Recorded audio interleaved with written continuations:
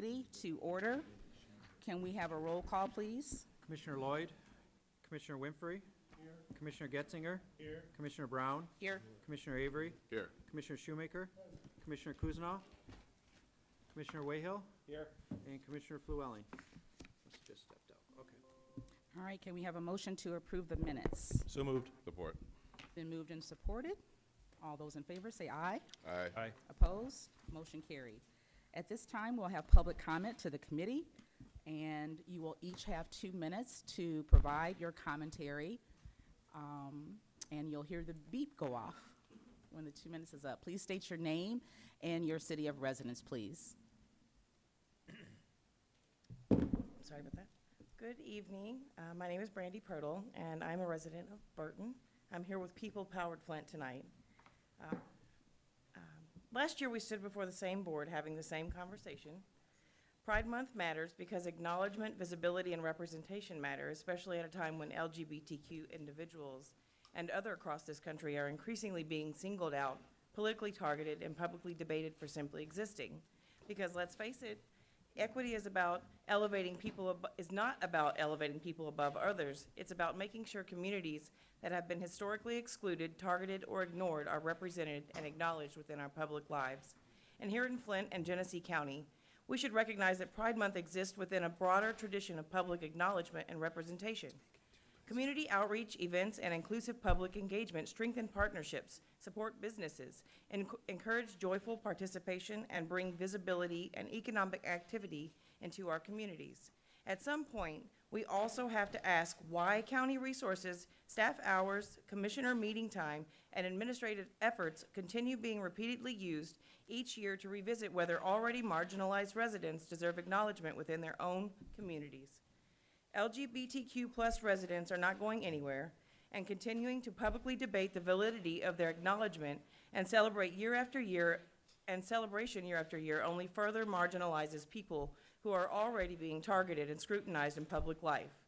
So instead of continuing to relive this same political fight every single year, we have written a simple to follow, structured 5-year reoccurring recognition framework for Pride Month in Genesee County, focused on administrative continuity, procedural consistency, implementation standards, and stable ceremonial recognition practices. Because good governance is not just about reacting to conflict. It's about creating consistent public practices that reflect and support the people who actually live here. Thank you for your time, and I have copies of the resolution, if I could pass those out, please. Mr. Freeman, I don't see him. So, yeah, if you would. So, our corporation counsel's coming to get those, Brandy. He's right there.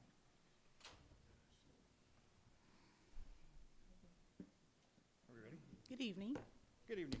This is Captain Richard Cronkite, Genesee County Sheriff's Office, and also a Thedford resident, coming to talk to the whole board about our whole blood program. I came to you guys a while back asking for some money to start a blood program. It went into effect on May 1st. We put blood in the car, and we've already used it twice since then. On Sunday, we had a gunshot wound out in Davison, where we used the first thing of blood on successfully. And then again yesterday, or Monday night, we were able to use it again. So I just wanted to thank you guys for having the forethought to come forward and give us that money to make this happen for the residents of Genesee County. I think it's going to be a success. As we go forward, I'll bring you more data. Thank you. And to add to that, I'm Ryan Reese, ER Doc at Hurley, and I live in Fenton. So exsanguination, or bleeding out, remains the leading cause of preventable death among victims of trauma, with nearly half of these patients dying before they even get to the hospital. So this is an opportunity to improve the care that we provide to not only trauma patients, but anybody with a life-threatening bleeding issue. For every minute that we delay the administration of blood, that there was a 2% increase in mortality in 30 days.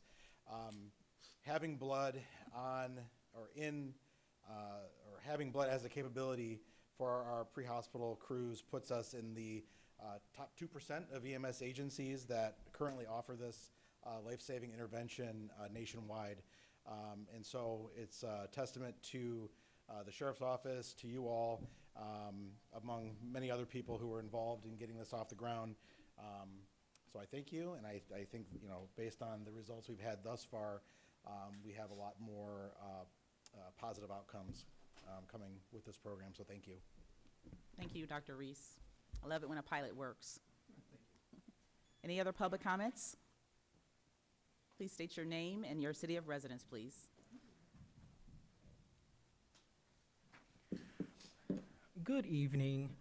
My name is Giovanni Ireland. I am a Genesee County resident, and I'm here in support of the Pride resolution, recognizing June as Pride Month in Genesee County.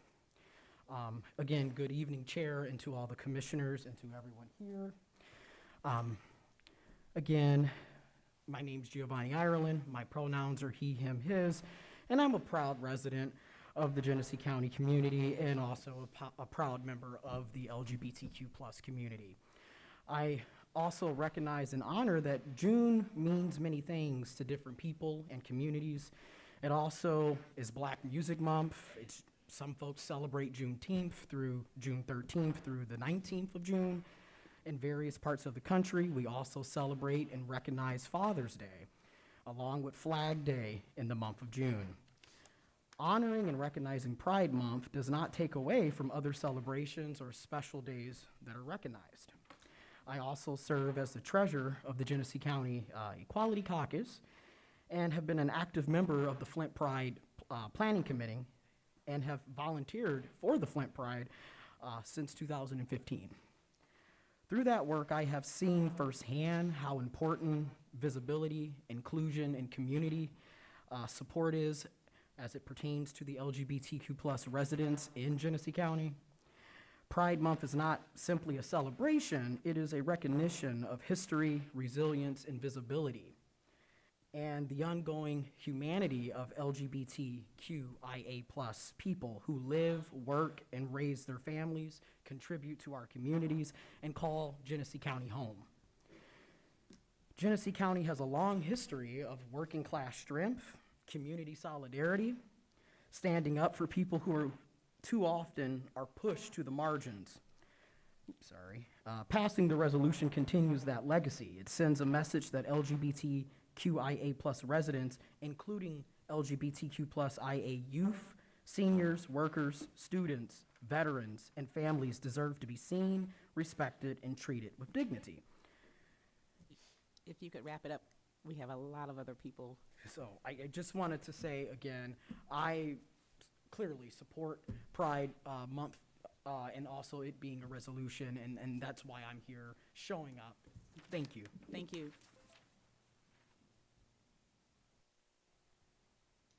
Hello, everybody. My name is Nicole Scott. I'm with the Midwest Invitational Rodeo. Hands are sweating because I didn't expect to really do this, but I want to invite you guys out to our rodeo that we have. It is in Genesee County Fairgrounds.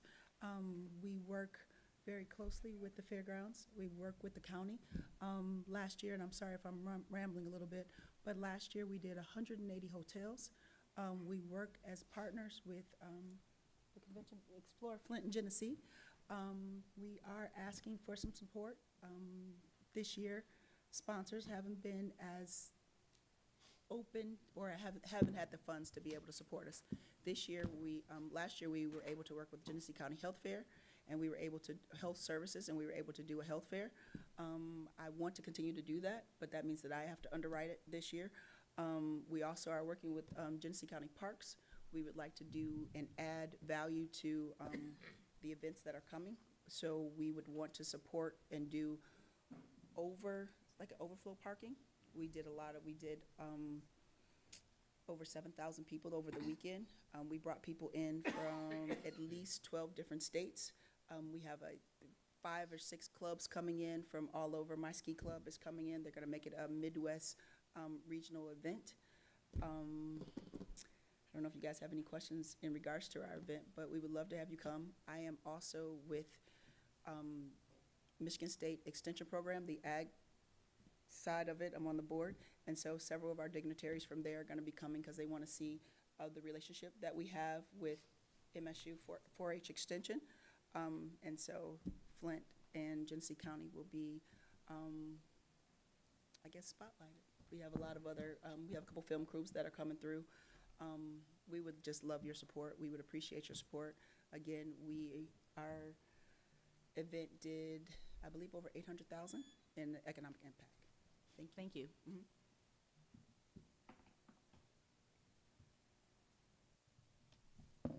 Hello, good evening. My name is Costa Papista with the Flint City Bucks and Flint City AFC soccer teams.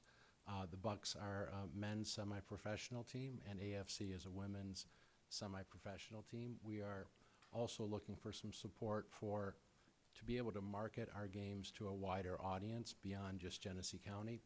We recently hosted the U.S. Open Cup.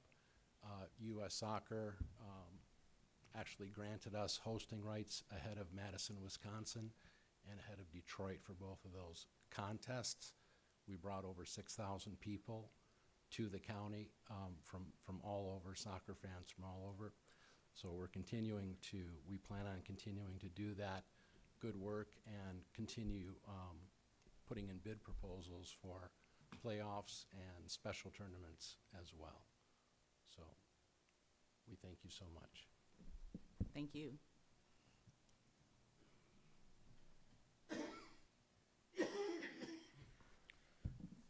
Good evening, Chairman Brown and Commissioners. My name is Christian Miller. I serve as the Executive Director of the Genesee County Agricultural Society, the nonprofit organization that produces the Genesee County Fair.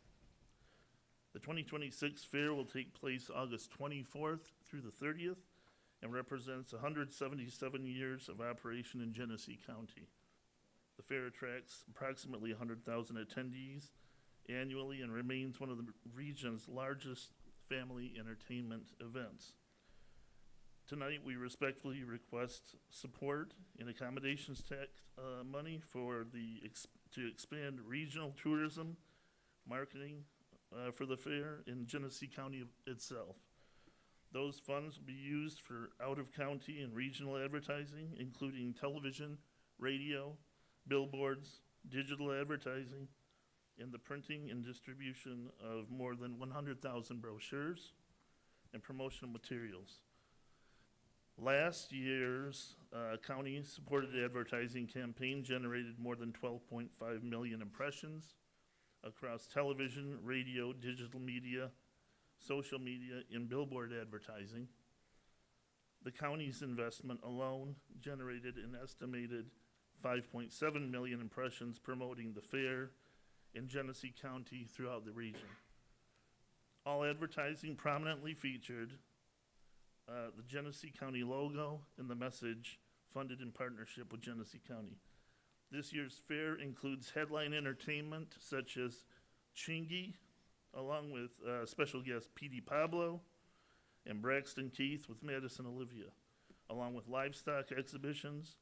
We have 4-H and FFA clubs that participate, carnival attractions, rodeo events, motorsports, and agricultural programming that draw visitors from throughout mid-Michigan and beyond.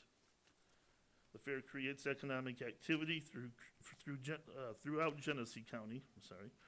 Visitors stay in local hotels, dine in local restaurants, purchase fuel, and support local businesses before, during, and after the event. And most importantly, the fair creates positive visibility, tourism activity, and community pride for Genesee County. And thank you again for your time and Thank you. consideration.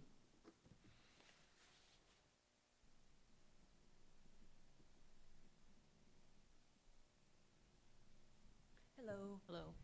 my name is Kim Dombrowski, and I'm here to encourage you guys to put June as Pride Month. There are, like other people have mentioned, Flint has such a history of standing up for people that, you know, are being downtrodden. We try to get the crime, we try to get so many people and so many different things involved. And including queer people by acknowledging Pride Month is just an extension of that. There's no harm in it. It's a good thing. It teaches people that Genesee County is a safe place to be for queer people. And in these days and times, that is a rare thing. It's getting worse and worse for queer people out there. So this is one thing that you can do for your residents, for the members of your communities, to let them know that they are welcome and that they are safe with you. Thank you. Next. Good afternoon. My name is Linnell Jones McKinney. I'm the Executive Director, Salvation Army Life Center. And we're here, first of all, to thank you for the support that you have given us before.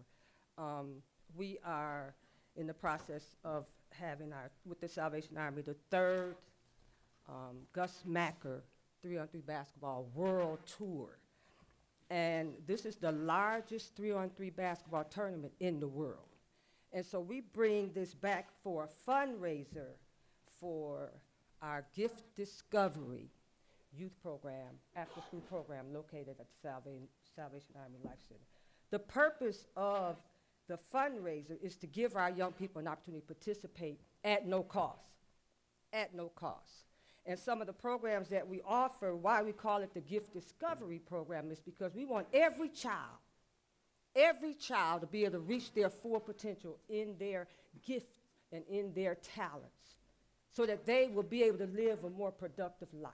That's why we do this. And we don't want to have to charge these young people to be a part of this program. We offer drumline, we offer basketball, we offer violin, we offer culinary arts, we offer fine arts. Everything that a child's hearts desire. We want them to be able to develop their craft, be the best they can be. We want them to be great.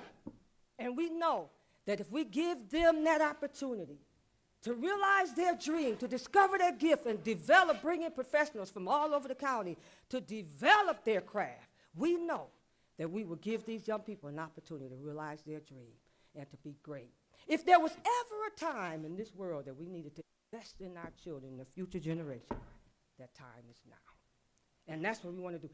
I'm a product of Flint, Michigan. I traveled all over the world because of the dream that I had and because of the investment that they made. And I come back to Flint. I've been doing this for 50 years to help our young people realize their dream, discover their craft, and make this world a better place to live. Thank you, thank you. Thank you.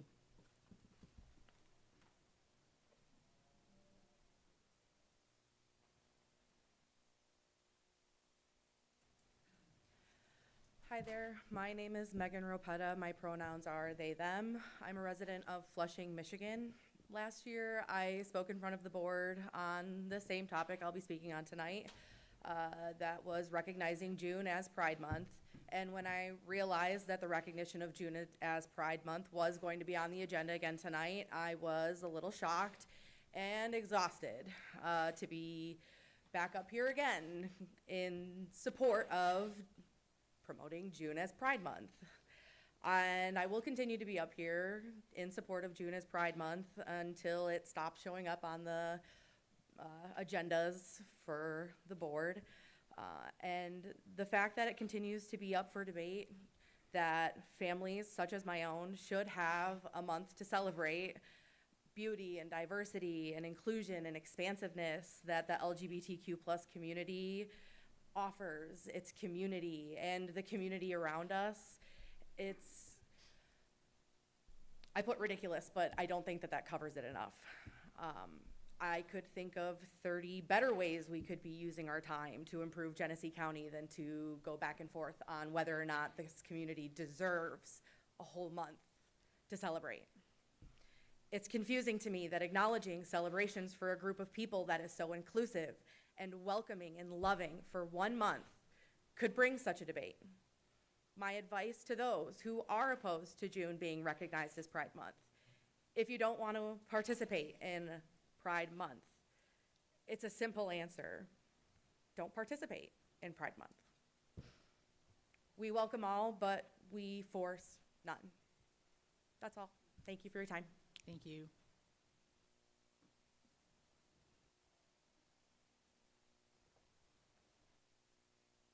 Good evening, Board. My name is Victoria Leonard. I'm here as a Genesee County resident.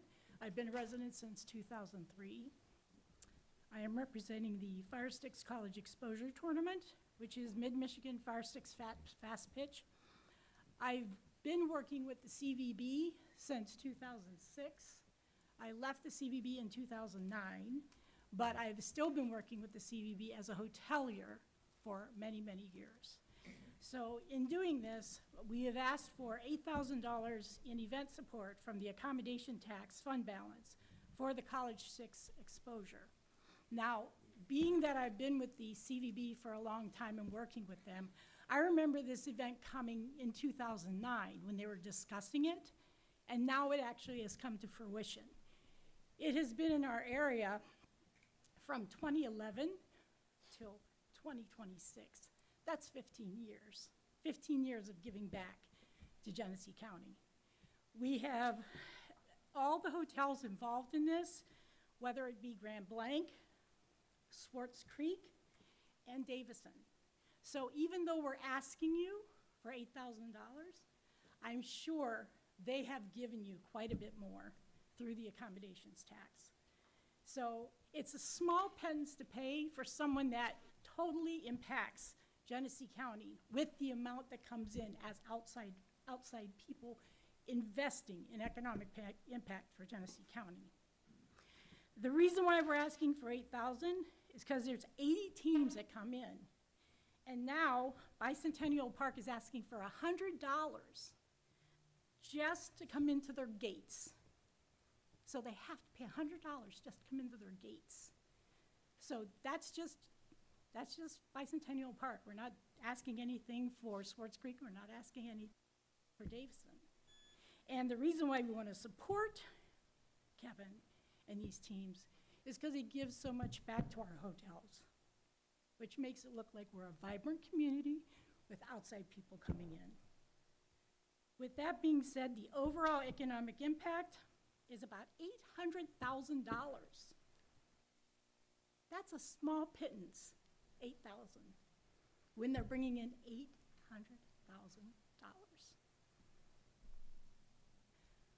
I thank you very much for your time. Good evening, commissioners and council. Thank you. You're welcome. Are there any other additional public comments? Public comments going twice.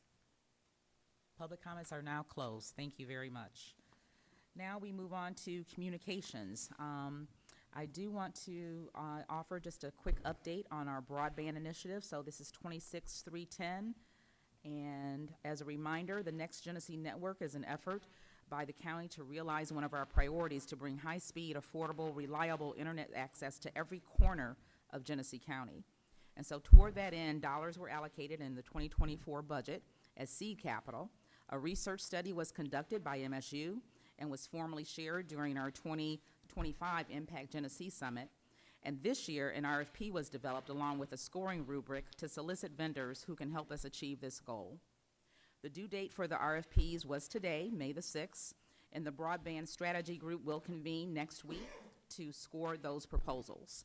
And so we'll provide you all with another update in June. The next communication item is 26311, an update on the Chief Strategic Growth Officer update. So in order to broaden our search for the candidates, we are looking at contracting with a headhunter firm that will conduct a full-scale national search during the next few months. And we'll keep you posted on those developments as they occur. The next communication item, 26312, is an Innovation District follow-up. Last month, you heard a presentation from Ed Kim, who invited the county to partner with his L3C nonprofit. His goal is to seek additional investment to add to the MEDC and Michigan Strategic Fund contributions to foster the development of a problem-solving hub for high-tech businesses who would have offices located next door inside the Huntington Bank building. While we believe this venture has promise, a few questions remain regarding tangible outcomes and the long-term benefits for the county. So more to come on that initiative. And then finally, 26313, an update on, well, actually an announcement about a sports commission. Given our visit during June 2025, we had an Impact Genesee Summit, as I mentioned earlier. A breakout session on finding our competitive edge in recreational tourism attracted a full house of interested parties. This provided a strong indicator that sports could serve as a durable economic strategy in Genesee County. The Play Genesee breakout session was facilitated by Commissioner Shoemaker and featured two presenters, including the Executive Director of the CVB, Amari Stewart, and Jachelle Mitchell-Cross from the Community Foundation of Greater Flint, where she serves as Development Director. Coupled with this information was a feasibility study commissioned by our board with the help of Explore Genesee. The results of that study were shared with us 2 weeks ago, and we will be using that information to help inform our future decisions. Even deeper research occurred during a recent visit to Grand Rapids, where Commissioner Shoemaker, Getzinger, Avery, and I met with team leaders who took us on an exciting tour of sports and entertainment facilities created by the Grand Rapids Sports Commission. I'd like to now invite my fellow commissioners to share their observations about our visit to Grand Rapids. Commissioner Getzinger, could you start, please? Yeah, it was a very interesting and exciting meeting we had. We met with a lot of folks from Grand Rapids. They took us on a tour of facilities and really opened our eyes to the possibilities for us in Flint. So it was a very strong informational setting that I believe we can apply to this county. Okay. Commissioner Shoemaker. Thank you, Madam Chair. As most of you know, I've been a proponent of a sports facility or something to do with bringing residents to our community from outside areas. As you know, I have 3 boys, and we've done travel sports all over the state, country, and I see the revenue that's generated for it. I see this as a wonderful opportunity for us if we are to get into something like this to show off our community and what we have to offer. As we went to Grand Rapids, they really take that to another level with what they do.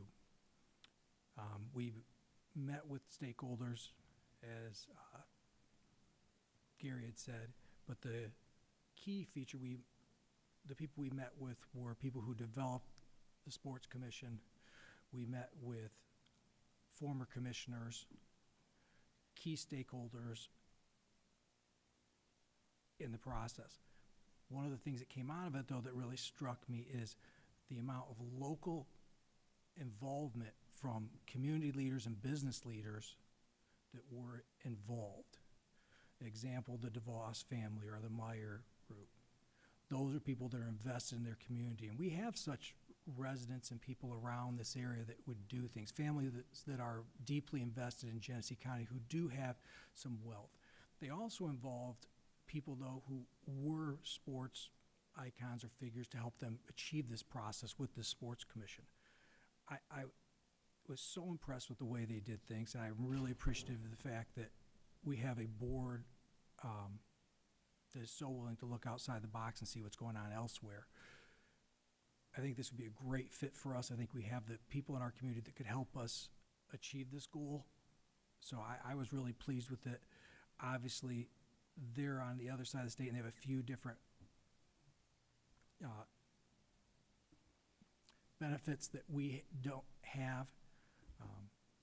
You know, they are the second largest city in the state, and 45 minutes from us there is Detroit, but we can do this as a board. And if you get a chance, and I think Josh would arrange it or Dr. Brown would, if you wanted to go back over, I'm sure they'd meet with you, because it's phenomenal to see what they've done. I was very impressed. I'm so excited, and hopefully you guys all will back something like this so we can get this moving forward. Thank you, Dr. Brown.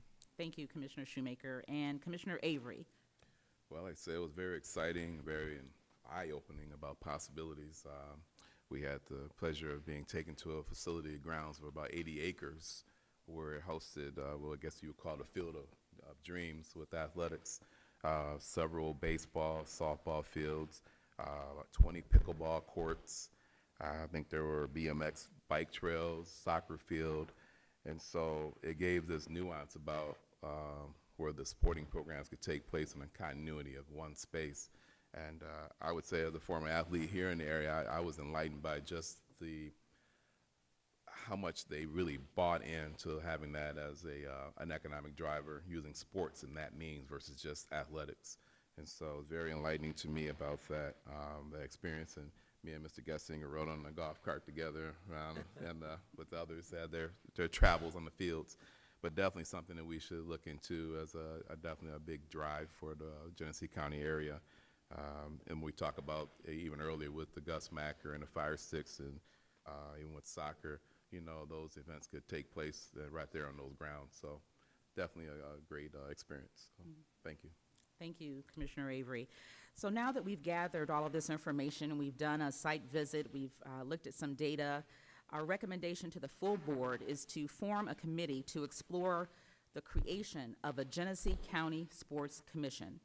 Such a commission would allow us to capitalize on the rich history of athletics in our community, including the production of rich assets, our rich history of athletics, with athletes like Jim Abbott, Carl Banks, Wayman Britt, Terry Crews, Mark Ingram II, Andre Rison, Mateen Cleaves, Morris Peterson, Charlie Bell, Glenn Rice, Kyle Kuzma, Linnell McKinney, JaVale McGee, Deanna Nolan, Chris Bird, Andre and Anthony Durrell, shall I go on? Tim Thomas, Ken Morrow, Brian Rolston, and Clarissa Shields. And even the great ones that we have on deck, like Trey McKinney. So having said all of that, Mr. Chair, I'd like to offer this proposal to officially form a committee to explore the creation of a Genesee County Sports Commission. Support. All right, so you're making the motion. I guess I made the motion myself. It's okay. So Chair Brown has made the motion, Chair of Community Economic Development, supported by her Vice Chair, Mr. Shoemaker. Would you like me to conduct the debate Sure. in your stead? Sure. Okay. Is there discussion? I think maybe I have the ability just to appoint, but why don't we pass the motion and then we'll take up the appointments tonight or another time? Okay, well, let's go with the motion. So any discussion? All those in favor, please signify by saying aye. Aye. Any opposed? The motion is carried. My inclination is to appoint the 4 people who went to Grand Rapids who have spoken eloquently and strongly tonight about this. Let me say that I certainly want to hear from others if they wish to join. We can't have 5 unless you want to meet in public. That'll trigger a quorum. So we can have 4. Is anyone else interested other than the 4 who visited? And this is about a sports commission, not so much any sort of sports facility. Right. That would be further down the road. Correct. Mr. Kuzno. I'm not volunteering. I just feel very comfortable with the 4 that spoke. I know their passion. I know their background, and I fully support them. But I fully would support your position to do that, and that is your authority as a chair to do that. Now, I will say that I will take full credit for recommending those 4. So when you're successful with this project, that I fully support. All right. You know, I'll be on your coattails. I'm happy to give the credit where the credit is due, Commissioner. Anyone else interested that, all right, so the 4 are named. It will be Dr. Beverly Brown, Gary Getzinger, Sean Shoemaker, and James Avery. And you'll keep us posted on your research, and presumably we'll come back with some recommendations. Thank you, Mr. All right, Chair. Thank you, Madam Chair. All right, returning to old business, I don't think we have any old business. New business, Resolution 2026-0458, approval of an agreement between Genesee County and the Chronicle Heritage in an amount not to exceed $88,000 to provide for the Michigan State Historic Preservation Office, Section 106 Review Services. This is a federally funded agreement. Move it. It's been moved and supported. Question and discussion. Hearing none, all those in favor say aye. Aye. Opposed? Motion carried.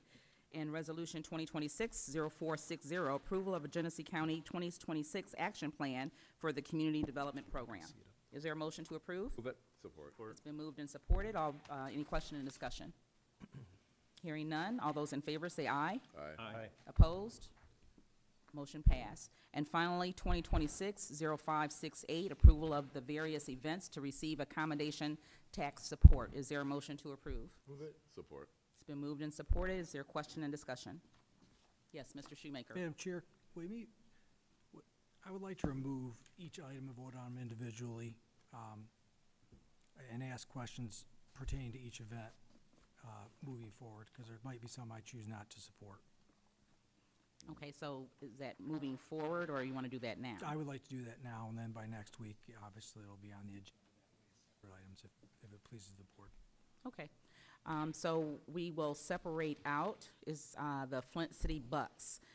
Can we have a motion to approve the Flint City Bucks? Move it. Support. It's been moved and supported. Is there question and discussion about that one? Commissioner Shoemaker. Thank you, Dr. Brown. First off, my first question is, we've sponsored this before, but it was for bringing players in, if I remember correctly. For the Mexican team that came in, yeah. Okay. One, is this a for-profit organization? Where's the representative from the City Bucks? Yes, it is. Okay. Next, compared to some of the other events, what we're being asked to spend, the return on investment is much, much greater from there. My next question is, if I may continue, Dr. Brown, is obviously we give some money to the Convention and Visitor Bureau also. Are they contributing towards this at all? Yes. Are they matching what we're matching? Microphone.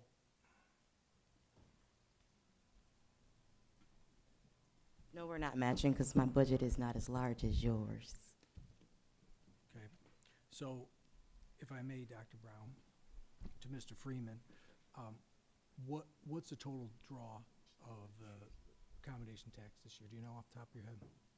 Rough, give me a rough, just a rough idea. 2 million. 2 million, okay. So we give them 1.1. I'm not good at math, but I know we'd have $900,000 left if that was the case. So technically, your budget is larger than ours, but yet we're asked to contribute. Again, it just seems very unbalanced to me. From there, like I said, one, it's a for-profit. Those always make me leery when we're taking residents' dollars, and I know they might be someone that didn't live in the county, but they stayed in the county, but they're a family member, whatever, with that. So, thank you, Dr. Brown. If anybody else has questions, we'll move on from there, but you can vote on that one, and I'm satisfied. Thank you. Introduce herself. Oh, could you introduce yourself, please? Hi, Amari Stewart, Executive Director of Explore Flint and Genesee. With regards to the funding support, so I do believe we do a seasonal support anywhere between $5,000 to $8,000 for that particular event. We do support several other events that are on there financially as well. Our budget also has to be split with operational costs for our staff and fringe benefits and such. So a significant portion of that goes to that, but a lot of it does go towards program support of 4 out of the 5 events that are on that request. Any further question and discussion? Commissioner Kuzno? I'll make the same statement I do every year at this time. That has to do with the fact that we don't have any plan on spending this money. We're just doing it willy-nilly, at least the portion from the county, not your portion, but our portion of it. And I really object with how we're doing it. I've said that I don't know how many years in a row. I've been here too long. I keep saying that. But any rate, I struggle with that.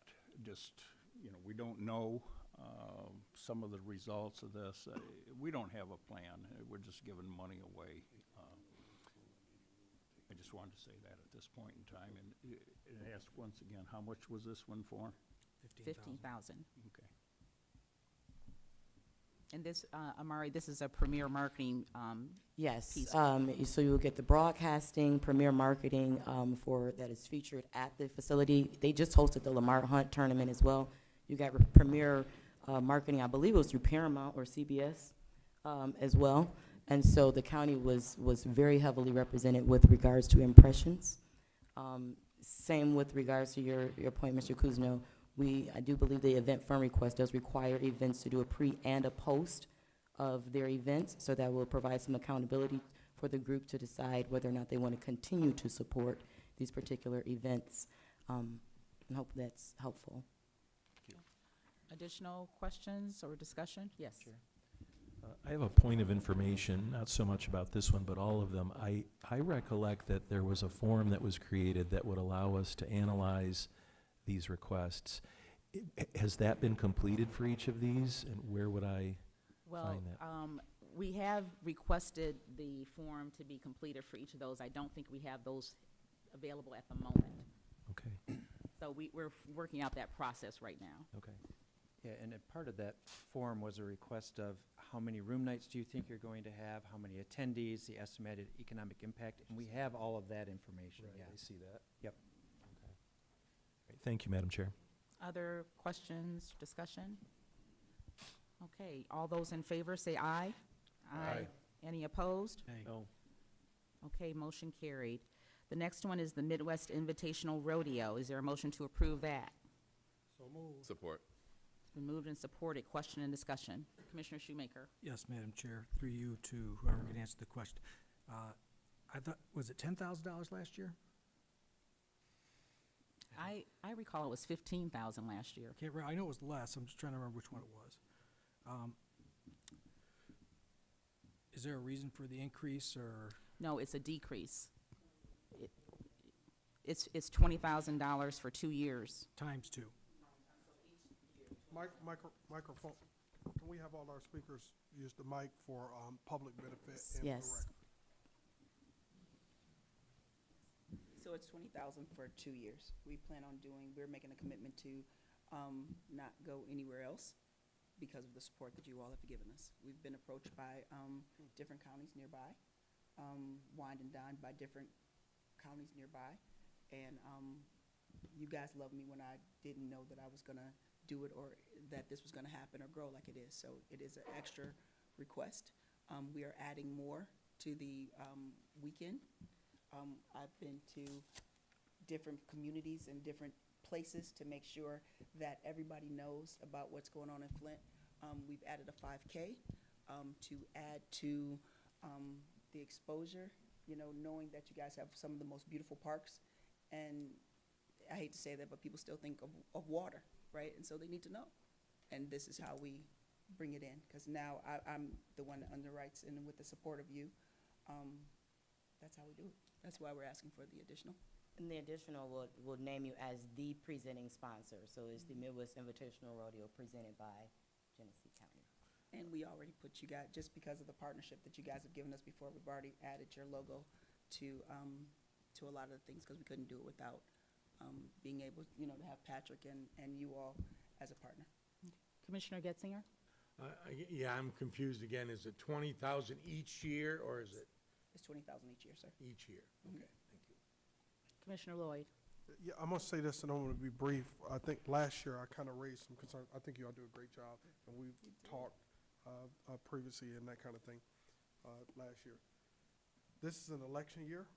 Now, when I raised it before, there were concerns about what my intentions were, which was nobody's business at the time. And so my intentions have been made clear. And so, and I'm not running for anything. And so now I raised the same concern again, and I'm not running for anything. It's an election year, and my concern is I just want to make sure that anybody that's partnering in the effort, that this space, if we partner, because I'm inclined to vote for it and support it tonight, that we make sure that there's equal opportunity for the chair of our Board of Commissioners or, leaders of the Genesee County or what have you, I just want to make sure that the partnership is seen. Okay. So Commissioner Lloyd, I'm not trying to interrupt you, but I do think that I know where you're going, and you're not calling a spade a spade, but this is something that we bring to Genesee County. It is Genesee County that experiences the 120 rooms that we do or more, right? I have the opportunity to do Hilton Garden Inn down the street, but it's the Genesee County, it's the Hyatt, it's the Hampton, it's the Best Western. Those are the ones that give us, that work out. Those are the ones that we booked from Grand Blanc last year, and we have record of it, all the way to Frankenmuth, right? And then we were still looking for more hotels. We do things so much more outside. We did do Swartz Creek Golf Course, because that's the golf course that CBTU chose, and we partner with them to do a lot of things. The fact that the mayor, you know, let's call it out. The fact that the mayor of Flint is on several things, you all have the same opportunity. The big banner that we brought, remember that banner that was so huge? It was so big that when the wind blew, it took out, oh, sorry. I knew I couldn't say that. Anyway, it was so huge, right? But that was because I wanted to. There it is. That's what I want to talk about. Right. Well, it was a right. county banner. It was a county It banner. says, It was "We a welcome you huge. to the largest county park system in the state of Michigan." It just Yeah. happened to be the largest banner that we could find. So freaking large. Yeah. But now we found a new place for it, right? We found a new place for it. We'll put it on the back of bleachers, and I don't like posts. Sorry. But, you know, just, we can't do it without you, but we have to do, right? And we would love your support. And if you, Mr. Shoemaker, if you want to come out there and hang out with us and put on some boots and do an RV, come on. Like, if you want to bring out more banners or whatever, you just got to tell me. I own it, right? Right. So just do it. Just. All right. He just happened to do it. Thank you. I appreciate that. Let me say this, because I want the point I'm trying to make clear. I don't have a concern about the mayor of any municipality, supervisor, whatever, who's partnering, having FaceTime and that kind of thing. That's not the concern. I want to make sure that if we're partnering on this event, that there's equal opportunity for leadership of Genesee County to participate. And Yes. you understand what I'm saying? That's what I'm saying. Yeah. My opposition, because if I were the mayor of any area and there was Inkster. partnership, my face will be on it, Yeah. right? So Yeah. that's not my concern. I want to make sure that as we're contributing to the event, that, you know, our chair is out there. You're trying to get me on a bronking bull. Yes, all of That's that. going to be problematic. We're going to have a work comp claim. Will, yes. Could I move that we nominate Jill to ride the bull or Yes. Because something? I heard it too. I heard it too. So that's it. I'm going to be supporting it. I just want that on the record. I want to make sure that there's equal opportunity. That's So all. it is equal opportunity. And also too, I don't know that you all know, but the city of Flint actually comes out and they help do things. Like a lot of the equipment that I get, because my guys are certified to run it, we don't get it. And that is an extra expense to me to be able to have to rent the equipment from Sunbelt to be able to transport it when we start everything at like 9 o'clock at night. So as a city of Flint, they give us stuff or they allow us to use their stuff. I don't know if I should be sharing that, but I'm even sorry. I remote- don't mean to be rude. I want to reclaim my time because I'm not. My reason for raising it is not to make it a city Flint issue. That's not my issue. Okay, I just want to make sure. My question is about making sure that Genesee County, as we partner in this year I support it, and in the future, to make sure that we're being intentional, to make sure that the residents of Genesee County see that we are also partners in it. That's my only point. I don't have opposition to what the city's doing. I think it's great. I think they should. I love to see, because it's a great event, and I love to see others partner in it as well. I'm concerned about Genesee County. Commissioner Lloyd and That's the all. rest of the commissioners, you all are more than welcome. Dr. Brown, whatever, please come out, be a part, give us more banners. So I'll banner- suggest, I know others want to talk, but let me suggest to that point, assuming this passes, let's be in touch. Please.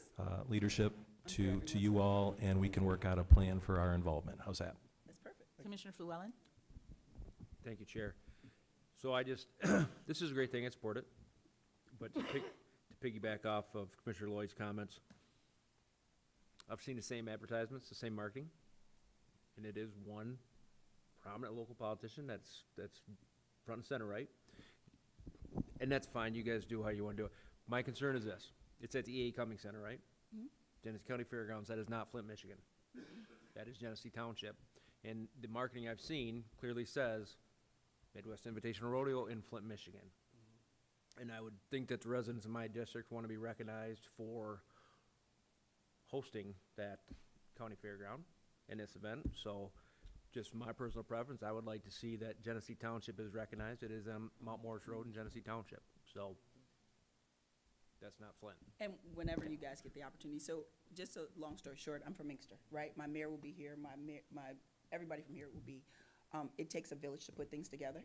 And then if you all, you know, sir, if you have something or you can get me together or however, we'll put it out there. We'll do it. We'll I'm make not saying sure it to take anything away from what honestly, you guys are doing, but you're from Inkster. Yeah, If you guys are hosting an event, you wouldn't want it to be, people to say it was in Detroit, right? no. Right, so that's Right. all I'm asking is if And we we'll can just work on have, it. We'll make sure Okay. that we do Commissioner that. have Schmidt? accuracy and location. Okay, I think you. Commissioner Shoemaker, did you have your hand up? Yes, Okay. yeah, I had several. We can do that. For one, is this a for-profit organization? We are both for-profit and nonprofit, sir.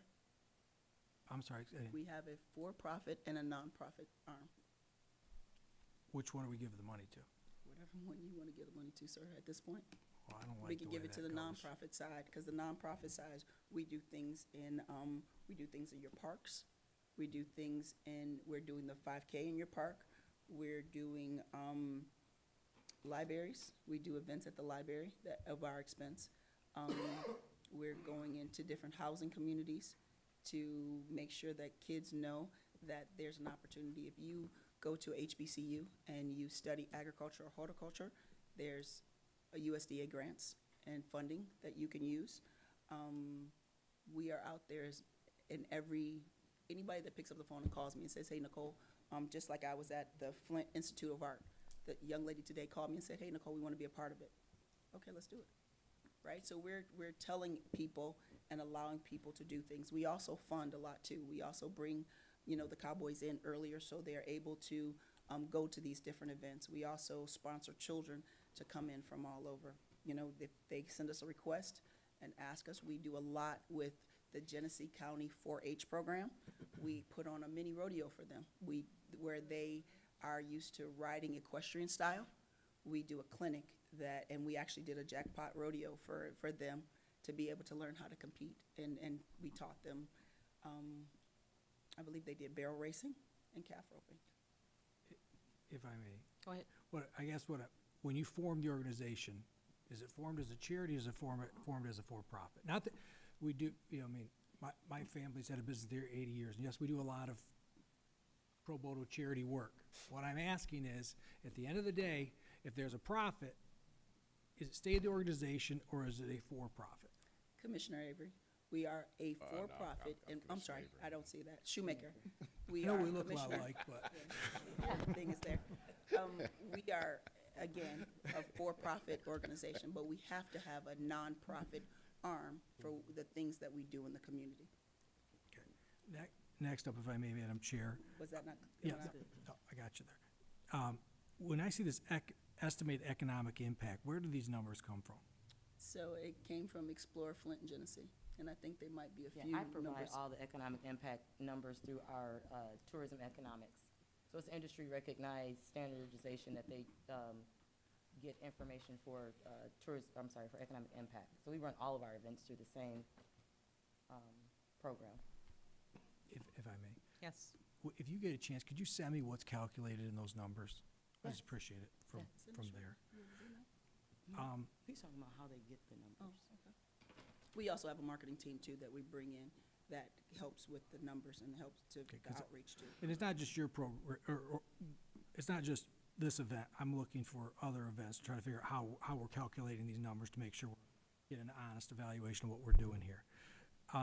The only other thing I would ask, because some of my fellow commissioners have some concerns, I would like to take this down to a one-year agreement to make sure that Commissioner Flewellen's concerns are addressed and Commissioner Lloyd's concerns are addressed moving forward. Because locking us into 2 years and then all of a sudden Genesee Township doesn't get the recognition they need, we're stuck into another year. So I would like to see it, I didn't make the motion, I would put a substitute motion forward to move it forward, just to make it 20,000 for 1 year, and then if all conditions are met, So, we could go from there. Is that an amendment you're looking for? I would like to amend the motion, yes, or if the motion maker would like to amend it, either way. Is there a second to that amendment? I'm going to second the amendment for discussion. Thank you. Okay, question, and it's been moved and seconded.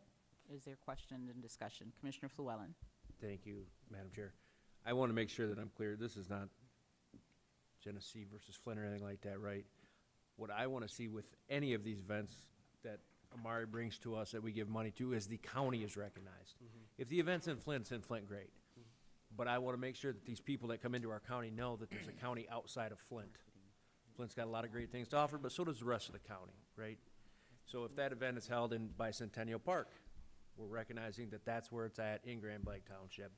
And so when I see an event in Genesee or anywhere else that says Flint, Michigan on the banner, I don't like that because it's not in Flint. It's in Genesee, a community with its own distinct characteristics and personality and culture. So I want to make sure that's recognized in all these events that we support. So I'd like to be clear on that. It's not Nicole Scott's budget that's doing this. This is Flint's budget. Just like if I'm from Inkster, there'll be promotions and things, and the area, Wayne County, like my Wayne County Sheriff will be up there. There'll be people that are actually proud of the event and want to take some name recognition or want to grab it and say, you know what, she's ours, or she's part of ours. So again, that is the Flint budget that's doing that. Addressing the one-year commitment. The one-year commitment makes things a little bit difficult for me because I plan out. It's not something that I do in 6 months.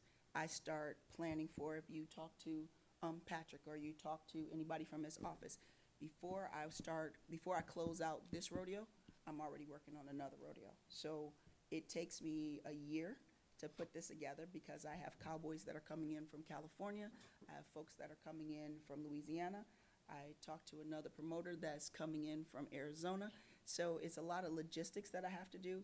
I've gone before the hotel advisory committee they haven't asked for me as well. They also have to book these rooms out. They have to make sure that this block that we have is ready to go.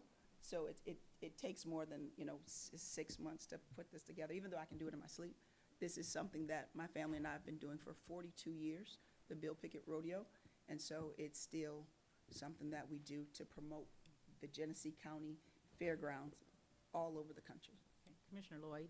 Oh, thank you. To you, through you, Madam Chair, to Commissioner Shoemaker, thank you for your concern in making the suggestion as it relates to the concerns I raised and the concerns that Commissioner Flewellen raised.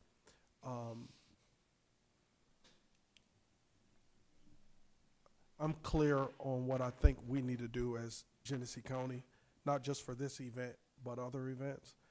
And I believe we do it, but I think maybe we can be even more intentional about it, is that as we support different events, whether it's this event or any other event, that through, whether it's Jared, through whoever, that we really be even more thoughtful about making sure Genesee County is seen, making sure not just banners, but not just representation, but it could be marketing things. Maybe there are things that we mail out to our residents to make sure they understand that we're partnering and collaborating in events, because that is not the city of Flint's. One second, if you will. That's not the city of Flint's responsibility if they're partnering in the effort. You know what I mean? And so as it relates to the rodeo, what I've seen is what residents have seen, concerns that were raised to me previously, and what I've seen is City of Flint, rodeo, City of Flint. I don't want to see that if I'm given to it as a part of Genesee County, and that's why I didn't say City of Flint or mayor, because that's not my point.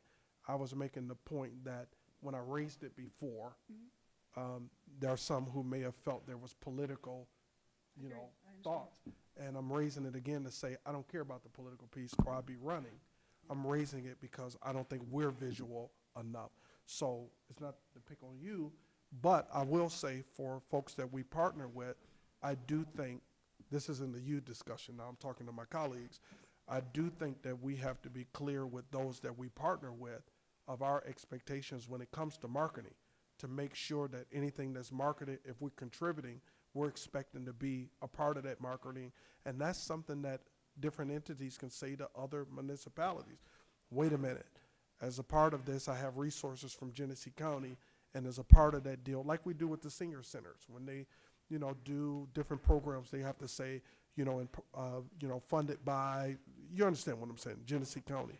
I think we have to say that to folks we give money to so that we do show up in other places and they know that that's also a part of our criteria. So I won't be supporting amending the resolution because my concern, I think, can be addressed by both this vendor or partner hearing the concerns from us, but I think it can also be addressed by us just being more intentional, maybe spending dollars for an event this big to make sure that people see that we're partners in this. That's what I have.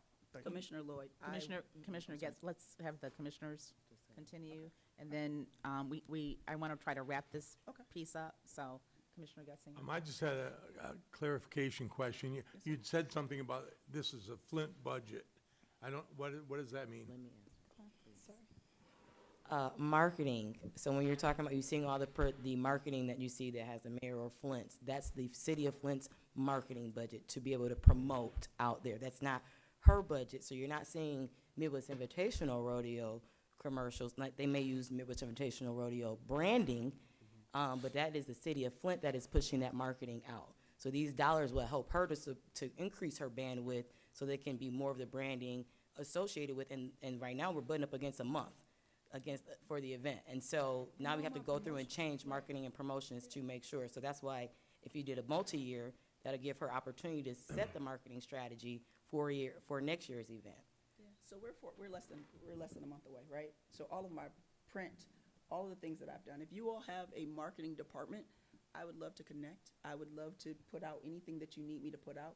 And when we do our television interviews and everything else that we do, and especially the interviews that I do, we do talk about Genesee County when I'm in front of 4-H, as a.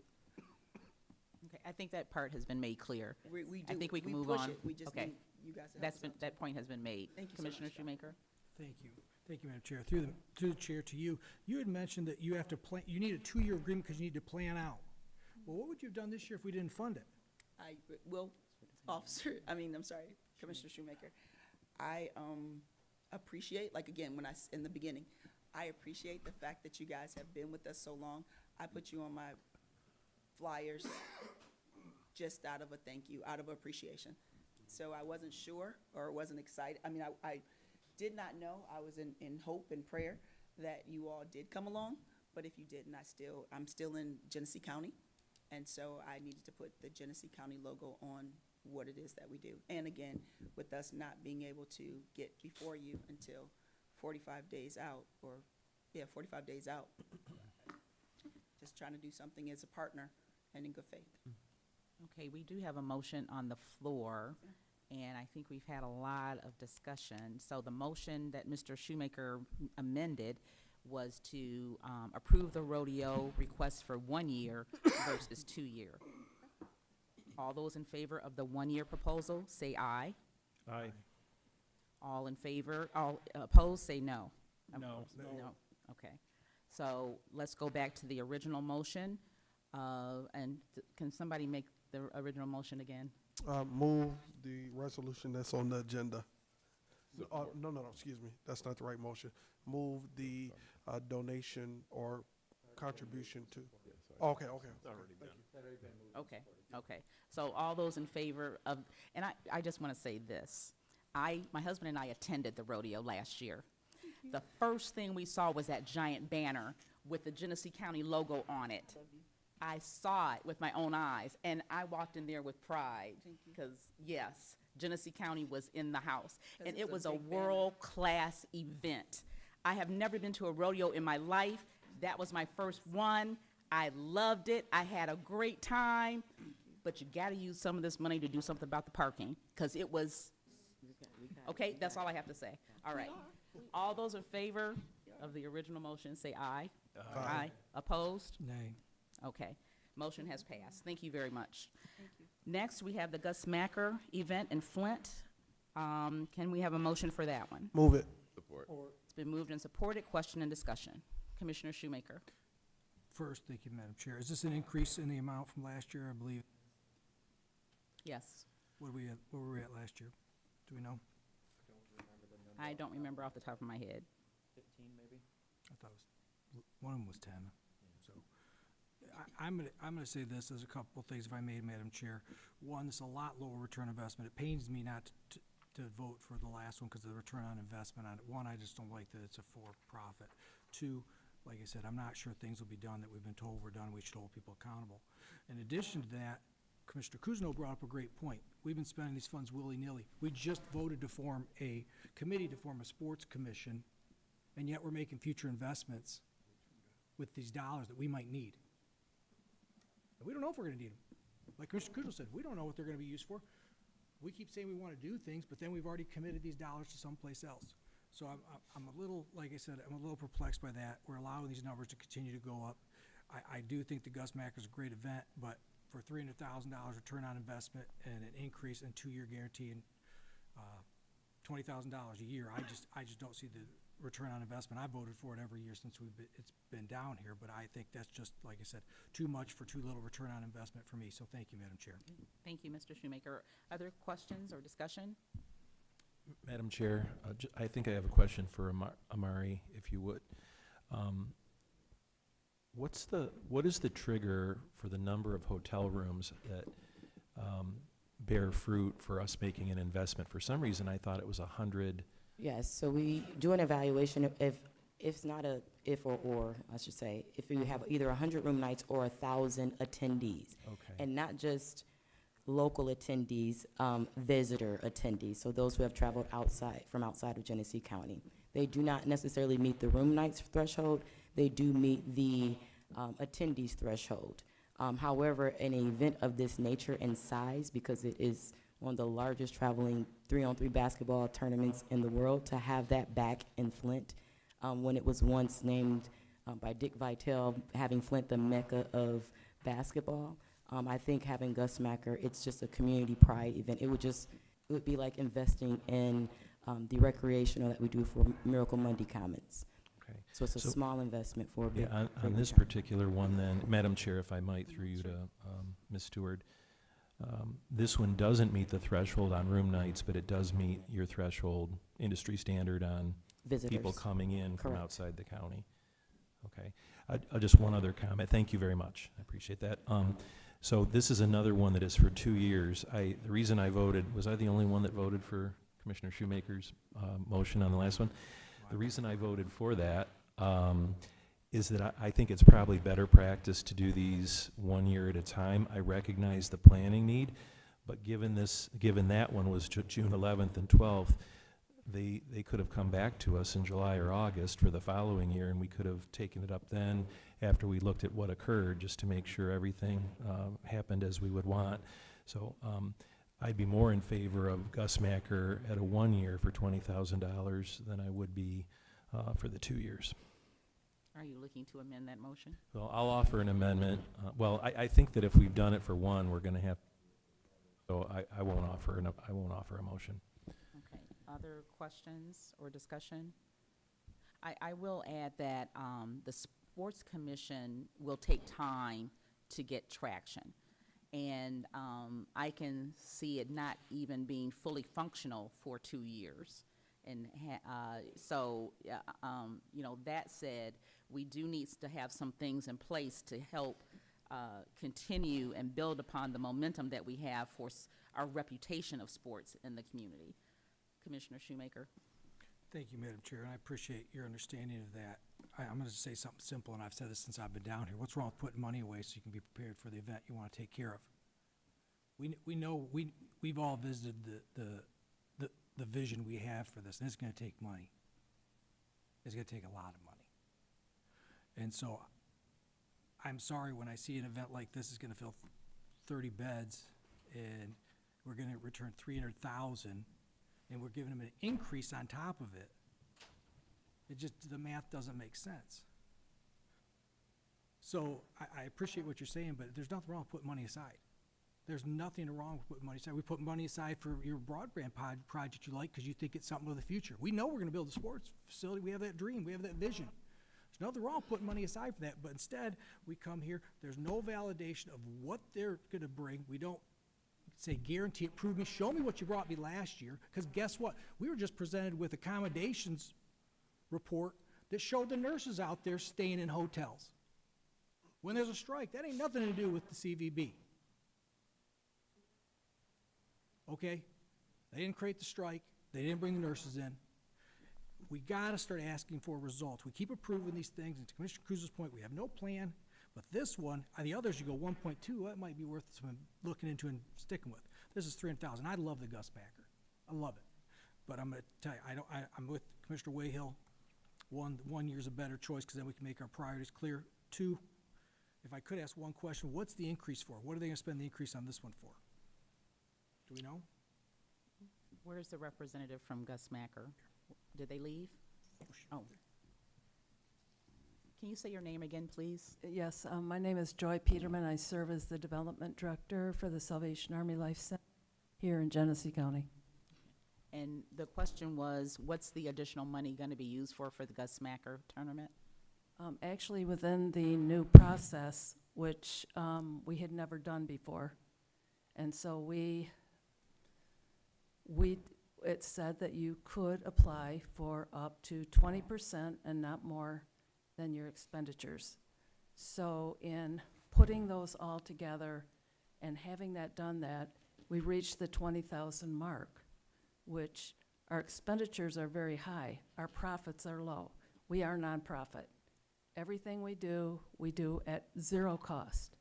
This is the primary fundraiser for the Life Center and the programming.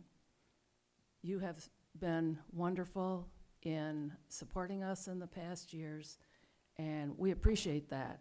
But without the funding, we're still going to run the Gus Macker, but it will be very impactful to us.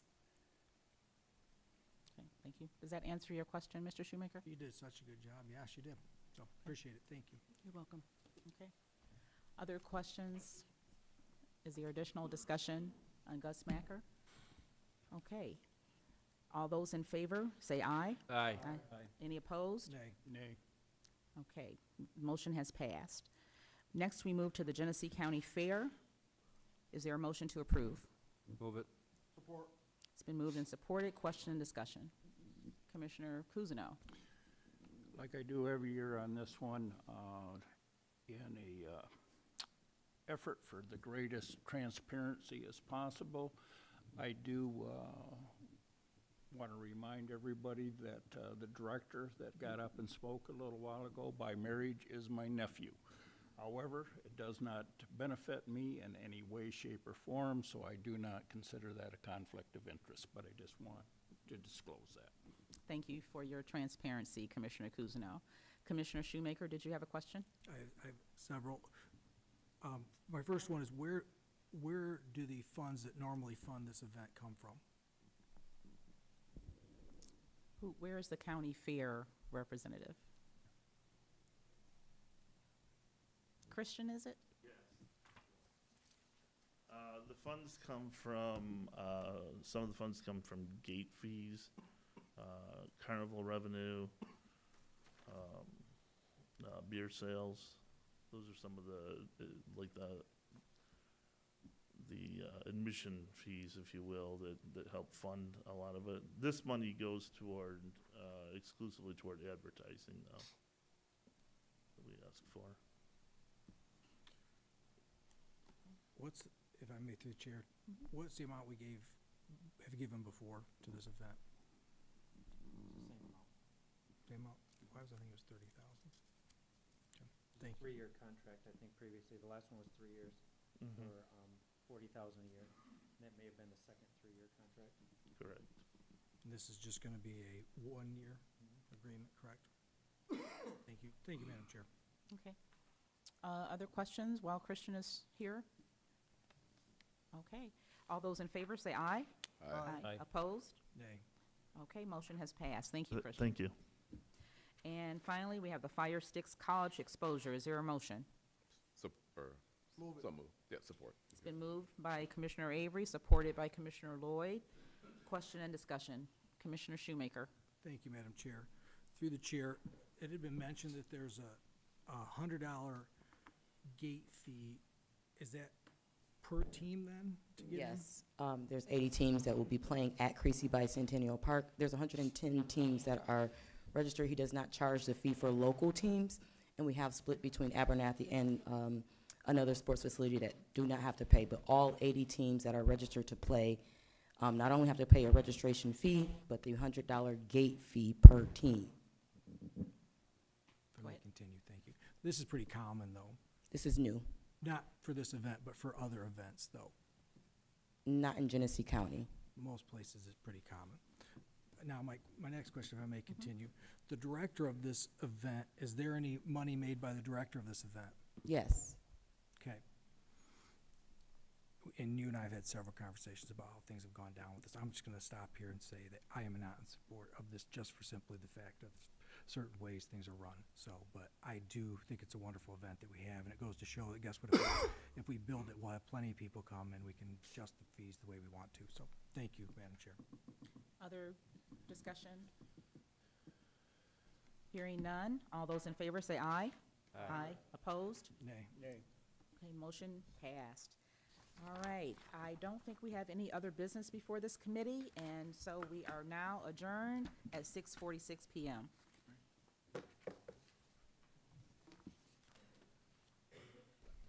I now open the finance at 6:46, you said?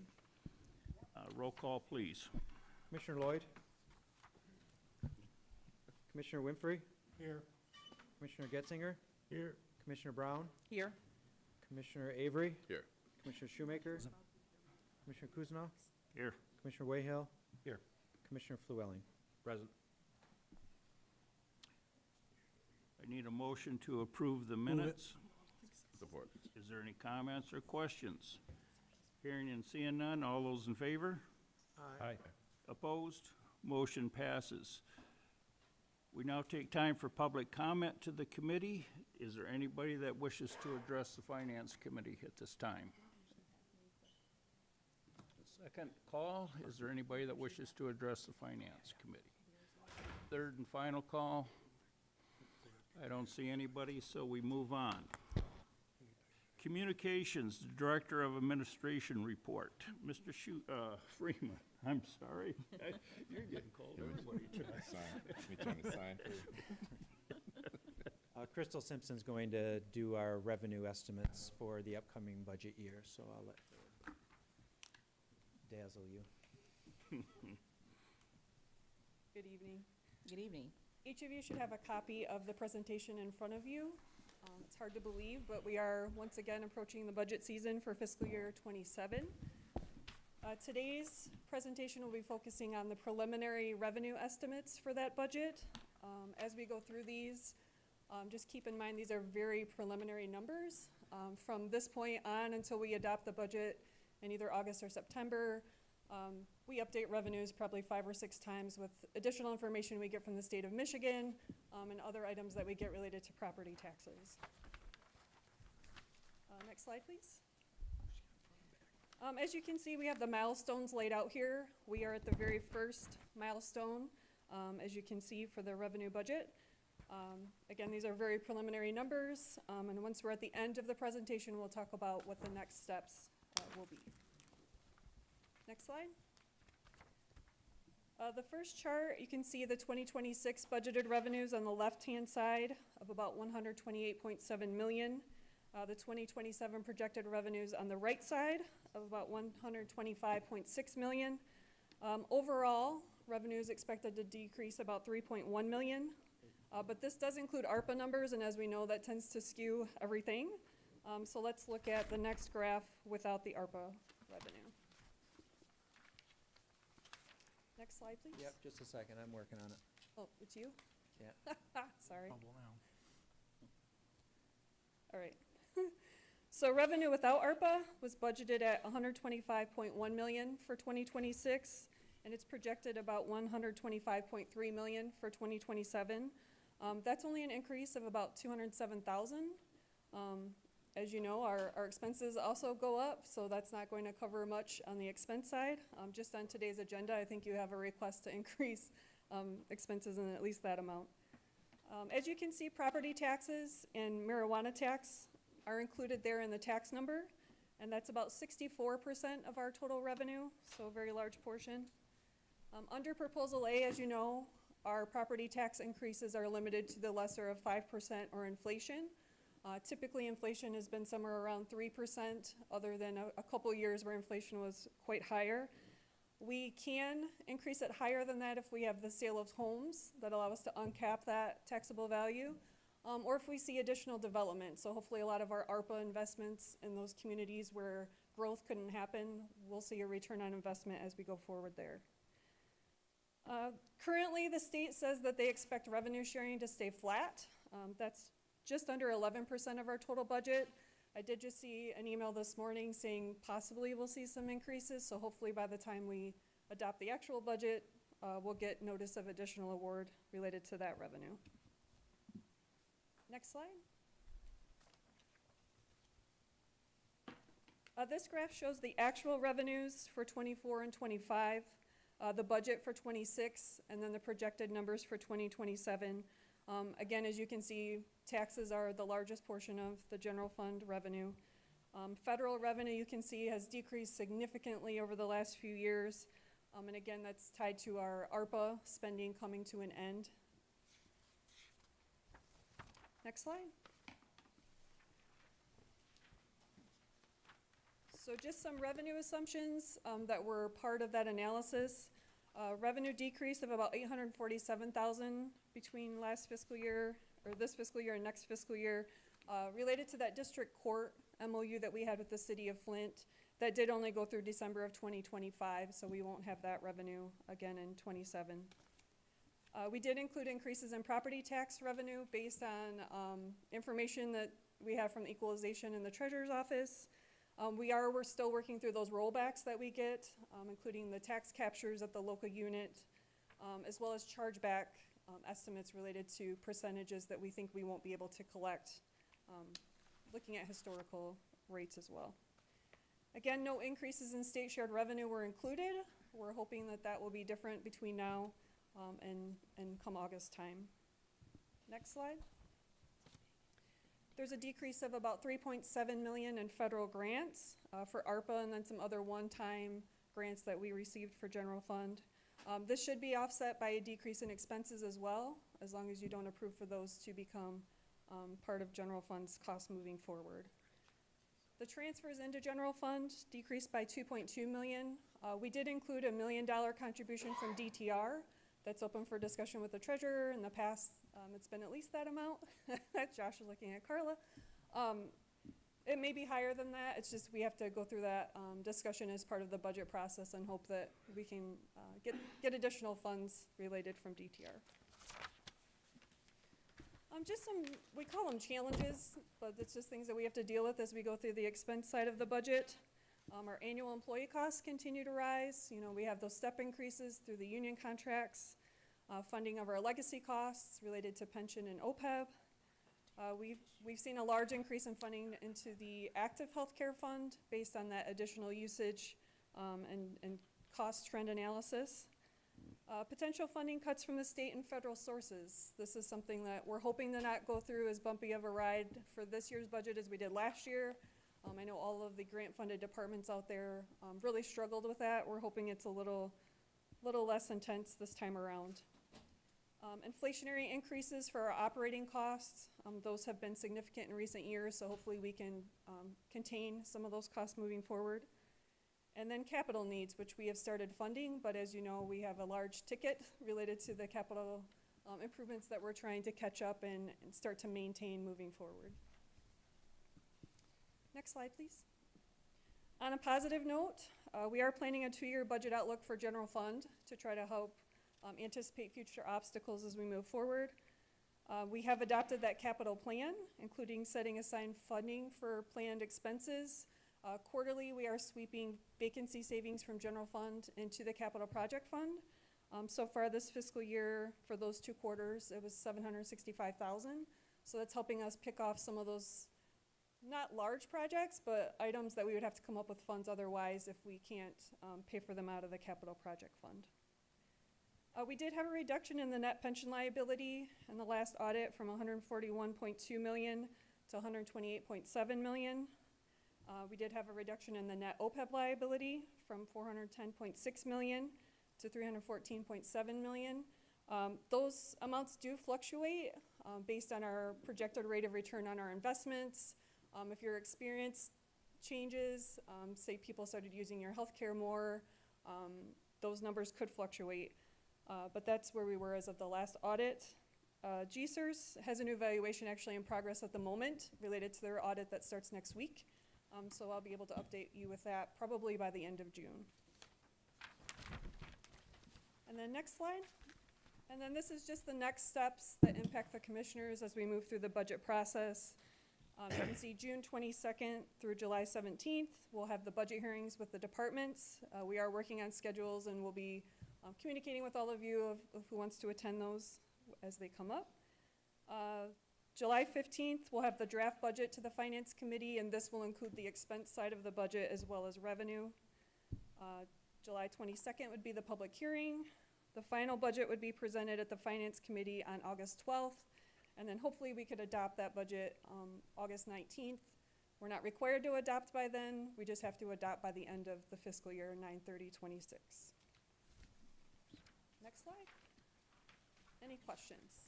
Does anybody have any questions of Crystal, the CFO?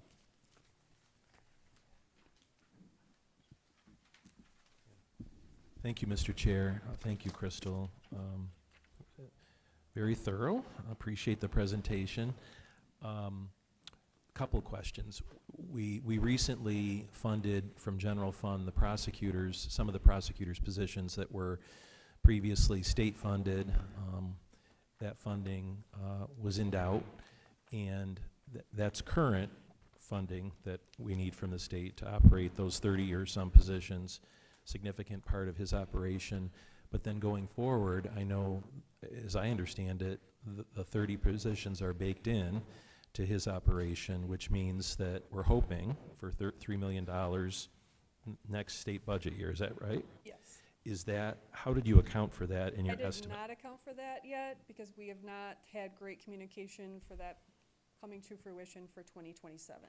So the bigger picture question, I guess, so that was one specific question. You only count revenues or include them if you have reasonable assurance from the funding source that they're going to come through. Is that right? Yes, so we don't have a ton of grant revenue for general fund. That is probably the largest piece that we have. For the other departments, if it's a recurring grant that we've had for many, many years, we do include that in our budget. Otherwise, we'd have to lay people off 10/1. But typically, we know well before 10/1 if that is going to be awarded to us or not. And then if it's not, we would come back and work through that process. Okay, and then the decrease in the ARPA, it's got $3.7 million. The number that I had, and maybe it was just specific to public safety or prosecutor and sheriff, was $2 million. Is that part of this 3.7 by the end of the year? We had, at the end of April, we had 4.3 million total in unspended ARPA funds. That does include things other than those positions. Okay, what That kinds of includes things? everything. So the 2 million is 1.5 for sheriff department or sheriff office positions, $500,000 for additional positions in the prosecutor's office, over and above the 3 million from the state. What's the balance? That is probably just for positions. We have an Otisville project that's still ongoing. Tower project costs that are still going to be coming through. IT has some projects that are winding down that were funded with ARPA money. And then we still have some senior center projects that were approved that haven't been fully spent and reimbursed at this point. I see. Are the largest ones on this list. So I'm going to mention something. I'm interested. We don't have a study session or a workshop for June scheduled yet. One of the things I was going to suggest tonight, based on what I saw here, was, I guess to our chair of finance, is that we create a study session or workshop for June, maybe on the 3rd, and that the two items that we consider is, one is more of a deep dive into our future, our financial future, which is our number 2 priority that we all adopted. And then the other piece would be to have the senior task force come forward at the June 3rd meeting, assuming people can attend, to make a presentation of their findings. So I'm gonna throw that out there, and we can, I know Mr. Shoemaker wants the floor, but maybe look at your calendars now for the evening of June 3rd to see if you could attend a workshop. Thank you, Mr. Chair. I'll call on you. I want to make a statement. To some of your comments, Mr. Chair, my intentions, you know, with the shortfall that we had, that we just funded the prosecutor with, that was through July, I believe, for the next quarter anyway. And by then, we should hopefully know an answer of where the state is going on that. And it's really hard to make any decisions until we know what they're gonna do. And if I'm not too concerned about being able to claw back that money at this point in time that we're spending to keep him going at the level, but it's what's gonna happen after that that I'm concerned about, and I believe we should sit down with the prosecutor. We're gonna have to make some long discussions with him, and that's a very vital part of our county and how we operate public safety. And there's gonna be some hard decisions that we as a board will have to make if the state doesn't follow through with that grant, you know, as it's been promised in the past. And I will make some recommendations at that point in time, so I would rather not, I guess, have a work study on it until we know more from the state, because anything we spend our time on in June on that would be a waste of time until we know what the state's gonna do. And I would rather use our time for things that we can deal with at the moment. The prosecutor's office did request that their budget hearing be after the state would have their hearing, so hopefully that will help us in that analysis. Yeah, and I do plan on, I haven't done it yet, and I meant to call Crystal earlier, but then I got busy. I do plan to sit down and talk with the prosecutor in the very near future to go over some of these potential options, you know, and I know he's on top of it, and he'll be understanding, but we got some tough decisions to make in the near future on how this county operates and what we consider core operations and some of the other things. But Mr. Shoemaker. Thank you, Mr. Chair. Through you to Crystal. The ARPA funds that we don't have spent, I'm trying to remember, I know they had to be spent by 2026. Is that our physical year end or the end of 2026? 12/31/26 is the 12/31. timeline. Mhm. Okay, so we've got a little more time than what Yes. I was thinking. Through this chair, to the chair, my next question is this. Was your recommendation for the workshop, not just around the prosecutor's office, but the entire budget portion? That's the way I understood it from there. I would, whenever we do it, whether it's June or July, I would like to also talk about ideas for the available ARPA dollars we have less as a plan to move forward.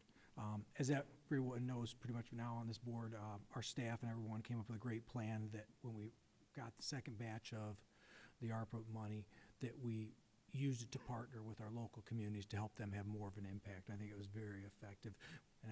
But I would like to see us have more discussion on this, and once Crystal can give us kind of that number, I think We're that'd be actually very working on beneficial. that, so we would have it by the. Okay, the budget thank you very workshop. much. And Or the workshop meeting. thank you, Mr. Chair, and thank you, Mr. Chair. Anybody other chairs? Anybody else have any comments or questions? Yeah, Dr. Brown. Thank you, Mr. Chair.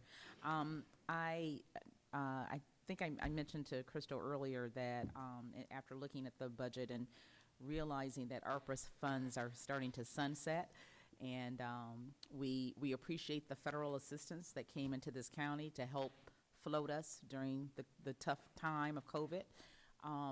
I want to make sure that as budget hearings are coming up, that department heads are aware of doing serious reflection on their needs in the absence of ARPA and what work looks like without ARPA. And so those are going to be some of the questions I'm going to be asking during the budget hearings.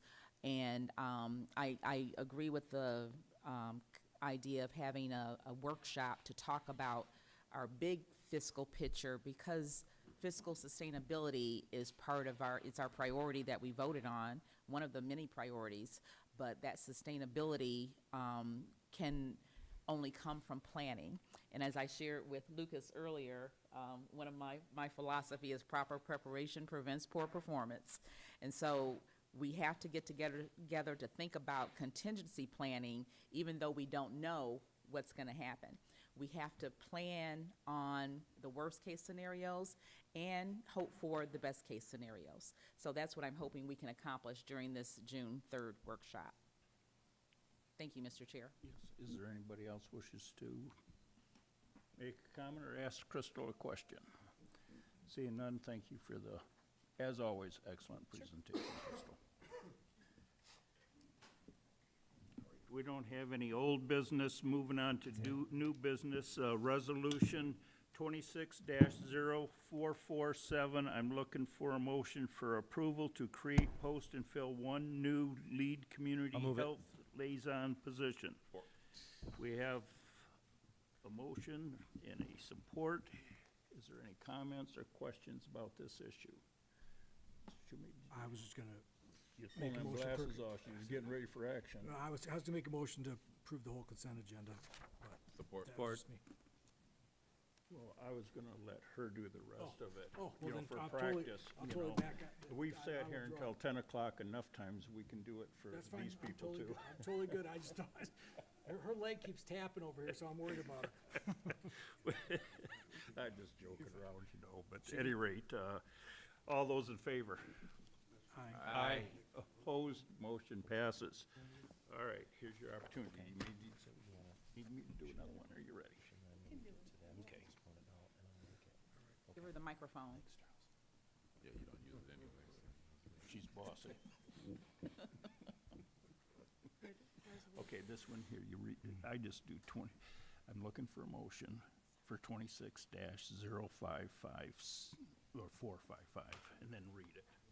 I'm looking for a motion for resolution 26-0455, approval of a proposed budget amendment to 2025-2026 appropriations resolution for various line items as described in Move the it. attached budget Support. adjustment Ask request. if there's any questions. Is there any questions? So I'll just point out, for the purpose of the audience here and at home, I don't think the youth commissioners have been mentioned yet. So the folks that you see up here are through Michigan State University Extension Program, Genesee Youth Commissioners, and they're matched with their commissioners where they live, in theory, sometimes not quite, but just wanted to explain that. Thank you, Madam Chair. Seeing no questions and comments, all those in favor? All those in favor? Aye. Aye. Aye. Opposed? Opposed? Motion passes. Motion passed. Okay, then you just read the next one. I'm looking for a motion for resolution 26-0456, forwarding to receive and file a copy of the paid county bills for the weekend ending 3/2/26 through 4/12/2026. Move it. In Support. the total amount of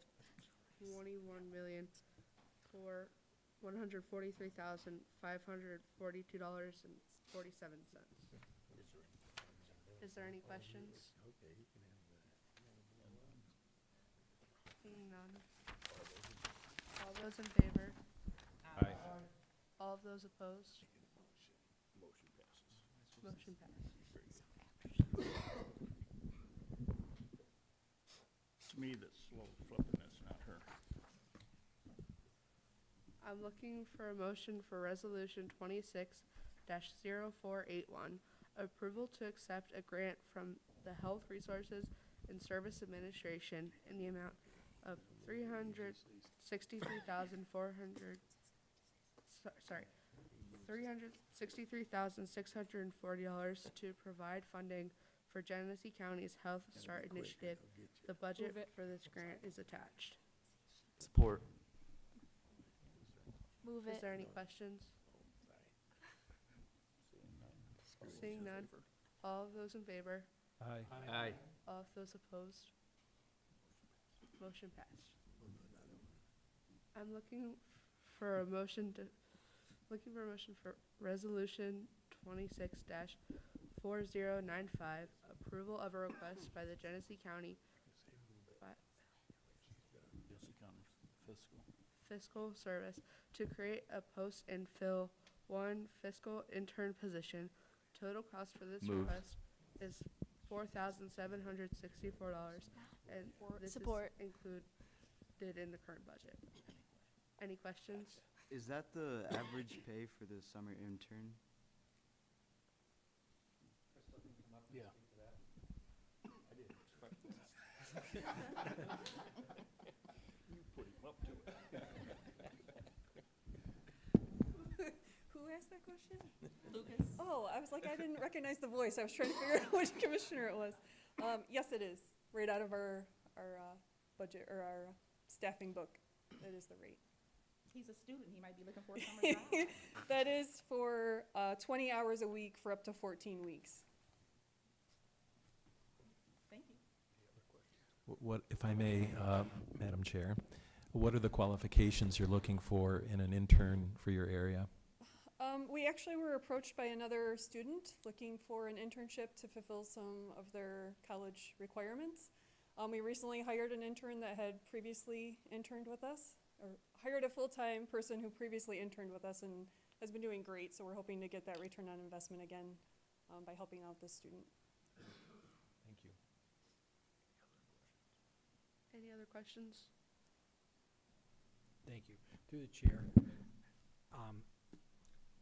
I think this is a very valuable asset to us. Not only are we helping local community members, but we also, it will help us with future staffing, I believe, and I think most of our board would agree with that, that it's very important that we continue this, because we have gotten some great employees through this program.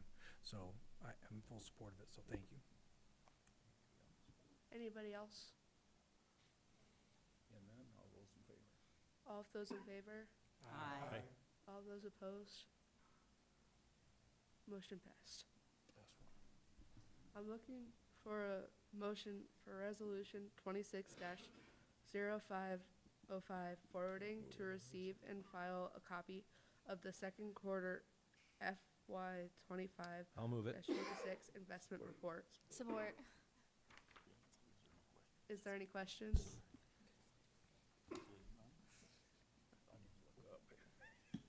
Sorry, Lucas.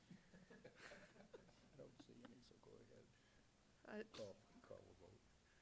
Oh. All in favor? Aye. All opposed? Motion passed. All right, thank you. I don't, there isn't any other business, and I don't have more comments, so I am adjourned at whatever time it is. 7:13. Thank you. All right, at 7:13, I'd like to call this meeting of the Government Operations Committee to order. Roll call, please. Commissioner Lloyd, Present. Commissioner Winfrey, Here. Commissioner Getzinger, Here. Commissioner Brown, Here. Commissioner Avery, Here. Commissioner Shoemaker, Present. Commissioner Kuznow, Here. Commissioner Wayhill, Here. Commissioner Flewelling. Present. All right, thank you. What is your pleasure as it relates to the meeting minutes for April 8th, 2026? Approval's been moved and supported. Any discussion? Seeing none, all in favor indicate by saying aye. Aye. All opposed, nay. Motion passes. Now we come to our public speaking portion of our meeting. Are there any members of the public who wish to address this body? I just want to, my name is Darren Bagley. I work for Michigan State University Extension 4-H Youth Development Programs. I want to thank you guys for letting the Youth Commission present at this committee meeting. And for those in the audience, in most K-12 education, young people learn about federal government, and that's it. And as you guys know, all you guys who showed up, there's a lot that happens in state and local government, and you can make a bigger impact there many times than you can at the federal level, and that's why we're trying to fill that gap. And so they've been meeting since January. They went through an issues identification process. They toured a bunch of county departments, got to visit the jail, and they picked an issue, and they're going to be presenting a program to the Board of Commissioners. All right, thank you. Any additional members of the public that wish to address this body? Any members of the public who wish to address this committee? Seeing no additional speakers, public speaking is now closed. That brings us to Communications Director Administration Report. I believe you're going to take us into the Youth Commission Correct. presentation. Yep. Mr. Freeman. And if you guys want to come out, and I'm plugged into the HDMI there, if we can switch over to that. Don't screw it up. Break a leg.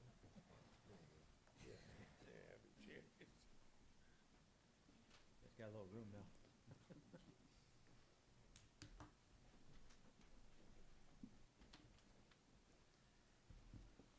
Charles, this young man's giving you a run for your money on fashion right here. Looking good. It's clean. Looking good. Are we ready to start? Yeah, pull that microphone towards you, and then, there you go. Okay, is this good? Okay. Perfect. Good evening. My name is Shannon. I'm from Fenton, or I live in Fenton. I go to Fenton High School. And this is the Genesee Youth Commission's 2026 cohort.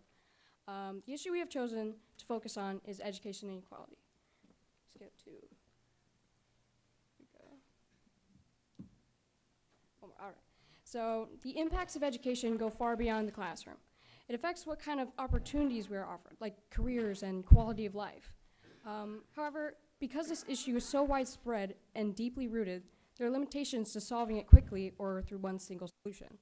Instead of attempting to fix everything at once, we chose to focus on a realistic, targeted approach, one that builds awareness, encourages perspective, and creates a foundation for meaningful change.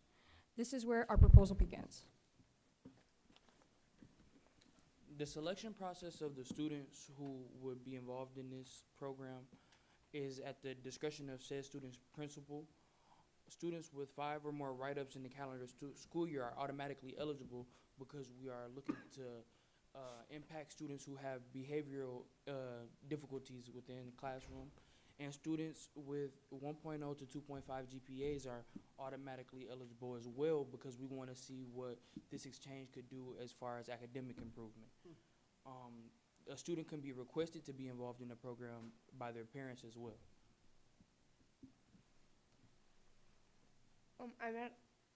I'm Adeline Skidmore. I live in Montrose and go to Hillman Clay High School. I'm going to talk about before the exchange and during it. Before the exchange, each student would be provided with a school profile. This profile would include the school demographics, income, extracurriculars offered, kind of just a base overall for what the school would be. During the exchange, each student would receive a swapped schedule with another student of the same grade. The opportunity would be available to those in grades 9 to 12, so freshmen and seniors, and it's for all public schools in Genesee County. And the students would attend classes, and anything that they did would not count towards a grade, so it wouldn't affect their legitimate grade. Good evening. I'm Shulamet Benitez Gutierrez. I go to Genesee Early College, and I'm here to talk about the buddy system. The buddy systems act on an anchor point. These buddies are appointed by teachers and maybe even by peers. The goal is to make sure that all students that are selected are accounted for and are taken care of, which will include being guided to their classes, providing a place to sit during lunch, and just to help the students be dismissed properly and taken care of properly. At the end of the day, a discussion will take place. Students will be taken back via bus. There they will be taken attendance for to make sure that everyone is accounted for. The exchange will repeat for 5 weeks every Tuesday, 4 kids, 1 per grade, to make sure that each school is getting properly representative, and an aftermath project will be done afterwards at home. I'm Adriana Johnson, and I attend Kersley High School, and this slide is about questions at the exchange school, and it's about how students feel about their school going into the exchange.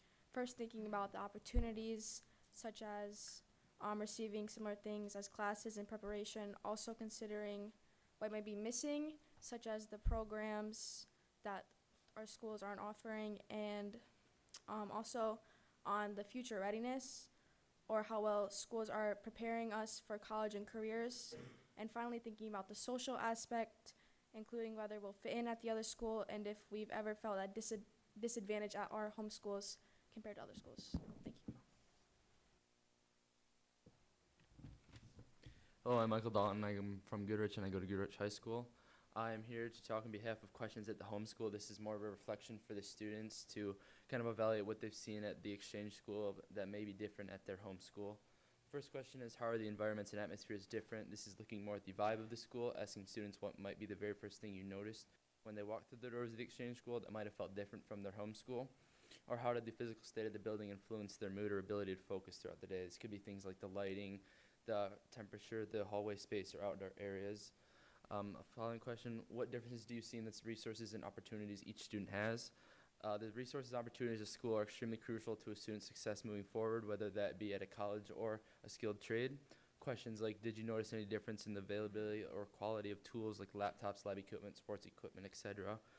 And how did that affect the way the lesson was taught? Or what kind of elective classes or extracurriculars are available that at the exchange school that you may or may not have at your home school, or vice versa? Students have different career interests, so by having a multitude of options for classes that students can take can boost their success and hopefully lead to more attentiveness in class. Also, students learn differently, and having that hands-on equipment may be very valuable to some students who learn more auditorily. Following question, do you see any difference between the culture at your home school and exchange school? I know the school I go to at Goodrich, we have logos, our Martian head hung around everywhere in gold and blue to represent our school and get a sense of our school pride. And this may be very vastly different from school to school, and it could influence one's willingness to participate and represent in school activities. Another question, is there any apparent difference in the expectations of each student between your home school and exchange school? Administrators and teachers play a huge role in the lives of the students, and their expectations and presence can greatly alter a student's success or feeling of comfort. So by asking something like, did you notice a difference in how teachers interacted with students, and were the expectations for behavior or academic performance higher, lower, or just different than your home school? This could get students to think more about how much their teachers and administrators truly influence their experience at school day to day. After observing another school, why do you think schools so close can be so different? This question is pretty self-explanatory, but this could be a difference in their opportunities, level of education, or overall school well-being. This kind of gets the students looking at the why. Schools can be very close, but they may be very vastly different with the opportunities that are given to students. Lastly, what is something you wish your school had that you saw at the exchange school? Now we're getting into the part of the exchange, asking students things like, if you could take one thing from the exchange school and bring it to your school, and maybe vice versa, what would that be? Or what is one specific thing you feel empowered to speak up about now that you've seen another side of student life at a different school? Schools can now take this feedback and possibly better their own schools, as they have now gotten firsthand student experience. Hi, my name is Lily Coleman. I live in Flushing and I go to Flushing High School. I want to talk to you about how this is actually going to make an impact, how we're going to implement the information that we gathered. Starting off with a school board presentation, present key findings and proposed improvements to school leadership. As the Flushing Board of Education student representative, I get the opportunity to see firsthand the board meetings for Flushing Community Schools. Every month, there are a few public speakers who take advantage of the allotted time to share. Without a doubt, not only do they bring awareness to the topic of their choosing, but they also plant the seed for improvement in the board's mind. This is hugely important and has impacts beyond the public eye. A comparative report. Submit a formal analysis of school differences to the school boards and the GISD. Similar to a presentation, a typed report works wonders. With the ability to be clear and concise in your report, you can highlight the school-to-school differences quantitatively and effectively. Reaching out to the GISD as well as the school board would have a strong addition to further indicate the need for change. The more people we get involved with, the greater chance of success. Community feedback. Gather community suggestions to fix identified issues. By reaching out to the community to express the school-to-school differences identified by the students, you open up a conversation between the students and the parents of Genesee County. After all, many students are under 18 and they won't be the ones voting for any proposed bills. Keeping this communication bridge clear and unrestricted allows for more advocacy within the communities and further highlights the importance of equality among the schools. Student assemblies host school-wide presentations to share peer-to-peer findings. Ideally, after identifying problems within the schools of Genesee, Students will talk with their friends, creating an even larger radius of awareness. The students that feel strongly about the difference in educational standard will realistically have the want to speak up. We want to encourage the schools to offer a time slot to the students who had an opportunity to visit other schools to present their findings to the rest of the student body. Not only does this increase the knowledge of the students and staff, but encourages the rest of the students to participate in the program. And lastly, a newsletter update. Publish results and progress regularly in the school's newsletter. As you can see, the trend is we want to raise the most awareness possible. By submitting a report to community newsletters, more of the parents, grandparents, and future parents will recognize the differences between schools, making them more likely to vote yes when it comes to future education bills. Our true goal in reality is being consistent and not giving up until we begin to see a difference across Genesee County. Thank you.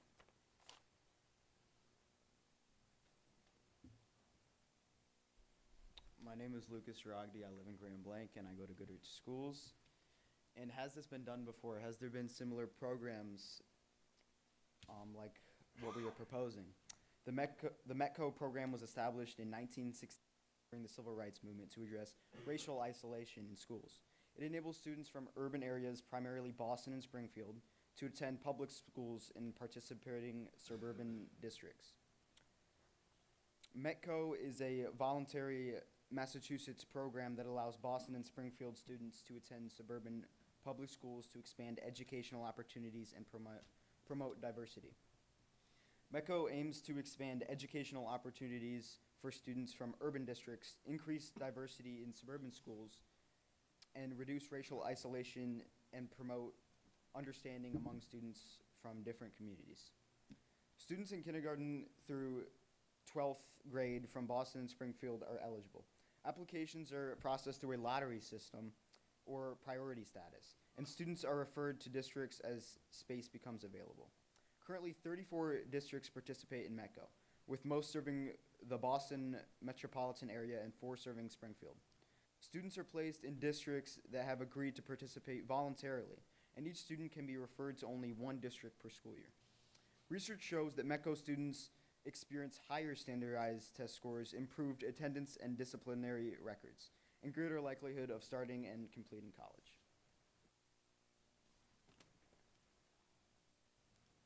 So this slide is the structure for our 5-week school exchange program across Genesee County. So that tiny map up there that's probably not legible is the entire program. Schools are grouped into 5 geographic zones: north, central, east, south, and a designated rogue element for Atherton. This is because we have 21 schools, and 21 is not a number. That's just how we ended up. Each week, students are paired with a different school in a different zone, ensuring that over the course of the program, students are exposed to multiple environments rather than a single comparison. That map on the slide shows how these pairings rotate weekly so that every region interacts with multiple others throughout the program.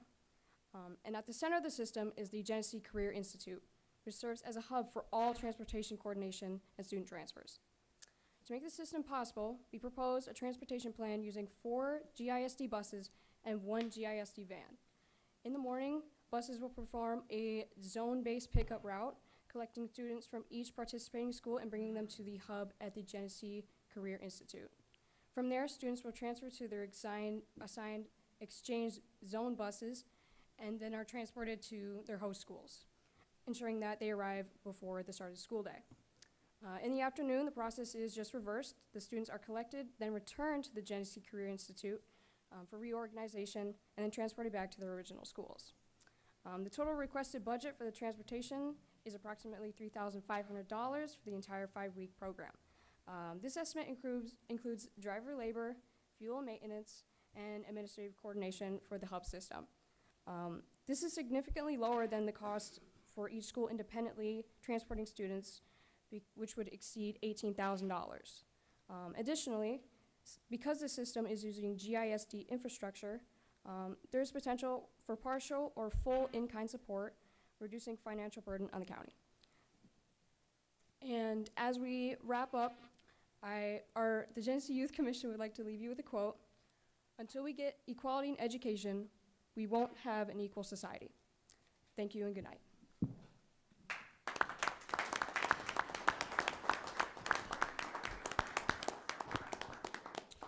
All right, are there any questions and comments? I'll reserve my comments. Any comments, gratitudes? Dr. Brown. Thank you, Mr. Chair.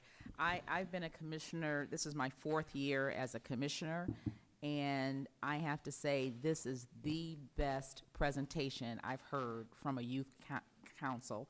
So congratulations on your presentation. I can tell you did some serious work and serious research.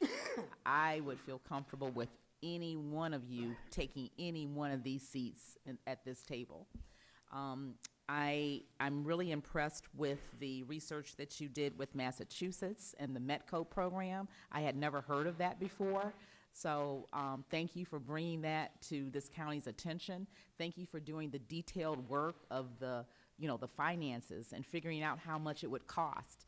That is key to making anything work, right? Understanding the numbers. I do have a couple of questions about, you mentioned community feedback, and what kind of, I wonder what kind of community feedback you anticipate about this program. Absolutely. We're hoping that by explaining to our parents and our providers that what we saw, they'll be willing to advocate with us, because truly we can only do so much. We want to have as many people behind us as possible, and if we can get the support of our parents and the ones who support us, then we really think that it'll have a greater impact. Thank you. Bravo.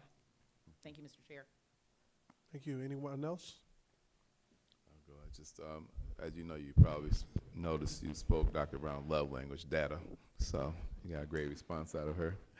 But I want to thank you, and I had a pleasure meeting all of you. This is definitely a highlight of our year, seeing young people invested in civic engagement and resolutions. And as a former educator, I love seeing the development of your minds and the growth and the ambitions that you have. And I spoke with each one of you, and you're definitely a bright spot for our future. We'd like to hold on to you locally, but I know some of you will probably disperse throughout the country, what have you.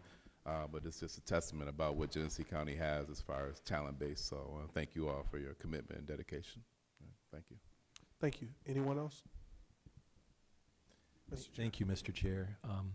Well done to all of you. I think I met you at the very beginning of this process upstairs on the 10th floor. And I recollect that there was some division within your group about what topic. Am I right about that? You're all shaking your heads vigorously, yes. So I applaud the fact that you were all able to come together around a single topic and give it your full attention.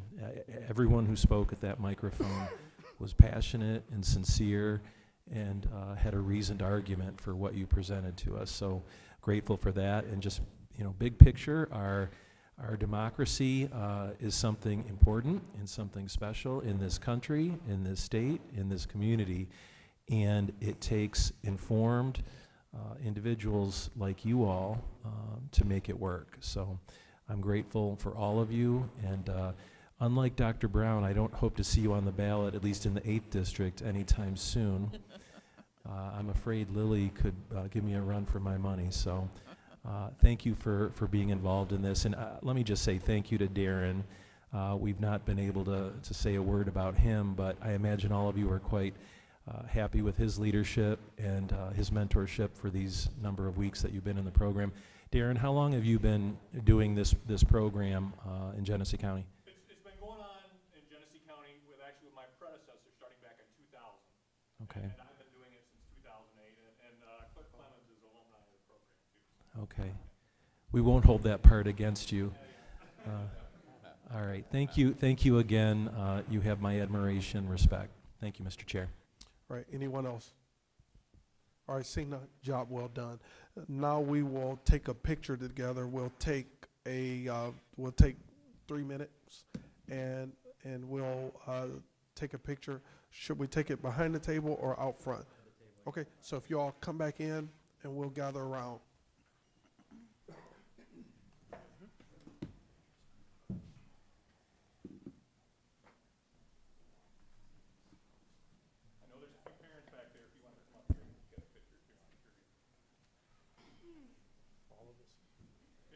If you want the good picture from the county website, you can get that too. So.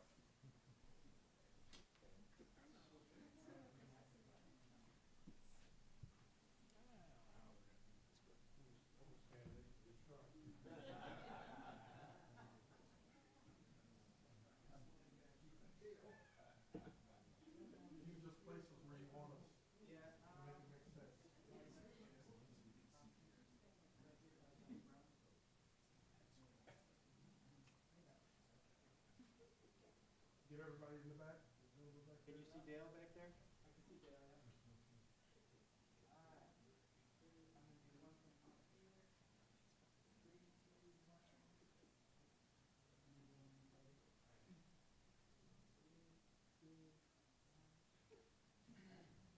Thank you. You guys want individuals? I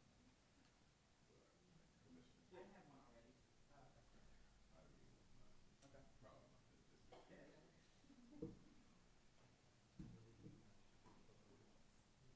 Yep, just the one-on-ones. I want to get to see them behind. Let's see, we got our lavender and purple. Yeah, I like it every now and then.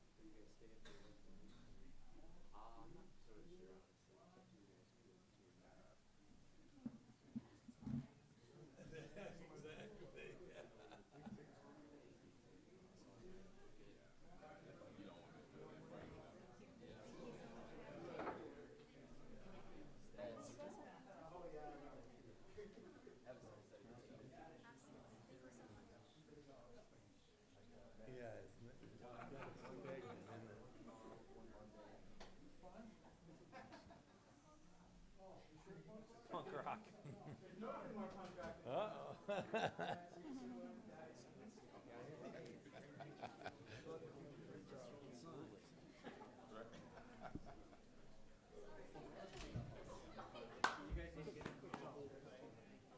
Much better. I don't know if you left anything down there.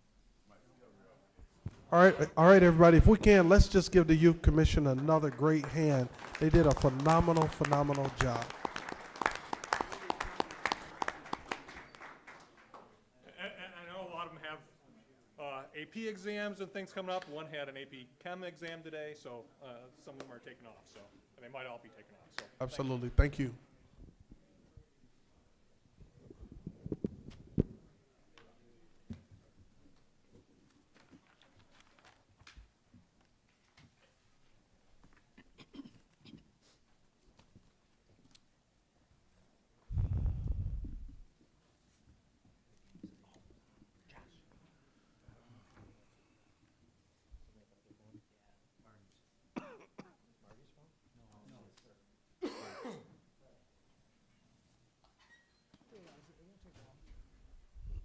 Hey, yeah, you know that's on a limb.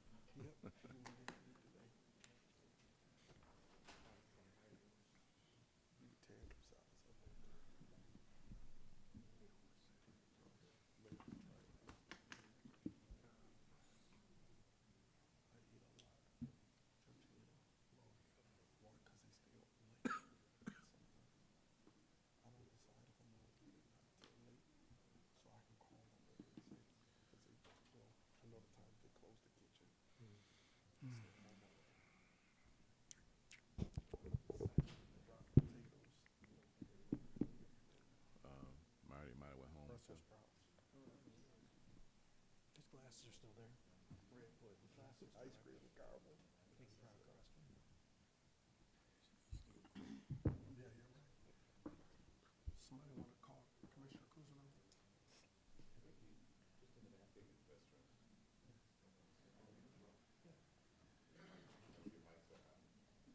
Here you go. Oh, I'm sorry. I didn't want to start it off. Man of the hour. All right, we'll reconvene the Government Operations Committee meeting at 7:39 p.m. Next thing we have on the Director of Administration's report is the 2030 census preparation. Mr. Freeman. This was a request from our last workshop that we have a standing item on GovOps about the census. I'm not sure, Commissioner Shoemaker, if you had anything you wanted to add to it, or if you want to just leave this here for the next GovOps committee. What was that last portion of? Yeah, do you want to just leave it on as a standing item to talk about at each committee, or did you want to talk about something specific? If I could, just real quick, through the chair. Last workshop was a little quick, so I rushed it. My main goal of that, again, was to make sure we are prepped and prepared for the upcoming census, to make sure every person is counted and we're there. I don't know if we need to mention it every time, but I would like to make it a point that quarterly, we look in on it. We probably put it on another workshop to discuss a plan forward on what we are actually going to do, because what I put forward was just a recommendation, and we need to adopt a plan eventually. Now, we have time, but in everything that I've read and everything I'm doing, they say 2026 is the time to adopt it and then get to work on it. So I think we still need to stay diligent on it. But I do not think we need to bring it up every government office, so thank you, Mr. Freeman. So we meet, when would you like for it to be brought back? If I could, to the chair, if it, next workshop we have, I think it'd be a good item to discuss just how the action is gonna take place, then we can put something together to adopt. Because we really didn't get to give our staff direction because it was just so late and we were trying to move through it, so. I think the one direction we did give them, if I remember correctly, is to make sure I was right with what I was recommending and that it was sound and didn't violate any rules or regulations from there, so. All right, so I'm assuming when you're ready for it to come back, you'll just let the staff know and it'll just come back. Okay. Right, so no action is needed on this tonight, right? Mr. Chair. Yeah, Mr. Chair, thank you. One thing that we might consider at a meeting, a regular meeting, a committee or a full, is inviting someone from the U.S. Census Bureau over the next 6 months or so to come by and talk about how they're preparing and how they are fitting in local communities like counties into that preparation. Would be one thing we could do, in addition to what you're suggesting.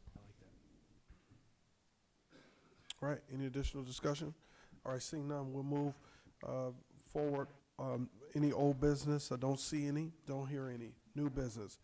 Resolution 2026-0380, approval of purchase order to Fiddler Technologies for the fiscal year ending 2026, an amount not to exceed $3,600 to provide for an online deed search tool. What's your pleasure? Move it. Support. Moved by Commissioner Brown, moved by Commissioner Dr. Brown, supported by Commissioner Winfrey. All right, is there any discussion? Seeing none, all in favor indicate by saying aye. Aye. All opposed, nay. Motion passes. Resolution 2026-0381, approval of purchase order to Dell for the fiscal year ending 2026, and an amount not to exceed $11,400 to provide for the purchase of 8 laptops for use during orientation and training. What's your pleasure? Support. All right, it's been moved by Commissioner Kuzino, supported by Commissioner Winfrey. Any discussion? Seeing none, all in favor indicate by saying aye. Aye. All opposed, nay. Motion passes. If there's no opposition to it, I'd like to wait to move item number 3 until I get down to item number 10 and 11. Seeing no objections, we'll skip number 3. Dr. Brown? I was going to suggest moving 3, 10, and 11 together. Okay, we'll do it that way. That's fine. Seeing no opposition to doing that, you've moved it. Go ahead. We want to move them all, so we're going to vote on all of them at once? That was her, That was my her motion. suggestion, yes. Yeah, I'll move. I don't, please understand, I don't want to vote on all of them at once. I don't think that's fair to ask board members with certain convictions to do that. So this is how we handle that. So if there's separations to that, we'll take it. So her motion is to do 3, 10, 11. She's moved them that way. I think it's friendly if there's a separation to that. I'll entertain that. Is there one you'd like to be separated, or you? Was there support of the motion to move 3, 10, and 11? I don't think we normally vote on it that way. So let me just backtrack. Let me do it this way. I'll make it clean. Okay, the suggestion and motion was to move 3, 10, and 11. Here's the question: would you want to vote on all of those separately? You want to take them separate? Because if they're separated, then that's how we'll take them. All right. So why don't we do that? This is what I like to do: is wait to move, because I want to prevent us from having the same discussion.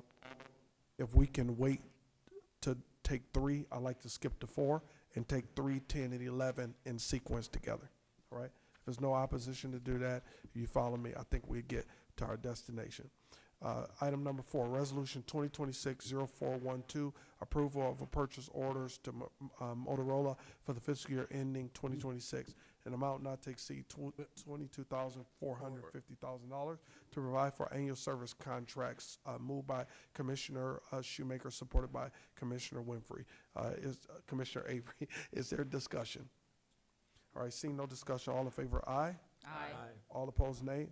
Motion passes. Item number 5, Resolution 2026-0487, approval of an agreement between Genesee County and Canteen Services Incorporated to provide for inmate meals at Genesee County's jail. The term of this agreement is July 1st, 2026 through June 30th, 2029. What's your pleasure? It's been moved by Commissioner Shoemaker, supported by Commissioner Flewelly. All right, any discussion? Commissioner Dr. Brown. Thank you, Mr. Chair. In reading the documentation that goes along with this, it appeared as if this is an $80,000 additional cost for this particular vendor. I wonder if someone could come and talk about the expense and why this expense has increased so much. Sure. So this Name, please, and department. Captain David Kennemer from the Genesee County Sheriff's Office. Thank you, sir. So this contract went out to bid for proposals for both the kitchen service and the commissary and the jail. Through that, we had 5 bidders, and we had a team that did an evaluation. This was not the cheapest to go through. Our current vendor was the cheapest to go through, but there was several issues with our current vendor that was just not meeting the standards of the jail or suiting the needs for it. So through the evaluation team, this was the vendor that was selected.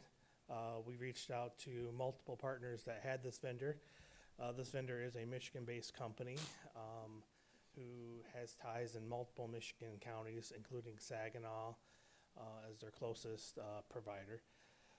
We contacted MDOC, who does annual inspections throughout every jail in Michigan, and they have received top marks from MDOC as being the best provider to provide both kitchen and commissary services throughout the jail.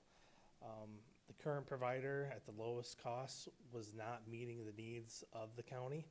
I have 20 pages of documents of concerns that we had as far as food quality, food consistency, preparations, short staff, security concerns, and the list goes on from there. And I'm willing to provide the commissioners with any of those documents if they need it. I don't know that your number is accurate that you said, which is probably why Crystal's standing over my shoulder. So just a point of clarification, you will see the budget amendment attached for the amount that you specified. That is for July 1st, which would be the start of the new contract through the rest of the current fiscal year. So that's the current year amendment. So that's for 1 quarter. So for a full year cost, that'd be about $320,000 higher than the current provider. I just wanted to make sure that that was understood. Commissioner Brown.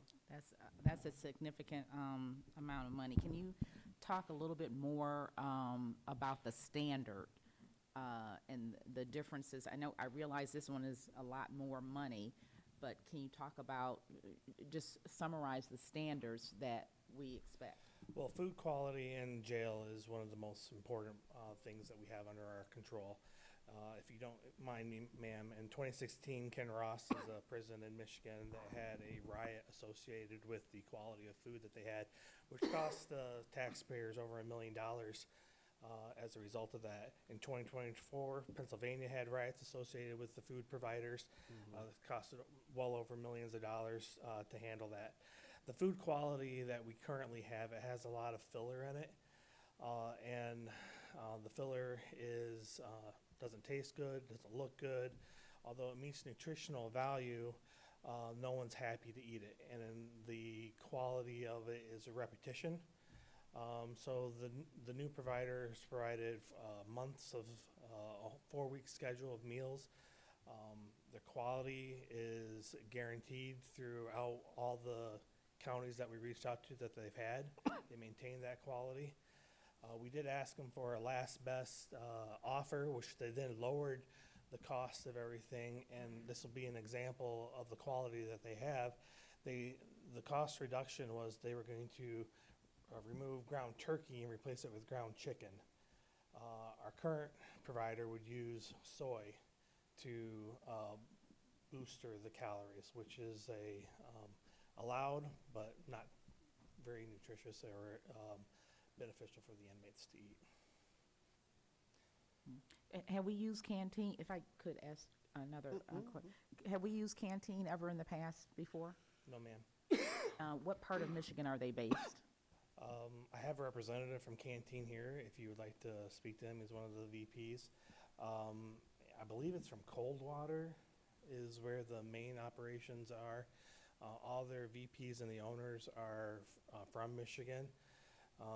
It takes them 40 minutes to get to our facility if they have an issue, as well as they have several operations local. If there is an issue with our operations in our jail, that they can supplement the emergency issues in our jail and still provide food for our inmates. Do we have any data on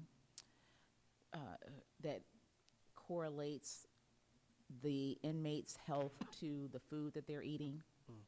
There's tons of data out there with that, and that goes to the, Genesee County is known nationally for our education program, and education is tied directly into the quality of food that the individual is able to eat. It also has impact on the psychological and medication that is provided at our jail.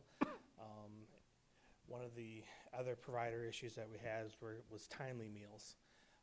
So meal schedule and medication schedule is crucial in the jail to maintain timely medication, because they're time lapse. If they don't get their mental health meds at a certain time, then they can have adverse effects. With that comes when are they feeding it, and it's a juggling act to make sure that it's both right, which is why it was so crucial to come up with a company.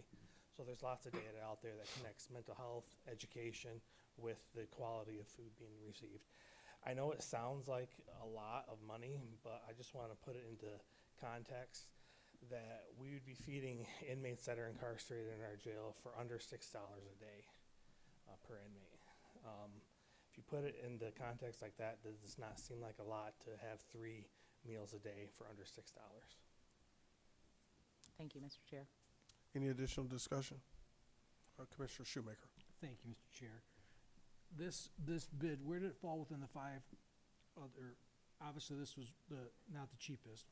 The current vendor was the cheapest. Where did this fall as far as the other vendors? Second, third? This was at the top. This is the most expensive. It was. Okay, so I'm having a real problem with this to my board. It's $320,000 a year, correct? Increase. It's $1 million over 3 years.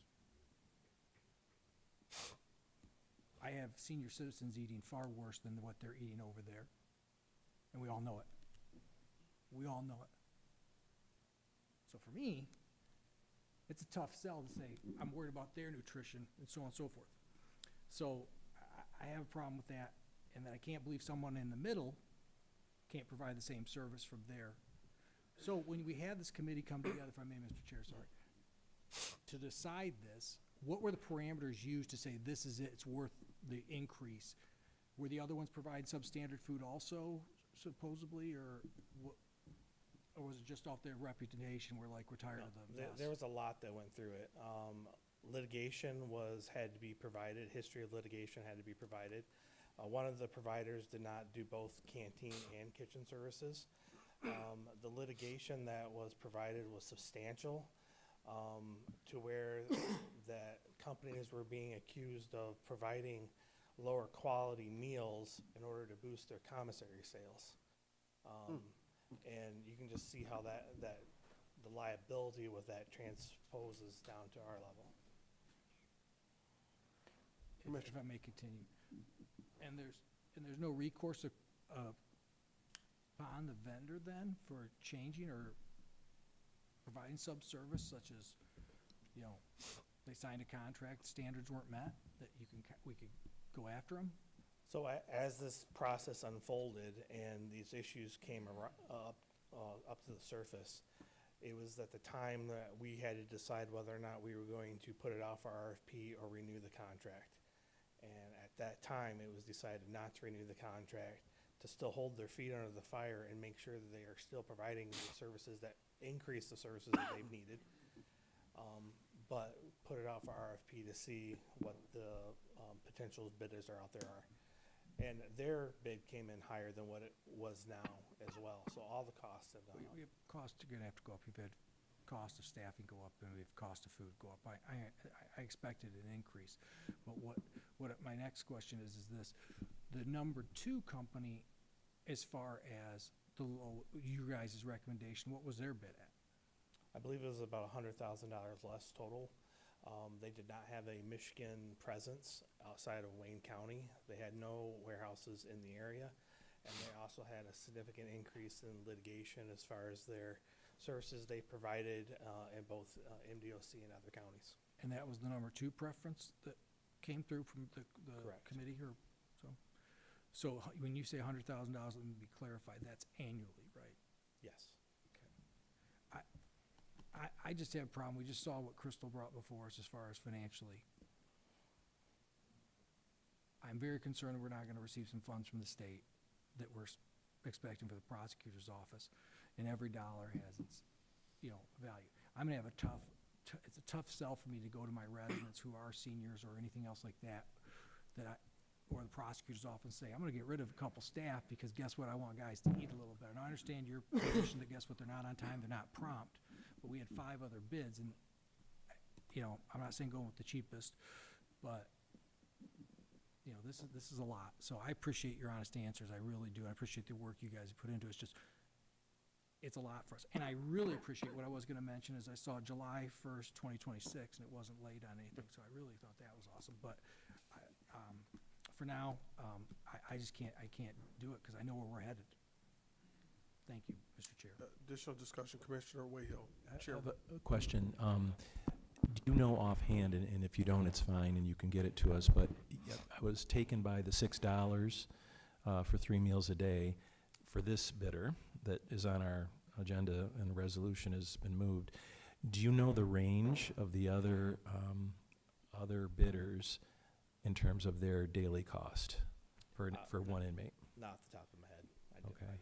I don't want to speak and be mistaken. All right. Is that something we can get between now and next week? Yeah, it's in the RFP packet. Yeah, I'd be really curious to see, what the range is from the low end per inmate per day, and they all bid on the 3-meal package, right? So it's equivalent. I'd like to see where that is. So thank you. That's it, Mr. Chair. Additional discussion, Commissioner Shoemaker. I just have one other question. Sorry, I thought of it. I forgot to write it down. So with this contract and the other contract, let's say we actually do start moving people through the court system a little faster and our numbers at the jail go down. Will this number go down also? Is it per meal basis basically is what we're paying, and we're estimating an amount, or this is a flat fee no matter if there's 10 inmates or 1,000? So this is an estimating, and there's a sliding scale based on how many inmates we have. The lower the inmates we have, cost per meal goes up slightly because they still have their overhead costs to maintain everything. But it is a sliding scale, and it's based on how many meals that are served that day. So there's not a set cost going forward. It's an estimate. Thank you very much. Any additional discussion? Couple things. One of the things I love about our group is so many different backgrounds, perspectives, so many different passions, so many different things that we're concerned about or not. It helps to make the will of the county go round, as well as our employees. Well, here's something you're gonna learn about me. Most people around the table know. You can play with my money, but don't play with my food. It's one of the first discussions that I've had with certain folks personally. I won't disclose what, because everybody may not be able to take my humor tonight. And I just don't think we need to be cutting corners on what we're giving people to put in their bodies. Keep in mind even if one said, well, you know, there's guilty folks down there in the jail, well, there's a lot of folks who haven't had their day in court who may not be guilty, and even if they are guilty, as they've been charged, we still have a responsibility to treat them in a humane way, and giving people food that is a terrible standard is just not right. And I see, it's just not good. When touring the jail, I think Commissioner Wayhill and I toured it together some time ago. We've both been back in there a few times since. We went through the kitchen area, I believe, and there were a number of inmates that were preparing the food. And I think I remember them making mac and cheese, because I remember seeing a lot of cheese and noodles and stuff being dumped and mixed. One of my questions has to do with the involvement of the inmates now as you go to this change. Will they still be assisting in the preparation of food, or is that one less role that they'll be able to participate in? No, I appreciate your comments, and to your point, this morning, there was only 9 inmates in our jail currently sentenced. The rest of them are awaiting trial, so they're innocent until proven guilty, so I appreciate that. I will tell you that inmate working in a jail is always necessary to make sure the operations happen, so they will continue this. Part of our RFP process too was to make sure the company that came in had an intricate role in training the inmates to work and learn how to work in a commercial kitchen, so when they get out, they have a skill or a potential job offer, so to curb the recidivism of coming back into jail as well. So yes, they will be still helping prepare meals, but also being educated on what commercial kitchen standards will look like. And that's pretty poor to teach them to prepare poor quality meals, and they're looking at it and it's disgusting. I was also alarmed by, let me stay the course. What about the cleaning of the equipment? I saw in the supporting documentation that canteen will be responsible for like cleaning the equipment. Is that a role that the inmates was responsible for previously? The inmates facilitate that through the supervision of canteen, but ultimately canteen would be responsible for maintaining the cleanliness standards of there, which is why when we went out to MDOC to ask the inspectors what their history was with canteen, they have flying standards with maintaining the cleanliness of the kitchen and therefore passing those inspections. But the inmates maintain or assist in the cleaning of the daily operations, but overseen by canteen. Thank you. You said something that was alarming to me when you mentioned that the quality of the food was purposely, I'm paraphrasing, lessened so that it would drive the inmates toward purchasing the commissary. So that impacts the inmate, but it impacts the families of the inmates that are putting money in those accounts. Do we know that a vendor that we had was doing that? The only thing I can say about that, and I'm trying to be careful about Okay, what I I'm gonna say understand. there's current litigation referencing that, and our current vendor is in that litigation. Okay, I won't go further in that. Is that something that we could be made aware of? If it's litigation, it's county litigation. So can we have an executive session to be briefed on whatever that is? I'm interested in knowing what is Is that this about? litigation involving Genesee County or another county, or another municipality? It's in another state. Another state, okay. I'll take my other questions offline on that, due to the sensitivity of it. The other piece I wanted to ask you about is the 38%. So I see with the commissary, there's like a 38% commission. Here's the question. Is the prices that the vendors are charging being monitored in a way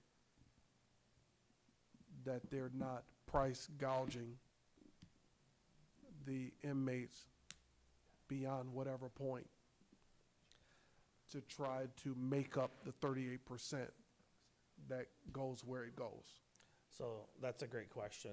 The way the commissary purchasing works is the vendor has their markup, and then the delivery fees is approximately 36%, I believe. 36%. Above that, that 36% goes to the county to offset the operations of it, and it typically goes into offsetting the general fund costs of the sheriff's office. To your point, I did meet with Canteen as this process is going forward, and we talked about ensuring the prices of that commissary items and looking individually at specific items, because not all items in commissary are created equal, i.e. personal hygiene items shouldn't be marked up as opposed to more comfort items. So we're going to look at that in an individual basis and have a total to make sure that the margins are appropriate. That's my last question. I'll make a comment. I just think that, you know, just because folks are in the county jail, I just don't think they should just be treated any kind of way. And that food piece it really got me going a little bit. And people taking advantage of the inmates. They're in our county, in our jail, and we have responsibility to do what's responsible and while they're in the county. Commissioner, thank you for the indulgence. Commissioner Cousineau and then Commissioner Shoemaker. Yeah, thank you, Mr. Chair. All these great questions and comments, it keeps reminding me of when I went out to Arizona to look at their court system out there, and I saw a completely different way a county has consolidated things down and have a whole different attitude and culture, if you will, in handling their criminal justice system. And it just kept going over and over in my mind. I know I've said this before, but it kept going over in my mind. How do you judge that you are successful? And this is where you come in, by getting the numbers down low in the jail. We're seeing the true cost of those people being housed in there and how much money we're being forced to spend for this litigation. Yes, they need to be treated like decent human beings. We're all concerned about that. But it just gives me more reinforcement and justification in my head that we need to take a serious look at how we do the whole system, because I've been here longer than anybody else, and that jail is always overcrowded, and so we need to take a serious look at the system as a whole, and this just reinforces that in my head. So thank you, Mr. Chair. Thank you, Commissioner Shoemaker. Thank you, Mr. Chair. I guess where I take offense to with the thought that we're feeding these inmates substandard nutrition, the nutrition meets the standards of what it's supposed to. Most of our residents out there living, I guess what I'd call it, or say it and put it this way. In my house, when we struggled and the job I had was gone because the dealership's closed, we had a lot of $5 little Caesar's pizzas. Right, not the best nutrition thing for my children all day, but we had to eat. We had picked the most expensive option, so we picked the nicest restaurant there is. I'm not saying you have to go back to the one that's failing, but you got to get costs under control. The second option was $100,000 cheaper. So I guess that's where I have a real problem, because I do know that if we're that concerned with the food, then we should also be over at G-Card, make sure everything that goes out of there is not some of the stuff that is. Okay? Because there is a lot of cheese and mac and cheese and some other stuff like that, last time I looked. So, but we're not as concerned with that. And I agree, they're not guilty, they're not, and they're still human beings. Totally got that. And I don't want to give them anything that, guess what, where you watch some movie where, guess what, it's going to hurt them or do anything else like that. But the fact is we have some real budgetary issues. This is one of them. And to Commissioner Cousineau's point, that's one of the points I was going to bring up is, if we're that darn concerned with the condition of our inmates and just the food, then we should be damn concerned that they get a speedy and just process through the courts. And I've harped on it since I've been down here, and I came in 2 years after Commissioner Cousineau did, and I've been here continuously. And I've said it, and I've said it, and I've said it. And he said it, and other people have said it, but it's just lip service, because when we have a chance to hold people accountable, you know what we do? Because the only chance we have, and I said it last time when we tried to do it with other items, is the budget. And you know what we do? We always back down. So when I start here, we're treating these people, I don't want to treat them this way. We are treating them this way, because you're keeping them in jail longer than they need to be if they are innocent. And then you're costing the taxpayer of this county more money, because guess what? We're not holding them to the fire. So this just adds to a whole big fervor for me that makes me very irritated, because guess what? We don't have a lot of funds. I guess it's just that. We have funds, we just have a spending problem, where we want to spend it. Is this where you want to spend it? Over making sure, we got pay increases coming this next year. We promised people a lot of stuff. And then the following year, you know what we got? Union contracts coming up again. We got a lot of stuff. Every dollar counts. We've been living high on the hog, as I've said, for a while, because guess what? The economy continues to just grow. But eventually that bubble's gonna pop. So like I said, I just can't justify it. Two, I wanna make it clear, not for feeding anybody substandard food. And we have not been feeding anybody food that does not meet standards, correct? They are approved by dietitians, yes. Okay. Because we don't want that. So I'm just gonna leave it at that we are not treating people and feeding them inferior food, and it is meets nutritional standards set by the government, correct? Correct. Thank you.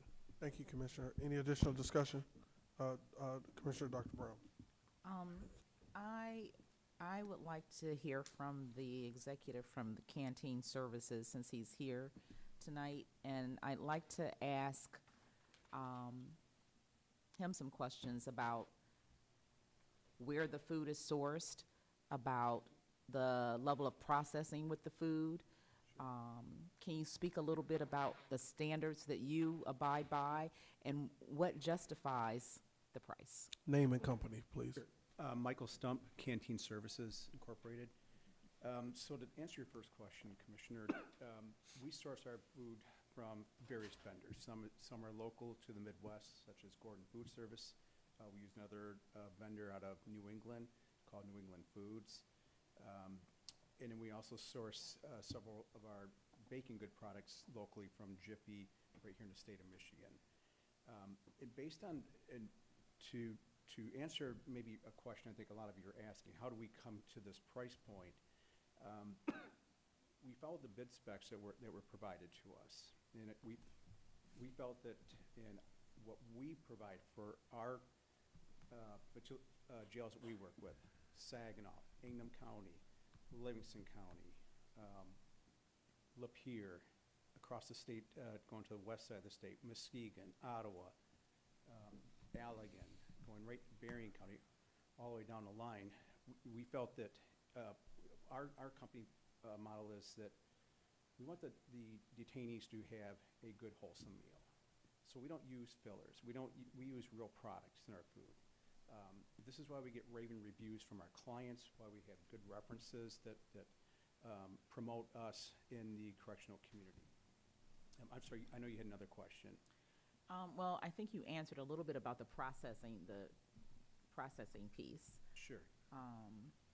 And so that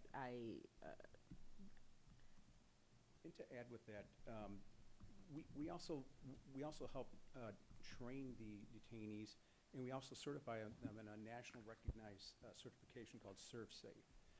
We also have a program that we've developed. It's an acronym as ours is called PREP, but it helps embrace the IGNITE program that Genesee County has pretty much started across the state of Michigan and even in the state of Ohio, where this program is growing to help some of the recidivism with the incarcerated individuals. So we want to help with that as well. So, and just Yes. one more question for Yes. him. So you're a for-profit company, right? Yes, ma'am, we are. To what extent do you give back to the communities that you serve? There are various contributions we make to various I'll just say counties.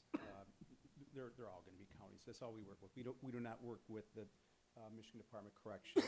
We don't do any prisons. We just stay in county facilities throughout Michigan, Indiana, Ohio, and Illinois. There's different charitable events that we may participate in and/or give back to. I know a few of these that we participate in are, one of the counties has a I'm sorry, can you hear me okay? Has a canine program, so we help contribute to that one. There's quite a few different organizations that we do assist with or promote within our company. Okay. Thank you, Mr. Chair. Thank you. Yes, sir. Commissioner Getzinger. You had mentioned that you priced it out based on our specs. Yes.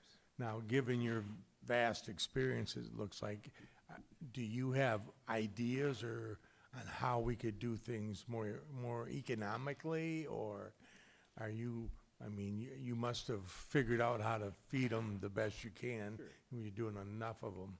Absolutely. In listening to our clients, this menu was based on 2,900 calories a day, caloric intake. There's the standard around the state of Michigan is anywhere between almost 2,600 to 2,700. And this doesn't mean we're adding, a stick of butter to pad that caloric intake. Okay, these are real consumable calories that we're providing. So there could be other ways to do that. Another way to cheapen the menu would definitely be to use soy product or textured vegetable protein. Yes, sir. And so I guess I'm wondering why we're asking for 2,900 when maybe the standard is 2,700. Through the review with Sheriff Swanson's direction, the 2,900 was where he wanted to maintain, as for the caloric intake of the provider. 2,900 is what we're at now currently. And can you tell me the different ballpark of 2,700 versus 2,900? I wouldn't be able to tell you that, sir, with an accurate, without us actually, we have a software system that we use to put this into. I apologize, I wouldn't have that number for you right this minute. Any additional questions? I have an easy one. Out of all the meals you provide, which one is your favorite? You don't have to answer that. No, there's a lot of great meals. I like our hamburger. I think it's a good burger, so. All right, thank you. No, seeing no additional questions, all in favor indicate by saying aye. Aye. All opposed, nay. Nay. Let's do a roll call. Commissioner Lloyd. I had another question too. Yes. Commissioner Winfrey? Yes. Commissioner Getzinger? Nay. Commissioner Brown? Yes. Commissioner Avery? Yes. Commissioner Shoemaker? Commissioner Kuzma? No. Commissioner Wayhill? Yes. Commissioner Flewelling? Yes. Motion passes 6-3. All right, thank you. Motion passes. All right, that brings us to our next. Mr. Chair? Item number 260488, the department has asked that to be dropped. All right, if there's no objection, I'll drop that from the agenda with no opposition. And, Item number 7, go ahead. Item number 7, number 8, we're going to ask you to amend the total dollar amount, and I'll give that to you. The grant, we ended up getting more money from the granting agency. Which, is that item 7? Give me the Item number resolution 7 number. and item number 8. So both of them need dollar amount amendments? I Yep. move item 7 and 8, Mr. Chair. Or I would move them one at a time, and then, because they're different numbers. Maybe give us both. Okay. That's fine. Okay, However you want to do it. whatever you want, I don't care. If you would, just give them, yeah. All right, so both have been moved by Commissioner Shoemaker, supported by Commissioner Flewelly. All right, discussion, I know you have amendments we need to make. Yep. What are- Item number 7 will be revised to 18,841. And item number 8 will be revised to 18,507. 507? Mm-hmm. All right, Chair will entertain a motion to amend both resolutions as stated. Support. Move it, whatever. It's been moved by Commissioner Flewelling. Supported by Commissioner Winfrey. Is there any discussion on those amendments? Seeing none, all in favor indicate by saying aye. Aye. All opposed, nay. All right, motion passes. And now we have the resolution to move both, which have been moved and supported already. Is there discussion on either resolution? Seeing none, all in favor indicate by saying aye. Aye. All opposed, nay. All right, both resolutions have been adopted and moved to our full meeting. All right, item number 9, Resolution 2026-0517, approval of Genesee County Employee Notification System Usage Policy Manual. So moved.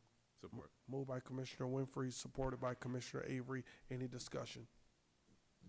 Commissioner Shoemaker. Just a quick question through the chair. Is this something when we make these changes? Yep, There? we will. Thank you. Because we want them to opt in. Thank you. All right, any additional discussion? All right, seeing none, all in favor, aye. Aye. All opposed, nay. All right, motion passes. That brings us back to item number 3, Resolution 2026-0397, approval of a resolution recognizing May 2026 as Jewish Heritage Month in Genesee Move County. it. Support. All right, it's been moved by Commissioner Dr. Brown, supported by Commissioner Charles Winfrey. Any discussion? Commissioner Shoemaker. Thank you, Mr. Chair.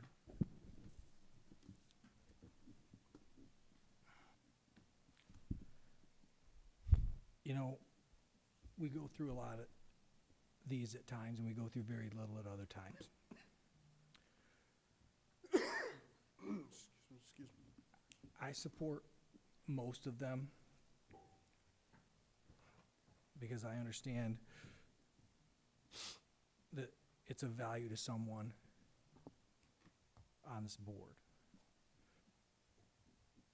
What I want everybody to start thinking about, though, with these is I've got some thoughts from residents and some other stuff over the years that people have brought up to me, and I wanted to share it with the board if it's okay, and it pleases the chair and the rest of the board. I just want to, it's just kind of 5 points that were brought up that I put together from my list, and it's actually from people, some criticizing and some positive of what my resistance to certain things. And now, you know, generally, I have supported most of them other than one that I feel my values or employees' values might be tested or put in a spot. But I'm going to go on with this real quick. 1, equal representation requires us to be neutral. Local governments represent diverse populations with a wide range of beliefs. When government body officials celebrate one group, it it can create the perception of fair or not fair, that some viewpoints are being elevated over others. A neutral stance helps ensure all residents feel equally represented. 2, scope of government responsibility. The primary role of local government is to provide essential services, infrastructure, public safety, budgeting, and community operations. Engaging in symbolic or cultural recognition can be seen as outside the scope and potentially a distraction from its core duties. Avoiding precedent, number 3, avoiding precedent and selectivity issues. If government formally recognizes one group of observances, it becomes difficult to draw consistent lines. Many groups, cultures, religions, historical, could reasonably request similar recognition. Some of these might not please us. Deciding which to include and which to exclude can be and lead to the accusations of bias or inconsistency. I wanna step off from what my resident said to real quick to where I am with this, and this is what frustrates me before, and I took a lot of flack before when I went after the fact that I didn't think the DEI committee was doing its due diligence. And this year so far, what we've had come before us is Dr. King resolution, a Black History Month, and Arab History Month, and that is it. There are other cultures that have been left out that we have not.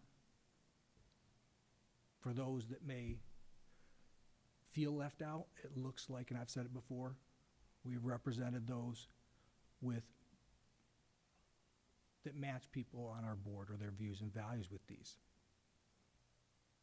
Thus, as I've said, Black History Month, Pride Month, while leaving other groups out.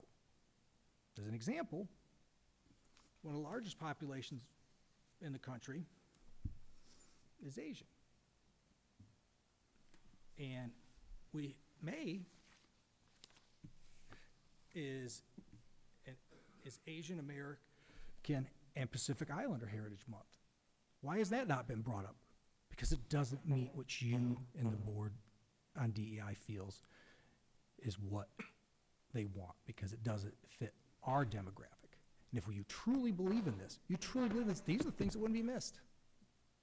So the guy who took the flack for DEI, threats to my family,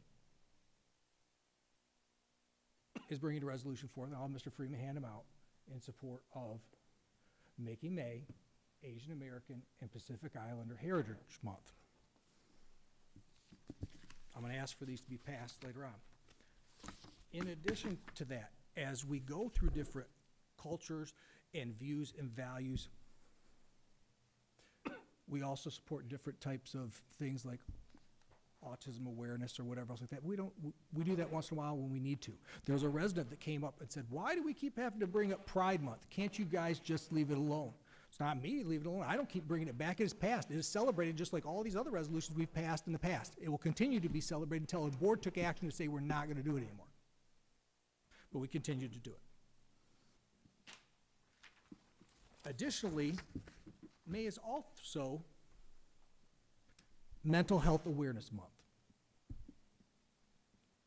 We have a major crisis in our nation. We all know it. We all talk about a millage that's being spent unwisely because we know we have a mental health problem.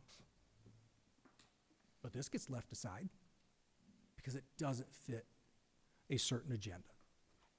So again, Mr. Freeman, sorry to make you do this. I also prepared a resolution for everyone for May for Mental Health Awareness Month. And this is something we should all be touting. This is very important to our community. We know the majority of people that end up incarcerated have mental health issues. We have a millage we collect that I don't feel is being spent fairly. And on top of it, I have lost a very close loved one, another loved one, people I care about too, taking to the point of taking their own lives. My frustration, once again, is where are we at with these? Why is it just ones that certain people want to push across? Because guess what? What I understood when I joined the DEI Commission, I did our healing circles and all the other stuff, was it was supposed to be make sure everyone was included.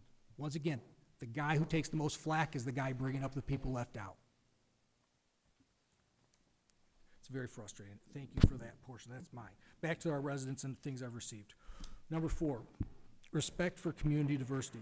Communities often include individuals with differing moral, religious, and philosophical views. Government the endorsement of specific social causes will unintentionally create tension rather than unity. A neutral position allows individuals and private organizations to celebrate freely without government involvement. Lastly, and I'm going to read this one. This is more directed towards the resolution that I think is our last one when it comes to the Pride Month. Government can still ensure equal rights, protections, and services for individuals, including LGQ residents, without formally sponsoring or promoting specific celebrations. Fair treatment under the law does not require symbolic endorsements.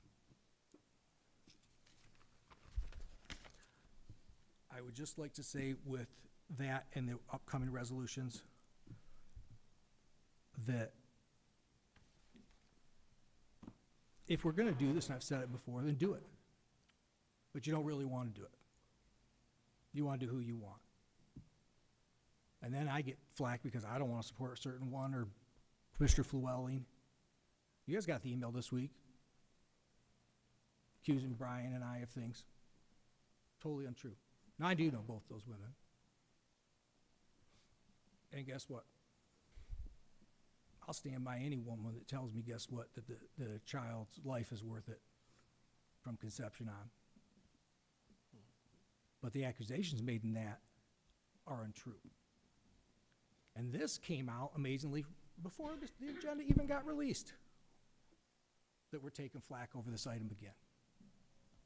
I don't bring resolutions forth And I can. And we can, because all I need is a second to put you in a position where, guess what, it might challenge your values or our residents' values. But you're asking a lot of people too. I appreciate it. Thank you, Mr. Chair. All right, Commissioner Flewelly. Thank you, Mr. Chair. I'll be brief this year. I said everything I had to say last year. I'm going to vote no on these. I'm going to continue to vote no on them. I would just like to, I'd be remiss if I didn't point out the irony. So several of our speakers tonight and some of the emails we got pointed out the fact that they're upset that this is brought up again, that this resolution for Pride Month has been brought up again for debate. Guess what? It's not those of us opposed to it that's bringing it up. So if you're still here, if you're watching on YouTube, you should probably get some clarity because we're not bringing it up. I don't care. I'll be polite. I'll be proper.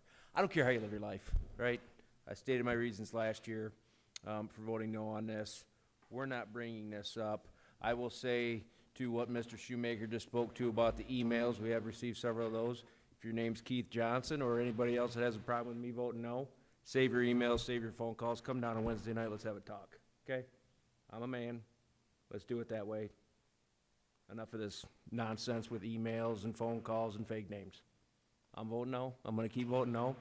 I don't care if it's National Firefighters Month and you're going to buy me pizza. I'm voting no. Thank you. I yield. Any additional discussion? All right, so I saw Commissioner Kuzino's hand go up, then I saw Commissioner Getzinger's hand. Had a speech already and then listened to Commissioner Shoemaker with all those list of things for May, and it reminded me of a couple years ago I did the same. I looked down the list of all those things that we could be making a resolution for in the month of May, and we chose not to.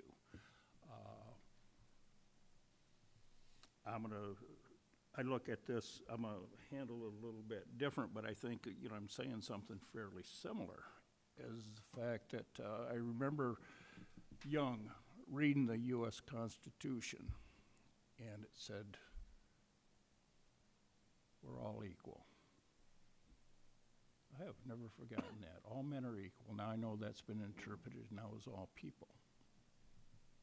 I'll be voting for these because we are all equal. I took an oath to do the Constitution, but I object to just picking certain groups and individuals.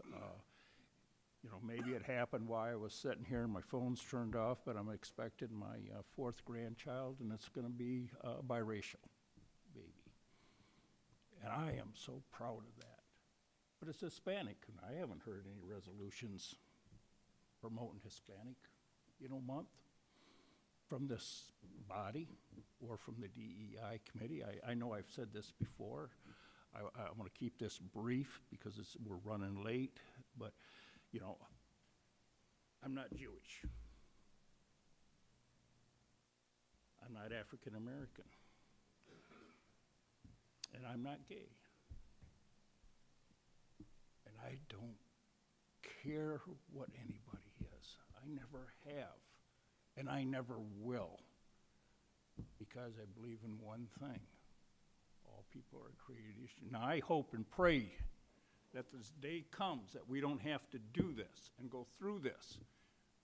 I understand where all the different people and their cultures and their race and et cetera come from. And yes, you should be proud. I'm French. To hell with them French, I don't like them anyway. But I will vote yes. And I will vote on yes for everything that recognizes people, but I don't think we should have to be put in that position. We just don't. Enough said. Commissioner Getzinger.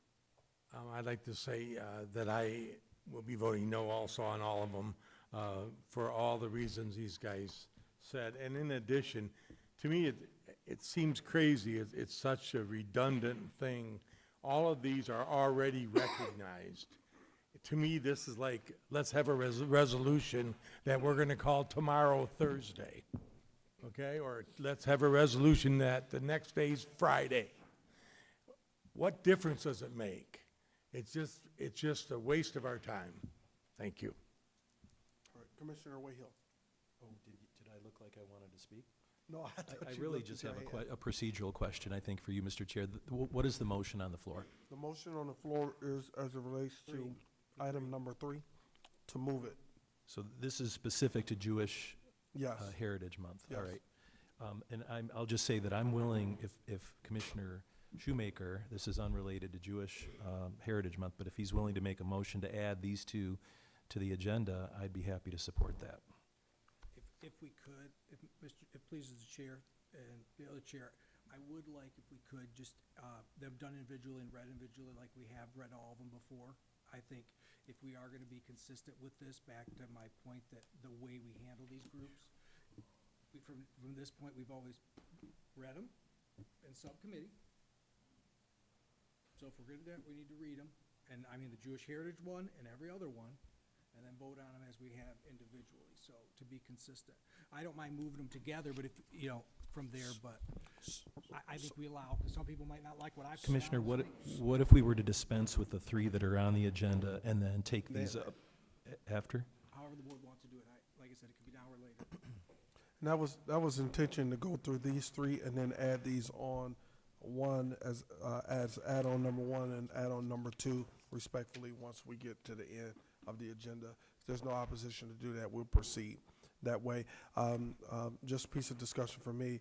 I allowed the, I'm using that word very lightly, I allowed the variances in the discussion because I know the discussion would take place, and so now we have it out, we'll be able to go through the other resolutions, and so I just wanted to say that as well.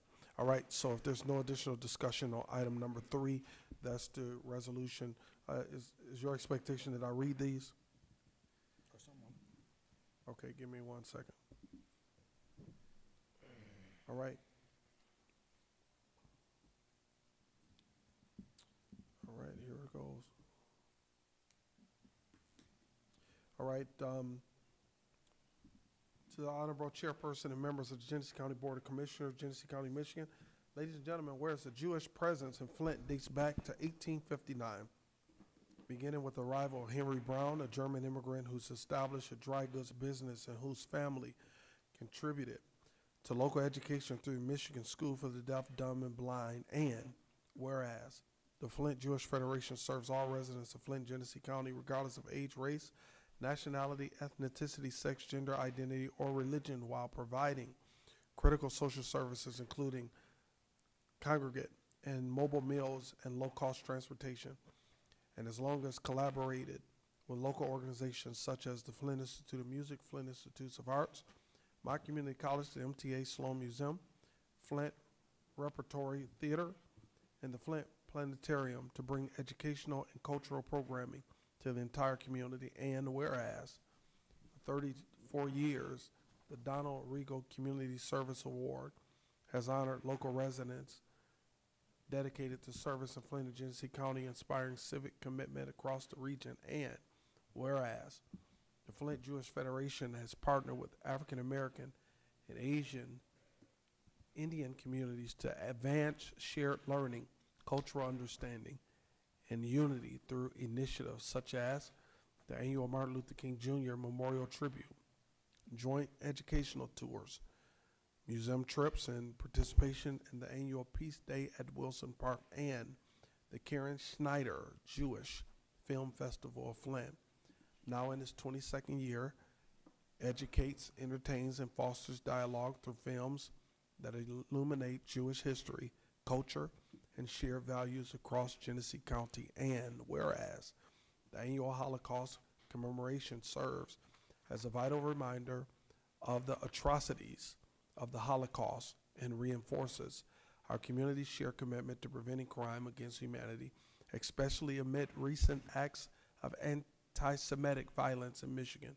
And whereas the Daniel Pearl World Music Days program builds bridges across cultures and identities through music, uniting diverse musicians in the shared expression of peace, and collaborative performances such as the master class and concert featuring Netta E. A. Cohen, New Orleans jazz musicians. Those are names that I could not pronounce.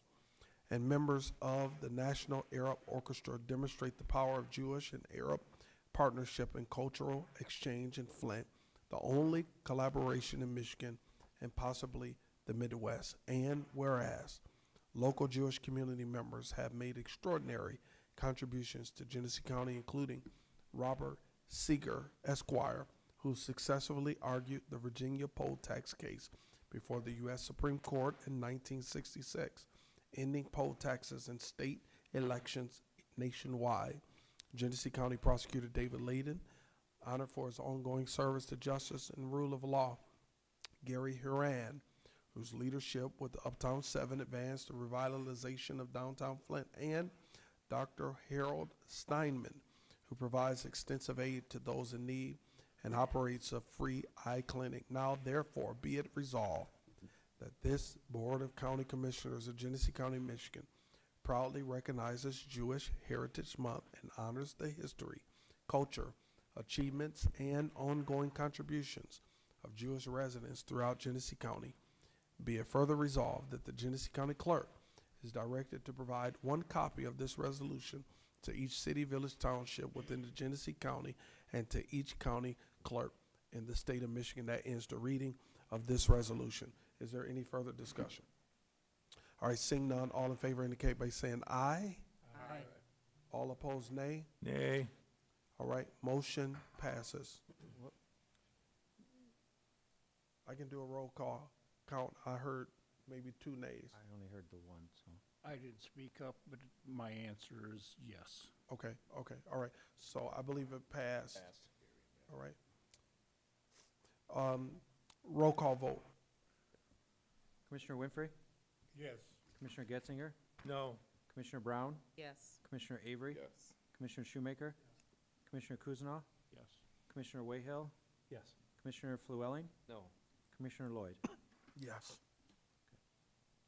All right, the motion passes. Now that brings us to Resolution 2026 0550, approval of a resolution recognizing June 19th, 2026 as Juneteenth in Genesee County, moved by Commissioner Support. Winfrey, supported by Commissioner Shoemaker. All right, I will read that resolution as well.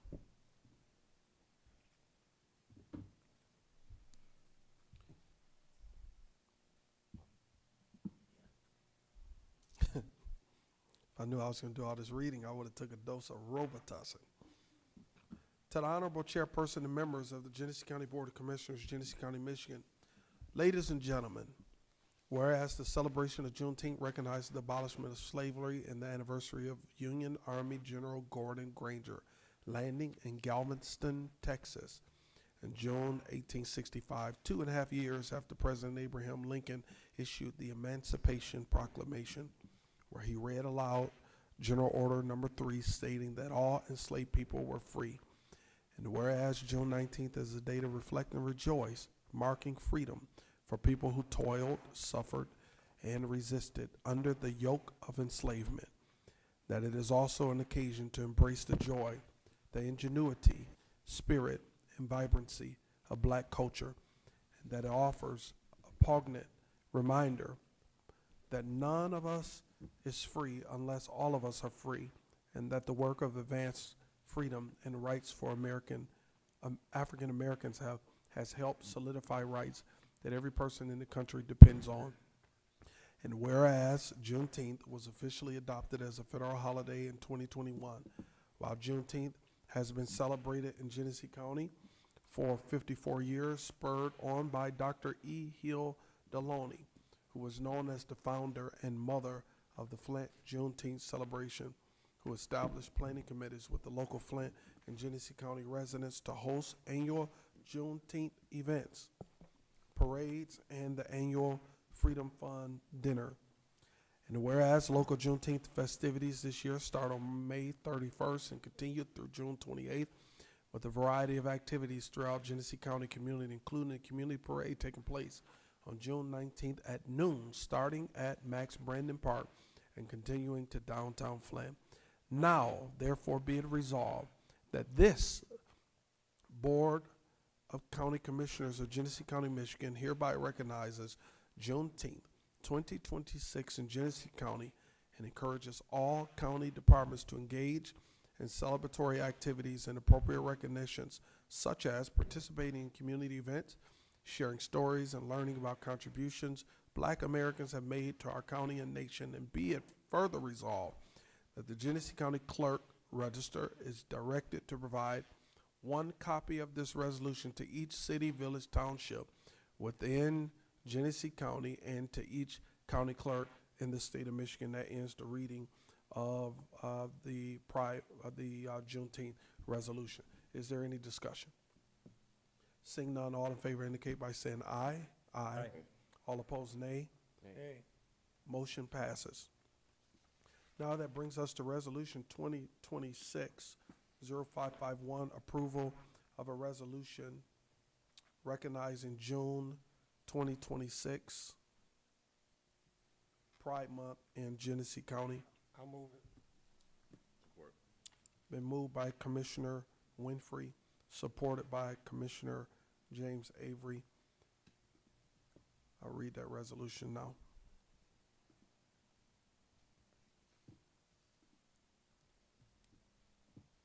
Chair, get a drink of water. Drink your water. Yeah. It may make it worse. It wasn't broke, so I didn't want to fix it.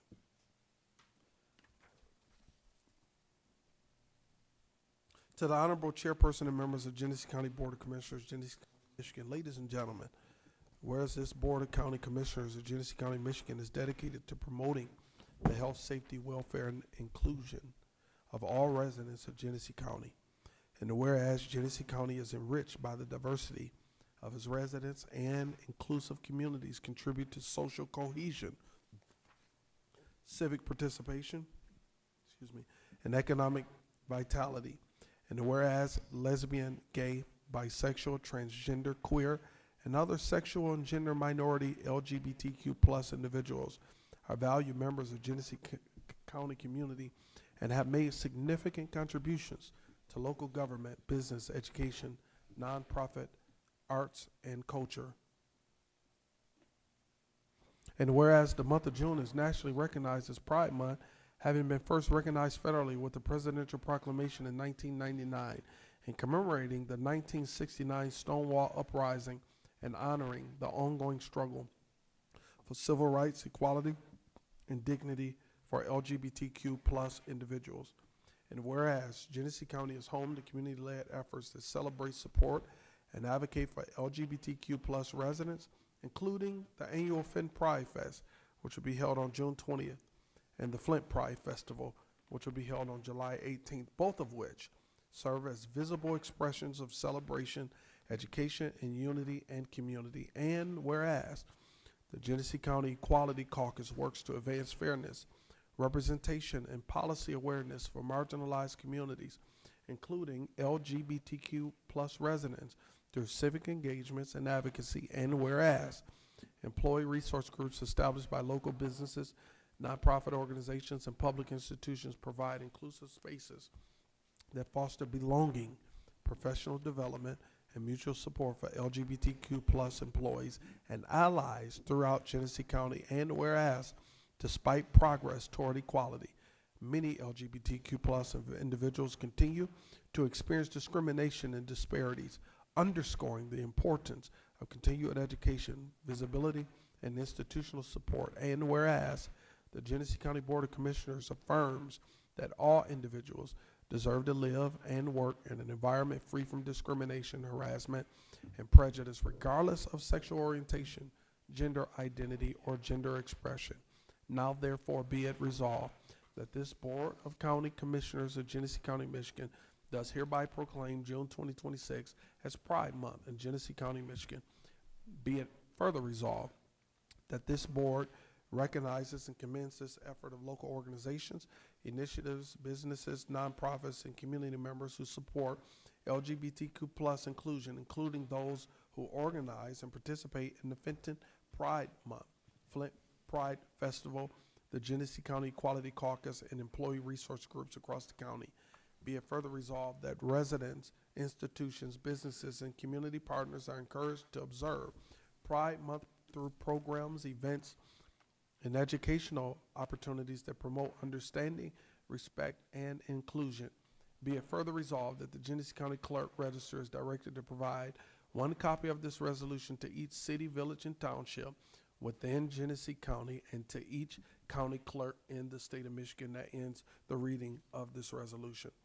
It's already been moved and supported. Is there any discussion? Commissioner Flewelling.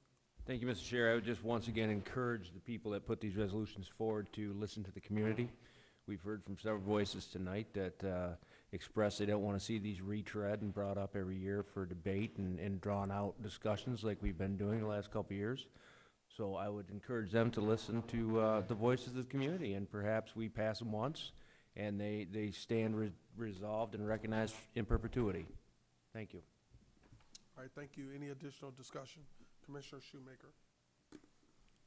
Thank you, Mr. Chair.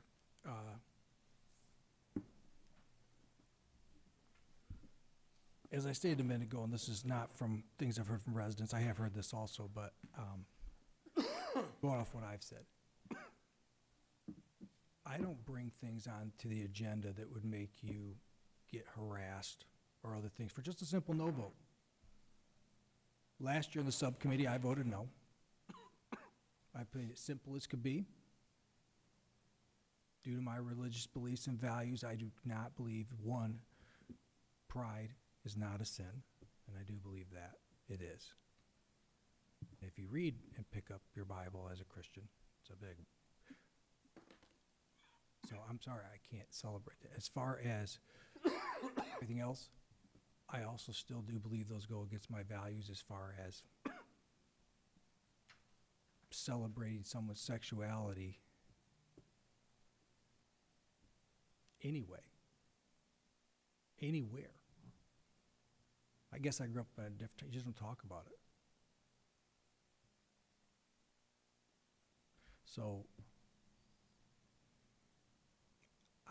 I don't want to be this way, but, and I pray to the Lord to change my mind on this from this point, but you're probably going to start seeing some resolutions come from me, and I have a second and a third that are going to make everybody on this board really uncomfortable.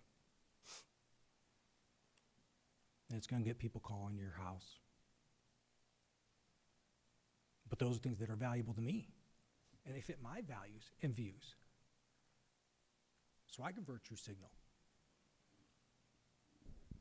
Tonight, not even knowing residents, oh, you guys, why can't you just leave this alone? Why can't you leave this alone? Wasn't us. But assuming again, once again, the Christian conservative's the bad guy. I'm damn frustrated with it. Because I wouldn't do that to you guys.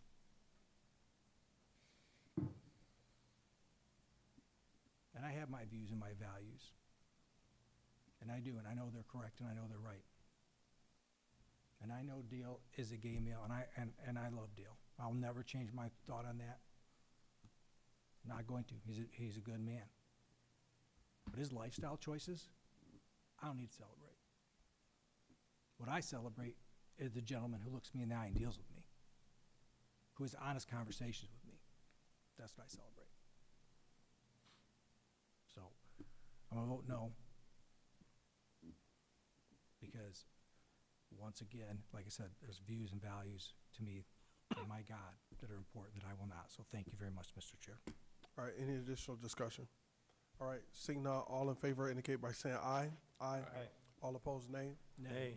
All right, motion passes. That brings us to the add-on resolutions. Let's begin with what I'm going to call add-on resolution number 1. That's the resolution recognizing May 2026 as Asian American Pacific Islander Heritage Month. What's your pleasure as it relates to adding this to the agenda? Move it. Support. All right, it's been moved by Commissioner Shoemaker, I believe, supported by Commissioner Wayhill to add it to the agenda. Any discussion on adding it to the agenda? Seeing none. All in favor, aye. Aye. All opposed, nay. All right. All right, it's been added to the agenda with one nay. All right, now it's on the agenda. What's your pleasure? Move it. Support. Been moved by Commissioner Shoemaker, supported by Commissioner Winfrey. I'll read the resolution. Or would you like to read the resolution? I can Commissioner read it Shoemaker? if your voice is getting tired. Thank you. Mine is too, but I will be glad to. This is a resolution recognizing May 2026 as Asian American and Pacific Islander Heritage Month in Genesee County. Whereas Asian American and Pacific Islanders, AAPI, communities represent a diverse population encompassing cultures, language, and history across Asia and Pacific Islands. And whereas AAPI individuals have made significant contributions to social, economical, education, and civic development in communities throughout the United States, including Genesee County.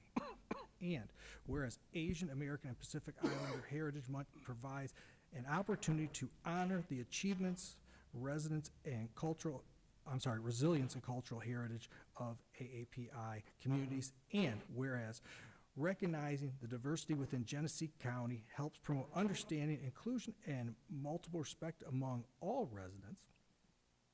Now, therefore, be it resolved that the Genesee County Board of Commissioners hereby recognizes May 2026 as Asian American and Pacific Islanders Heritage Month in Genesee County. And be it further resolved that the board encourages residents to learn about and celebrate the contributions of Asian Americans and Pacific Islander communities. Thank you. So it's been moved and supported. Is there any discussion on this resolution? Commissioner Chairman Wayhill. Yeah, thank you, Mr. Chair. I appreciate Commissioner Shoemaker bringing this for a lot of reasons. One is that we want to always be ever more inclusive with people that we recognize. And selfishly, the second reason is my husband is Vietnamese. So he falls under this group, and he'll be very happy when I get home to say we adopted this. And I'll say that I've known this man for 26 years and been made part of his family. They are refugees, now naturalized citizens, and I have been exposed to culture that I did not know before, and love that I did not know before, and a lot of great food that I didn't know before. So happy to support this. All right, any additional discussion? All right, seeing none, all in favor indicate by saying aye. Aye. Aye. All opposed, nay. Nay. All right, motion passes. Next, we have before us what I'm going to call add-on number 2, resolution recognizing May 2026 as Mental Health Awareness Month. What's your pleasure? Move to add on. Support. All right, it's been moved and added by Commissioner Winfrey, supported by Chairperson Wayhill. Any discussion? Seeing no discussion, add it to the agenda. You want me to read it before we add it? Yes. Thank you. Thank you. Okay, resolution recognizing May 2026 as Mental Health Awareness Month. Genesee County Board of Commissioners will name the resolution later. The resolution recognizes May 2026 as Mental Health Awareness Month in Genesee County, whereas mental health is a critical component of overall health and well-being, affecting individuals, families, and communities across Genesee County, and whereas mental health conditions are common and can affect people of all ages, backgrounds, and socioeconomic statuses. And whereas Mental Health Awareness Month provides the opportunity to reduce stigmas, promote understanding, and encourage individuals to seek out support and treatment when needed. Whereas local providers, advocates, schools, and community organizers play an essential role in expanding access to mental health resources and education. Now, therefore, be it resolved that the Genesee County Board of Commissioners hereby recognizes May 2026 as Mental Health Awareness Month in Genesee County, and be it further resolved that the Board of Commissioners or the board encourages residents to support efforts that improve mental health awareness, access to care, and community well-being. All right. Any discussion? Commissioner Avery. So I like to talk about, we're having relevance about personal. My youngest, I know Mr. Getzinger knows who he is. He's autism, ASD. And I appreciate Commissioner for bringing that up, because it affects a lot of people more than we may even want to admit. But it definitely touched my heart when I saw this, because it personally affects me and my family. And to the other points that have been made, I don't think there should be any resistance about what's brought to the board. Everyone has their right and their thoughts of voting no. So I will hope that no one feels they can't bring anything to the board, because I'm open to hear anything. And if I don't agree, I'll say no. If I do, I'll say yes. But I don't think we should be restricted about who shall and shouldn't bring anything to the board. And I welcome anyone who wants to bring anything. So I just want to make that point clear. Thank you. Any additional discussion? Seeing none, all in favor indicate by saying aye. Aye. Aye. All opposed, nay. Nay. All right, motion passes. Just a question of clarification, this last piece. Mr. Chair, that was just to add it to the. Oh, that was to the add it. agenda. Okay, We excuse me. didn't have a All right, motion to so what's your actually pleasure? Move it. Support. It's been moved and supported. Commissioner Avery and Commissioner Shoemaker. Any discussion? Commissioner Shoemaker. Thank you, Mr. Chair.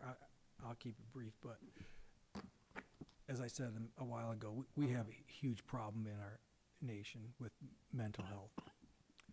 We have some big decisions moving forward with budgetary issues, and we have a millage that sits out there that's supposed to be providing services and care. My frustration with a lot of these things and a lot of these conversations, we could be focused more on doing what we're supposed to be doing, which is we're not supposed to be problem creators, we're supposed to be problem solvers in local government. This is a huge problem. I think it's one of the biggest ones facing our nation. And the sad part is not talked about. This board doesn't. Awareness is key. Awareness is key. You know, and we should be looking into things. That we have a health department with a wonderful director. We have great people. We should be looking for ways to improve this. But instead, we have conversations on other things, long meetings, and I know everybody gets frustrated with it, and I'm a bit wordy at times, and I get it. But the fact is this. All this other stuff that we keep bringing up over and over again, we're avoiding the things that really can change from our county from a larger scale, on a larger scale. And this is it. And I do encourage all of our employees, I do encourage anyone who feels like they're struggling, please reach out to someone, get help. I would like to also see, if it would please the chair, something put on our website stating that it is Mental Health Awareness Month, and also a suicide prevention line added to that, if that's not too much to ask, that it be put on the website if we can do that rapidly for this month. So, thank you, Mr. Chair. All right, any additional discussion? Seeing none, all in favor indicate by saying aye. Aye. All opposed, nay. Okay, motion passes. Just for clarification, this last handout is not for this I think committee. it's for Public Works. All right, well, Mr. Chair, may I just say something under other business real quick? yes, sir. I had asked Commissioner Flewelling if he might say a few words about where he thinks the EMS study stands. We had a presentation last year in November, December period. MSU conducted a study on that, and I know that he and Commissioner Cousineau were especially close to that topic, and I just don't want us to lose track of it as a group, so Commissioner Flewelling? Yes, sir. Thank you, Mr. Chair. There is a meeting scheduled for May 28th with several parties to discuss next steps between myself, Commissioner Cousineau, 911, Med Control, and the MSU Study Group, Heather Lund. And I do believe Greater Flint Health will be there also.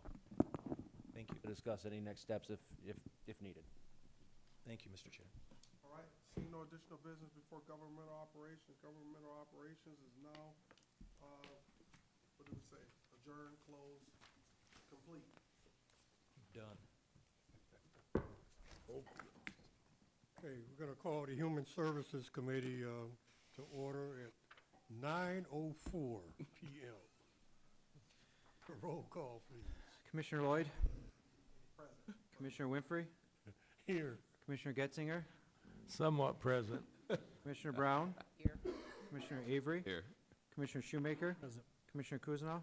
Here. Commissioner Wayhill? Here. Commissioner Flewelling? Here. Okay, entertain a motion to approve the minutes. Move it. Support.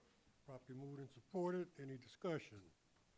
All in favor, aye. Aye. Opposed, nay. Ayes have it, motion carries. Are there any public comments to this committee? Yes, sir. Would you state your name and your place of residence? Good evening, Commissioners. My name is Jeff Peak. I live in Argentine Township. I've been on the Genesee County Metropolitan Planning Commission since 2015.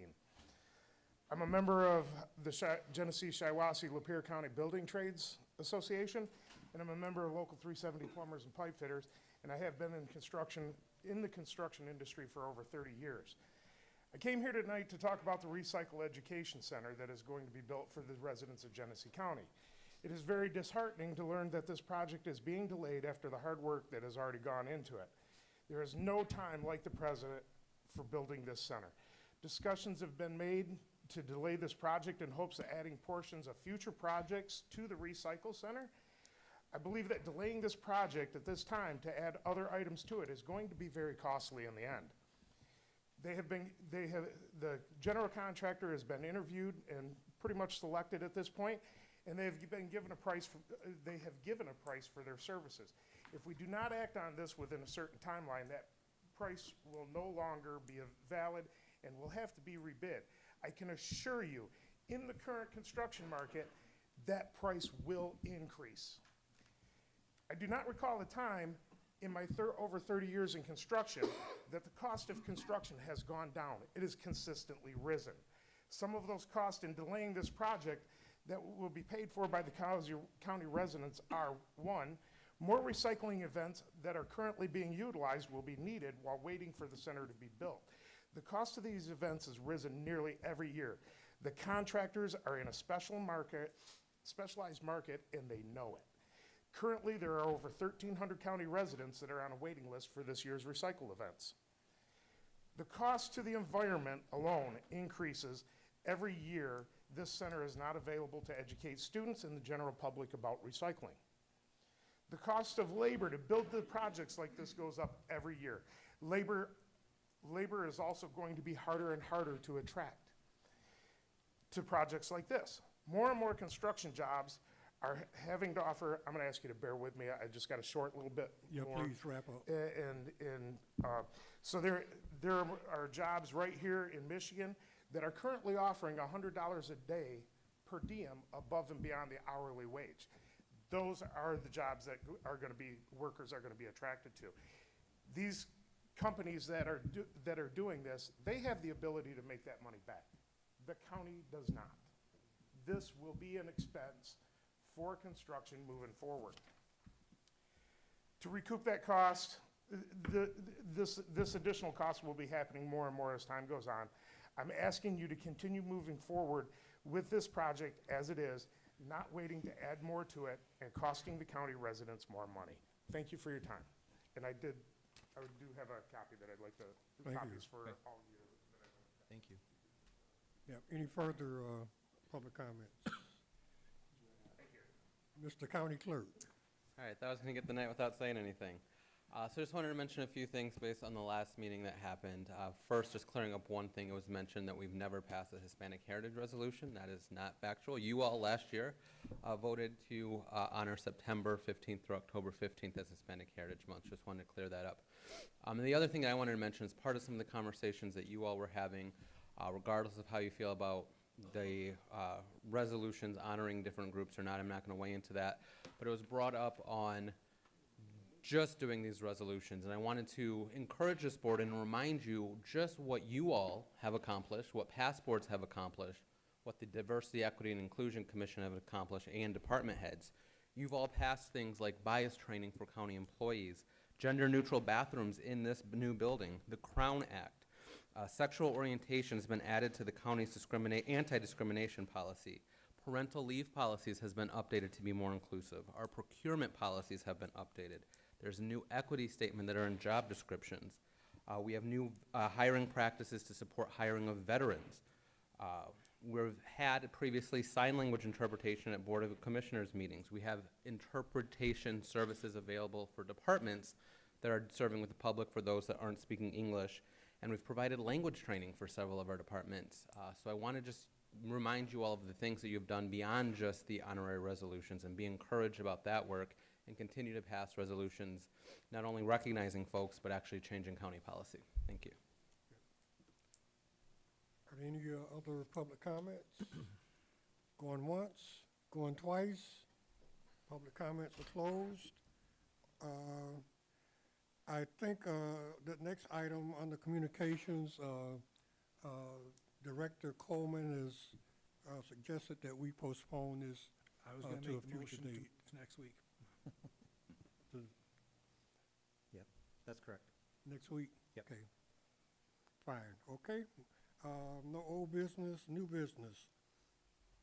Resolution 260464. Approval of a purchase order to Bedrock Building for the fiscal year ending 2026 in an amount not to exceed $1,975 to provide for repairs Move to it. a portable unit door. Support. Properly moved and supported. Any discussion? All in favor, aye. Aye. Opposed, nay. Ayes have it, motion carries.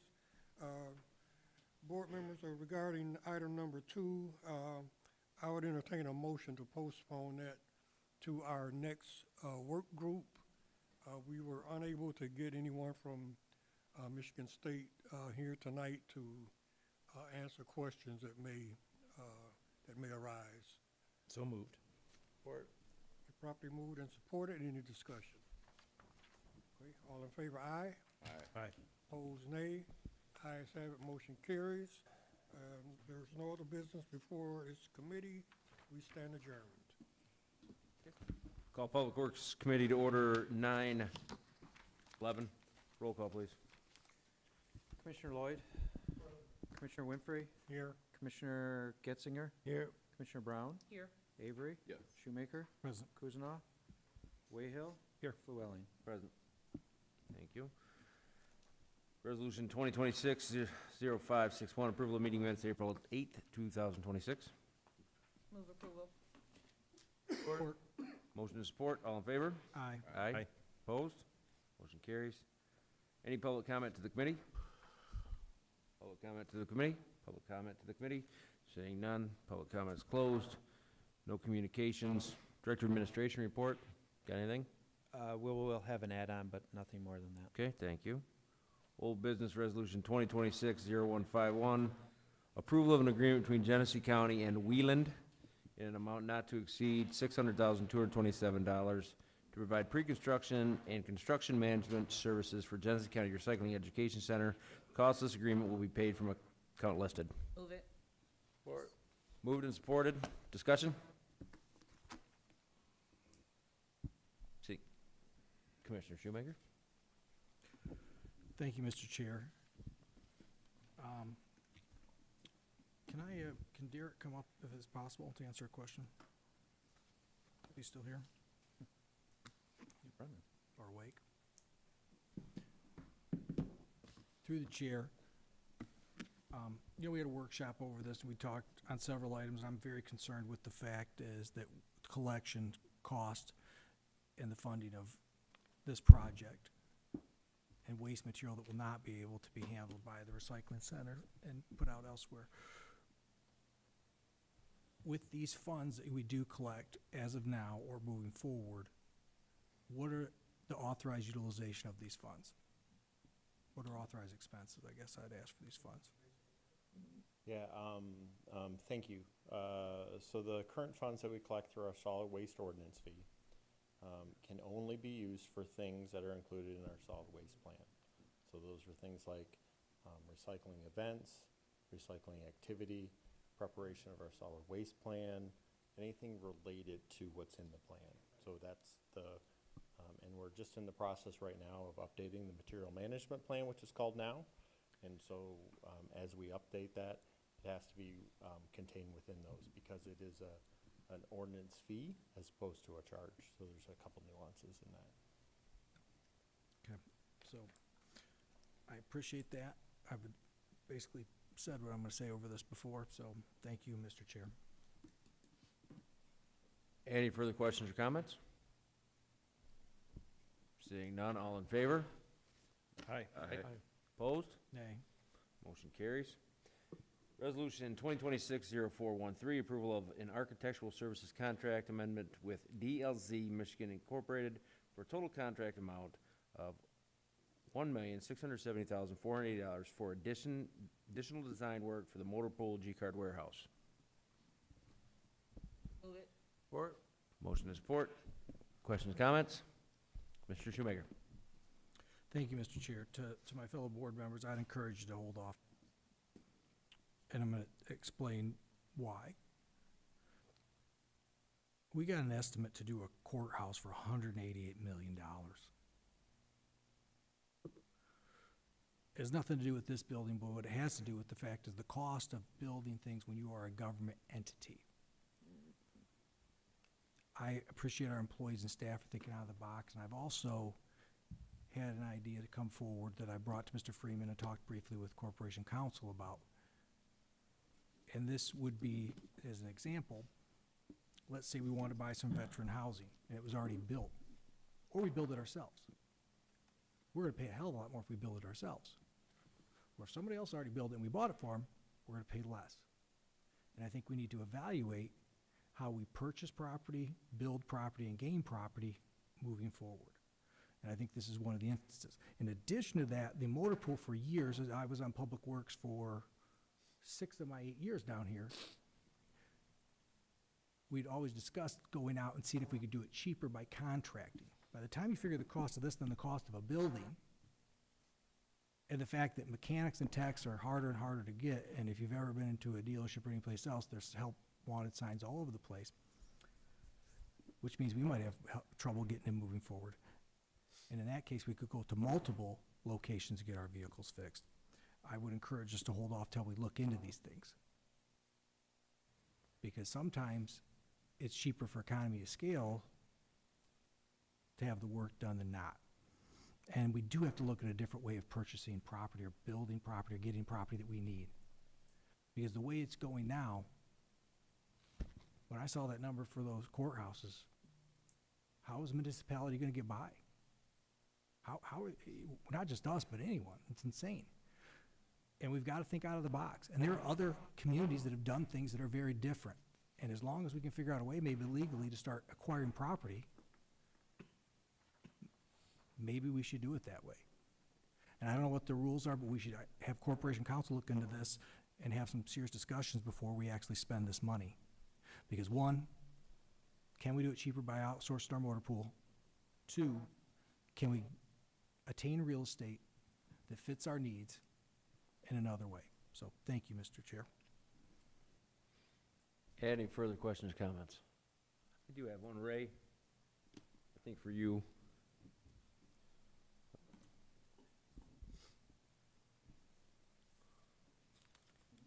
Remind me of the conversation we had with this 1.67 million. Is this the total? But we've already paid some of this, right? We haven't paid any of that. We haven't paid any of that yet.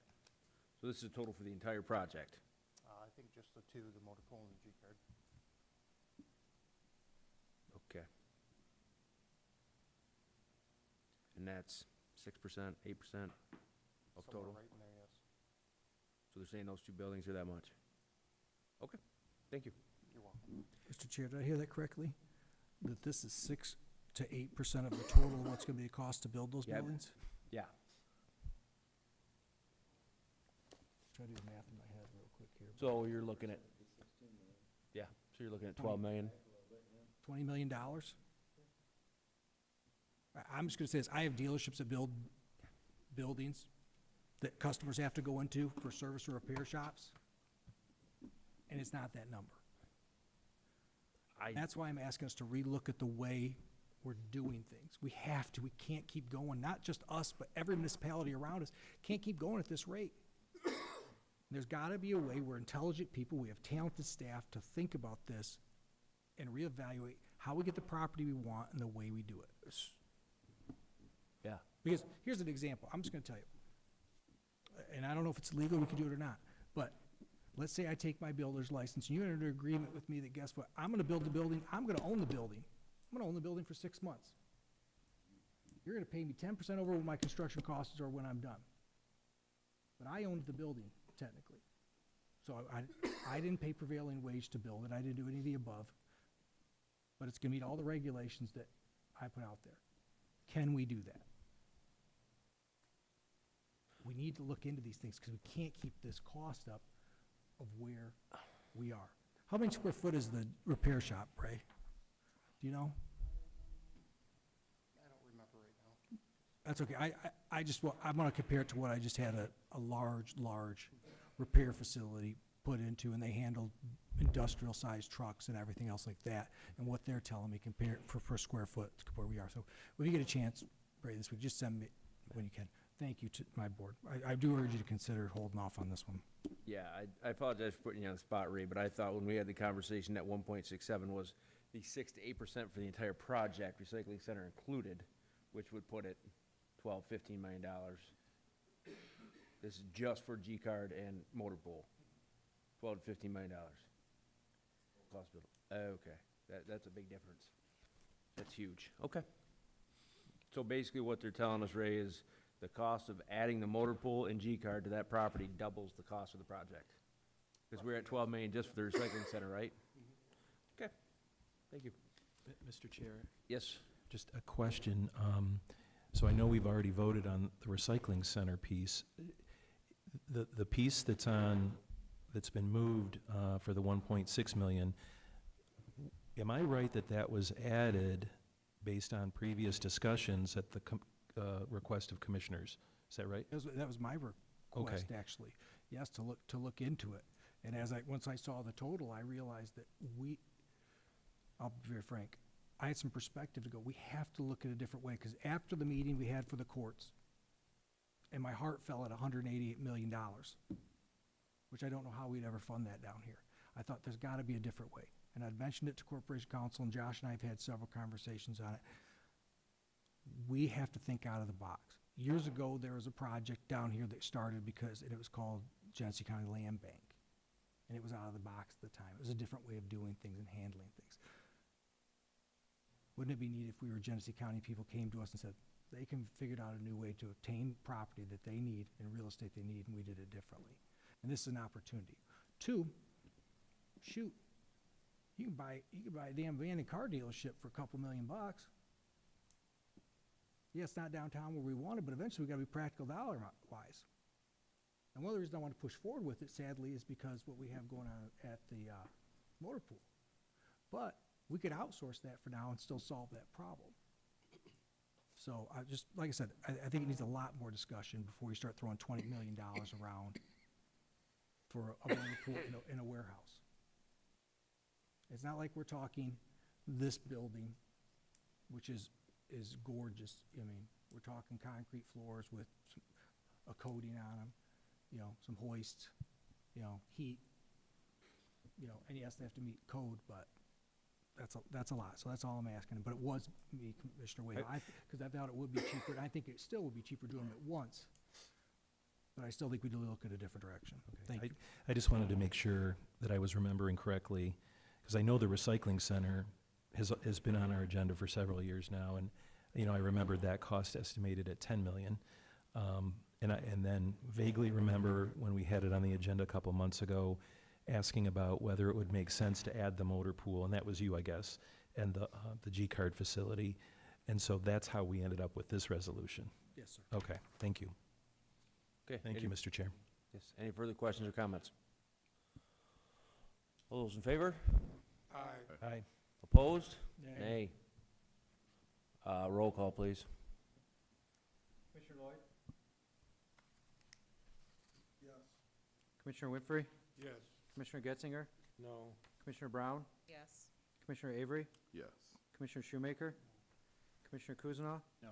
Commissioner Wayhill? Yes. Commissioner Flewelling? No. Motion passes 5-4. Carries. Okay, on to new business.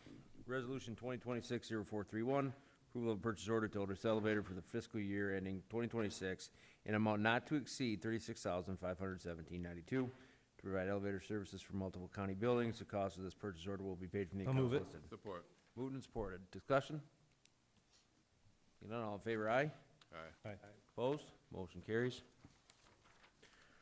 Resolution 2026-0451. At any point, I'll take a motion to take it all.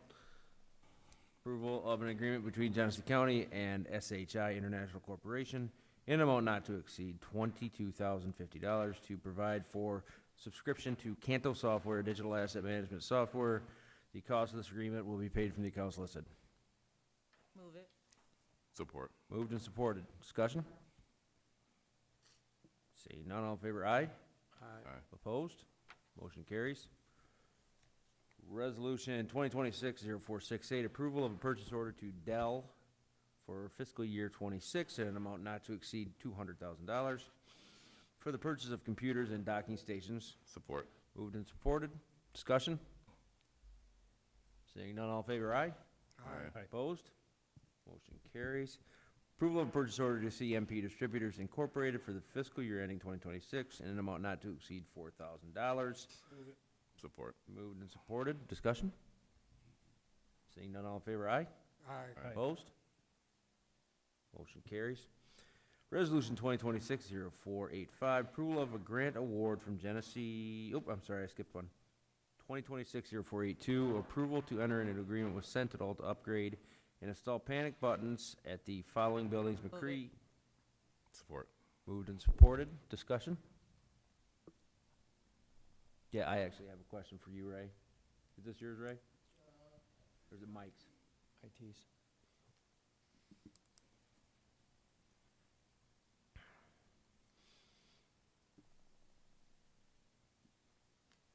Yeah, Mike. So, just to be clear, if they have upgrading panic buttons, or you're upgrading. If they have existing, you're just upgrading them? Yes, So I know some of these out-county courts have existing panic buttons, and this is a cost for an upgrade? yes. Okay. And many new ones. I got you. Yep. Okay, thank you. Mr. Shoemaker? Silly question. We're closing down the buildings. Mhm. They already have panic buttons. Why are you adding panic buttons? I'm not sure of the entire history of the entire place. By the way, this is mostly McCree and Circuit. Many have failed. They're end of life, and so the biggest part of this cost is, beyond the installation, is the licensing. And so it's not really, we're not really wasting money throwing out good working stuff. It's not working, it's failing. And by the way, most of this cost is for new ones, not for replacements. Well, if I remember correctly, I think my district already has one, but yeah, it's on here. But like I said, I'm just trying to understand if we do, and obviously, I mean, panic buttons have been around since the 1970s. I mean, from there, or early 80s if I can remember, because we had one at my family store when I was a child. So I didn't know they would actually go back, because it was just a simple call that went out to the authorities. Did these do something more? No, you're right. I'm incensed at the cost myself, and we did an RFP. I just want to make sure we're not putting them in places that we're planning on ripping down or selling in a year. So I appreciate it. Thank you. Any further discussion? All those in favor, aye. Aye. Opposed? Nay. Motion carries. Okay, resolution 2026-0485, approval of a grant award from Genesee Area Focus Fund and the Genesee Chamber Foundation in the amount. Move it. Support. Moved and supported. Discussion? Seeing none, all in favor? Aye. Aye. Opposed? Motion carries. Resolution 2026-0498, approval of an agreement between Genesee County and UKG Chrono Systems in an amount not to exceed $78,000. Support. Moved and supported. Discussion? Seeing none, all in favor? Aye. Opposed? Motion carries. Resolution 2026-0557, approval of an agreement between Genesee County and Source and Gross in the amount not to exceed $590,000 to provide for the design and installation of a dog run canopy at the Genesee County Animal Care. Move it. Cost us. Support. Moved and supported. Discussion. Commissioner Shoemaker. Mr. Freeman, is this provided us here? Yep. Do you want me to walk you through that? Well, thank you. You made it simple enough I can understand it, so I appreciate that. I try. U.S. Department Energy grant, you're getting $270,000. Our local match, we're getting Genesee County Animal Care. Capital Projects Fund. Do we have those funds in there as of now? We do, yeah, that is leftover bond money from our, Initial. expansion and renovation at Animal Care. And then there's an appropriation from the Genesee County Board from Yep, for 211,000. general fund. Yep. Okay. But we're also going to be getting, through an IRS reimbursement, $96,000 back. So that brings that general fund contribution down to about, 111. And then if you look, it's projected that this project pays for itself in 10 years through annual energy cost savings. Okay. Well, I'm going to continue on. I appreciate that. Mhm. But if you read much on solar panels, they don't last that long. And the warranties aren't that long on them also. Mhm.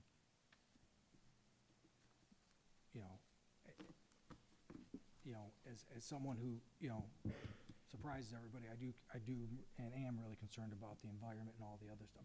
This stuff will sit in a landfill before it'll pay itself off. And if you can look at all the studies, you can read all you want, and I guarantee you're going to say, Sean, you hate to say it, you're right. It doesn't. It's just what it is. I understand they need shade, I understand they need something, but this is not it. And my concern is this. One, you're taking $100,000, and yes, you're getting money from the IRS, but what else could you spend the $100,000 from the IRS on? Two, we just spent, this board just approved another $1 million basically over the next 3 years for food. We have a cost increase.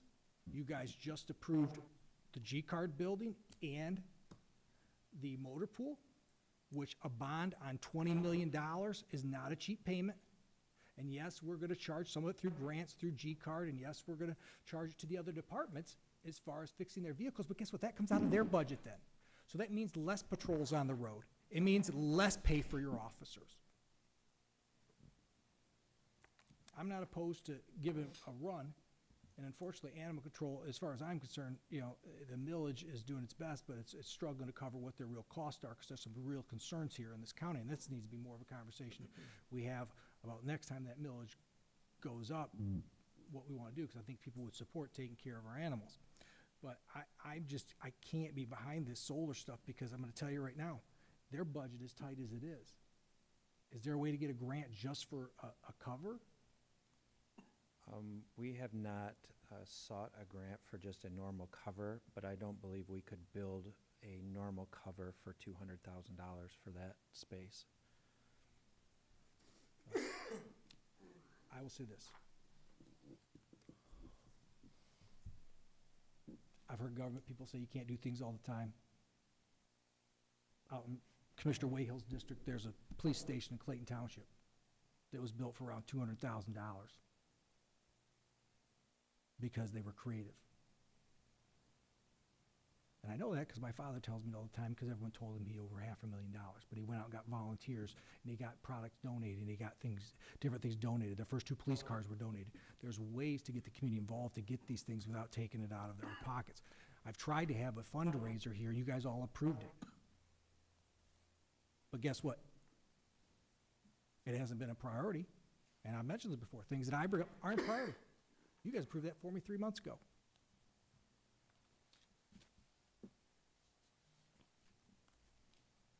Because I do care about the Animal Care Center. But we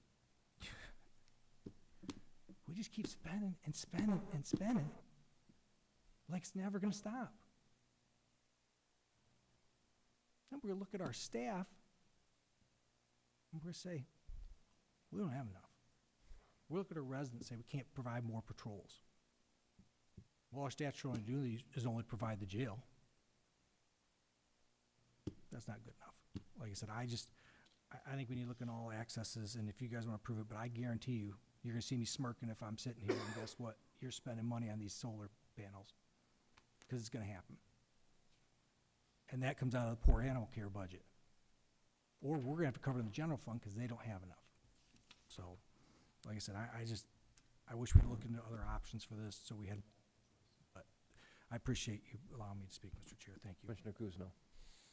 Josh, do you know where the solar panels are made I don't think they've even been spec'd out or purchased yet, so. Okay, well, I would like to know, I've unfortunately in the middle of a solar field or farm that's being developed, and I've listened to so many people and viewpoints on solar panels and et cetera, and it does make a big difference as to the longevity of them and the cost and the ability to recycle them. So I'd like an answer on that Yep. before I vote on this. Okay. So I'll vote no for tonight until I get that. Okay, any further discussion? Seeing none, all in favor? Aye. Opposed? Nay. Motion carries. Now we have add-on number 1. I will entertain a motion to add it to the agenda. Move it. Support. Moved and supported. I will read it to the Honorable Chairperson, members of the Genesee County Board of Commissioners, Genesee County, Michigan. Ladies and gentlemen, be it resolved by this Board of County Commissioners of Genesee County, Michigan, that the request by the Parks and Recreation Director to authorize accepting a grant award from the Charles Stewart Mott Foundation in the amount of $1,333,700 for capital improvements in City of Flint Parks through April 30th, 2027 is approved. A copy of the memorandum request and supporting documents to be placed on file with the official records of the May 6, 2026 meeting of the Public Works Committee of this board. Any questions or comments about adding it to the agenda? Seeing none, all in favor, aye. Aye. Opposed? Motion carries. Now entertain a motion. So moved. Support. Motion and support to pass the add-on number 1. Discussion? Seeing none, all in favor? Aye. Aye. Opposed? Motion carries. Seeing no other business, we are adjourned 9:37. I'm sorry, Marty. You donkey butts. I know it.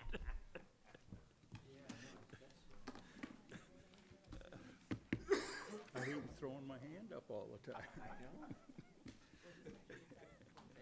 Yeah, get it off my chest, yeah.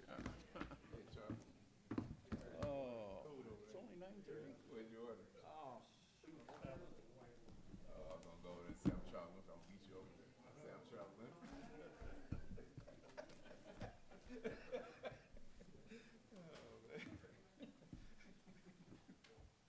Oh, yeah, I hear you. You can keep me awake. My dad. I don't know. We might be more focused. Yeah, I'm open either way. We're late, so.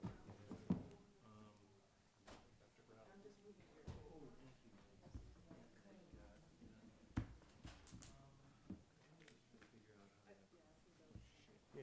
we can- Give this the attention. I did bring copies of the 2 resolutions.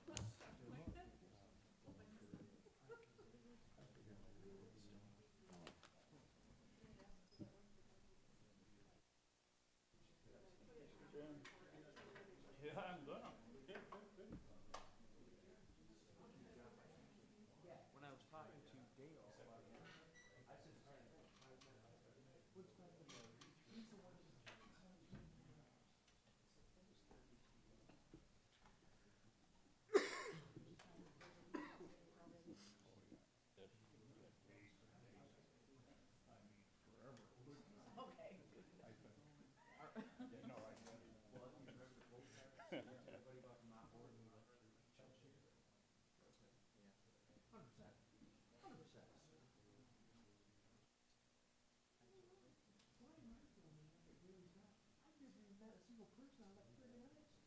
Oh,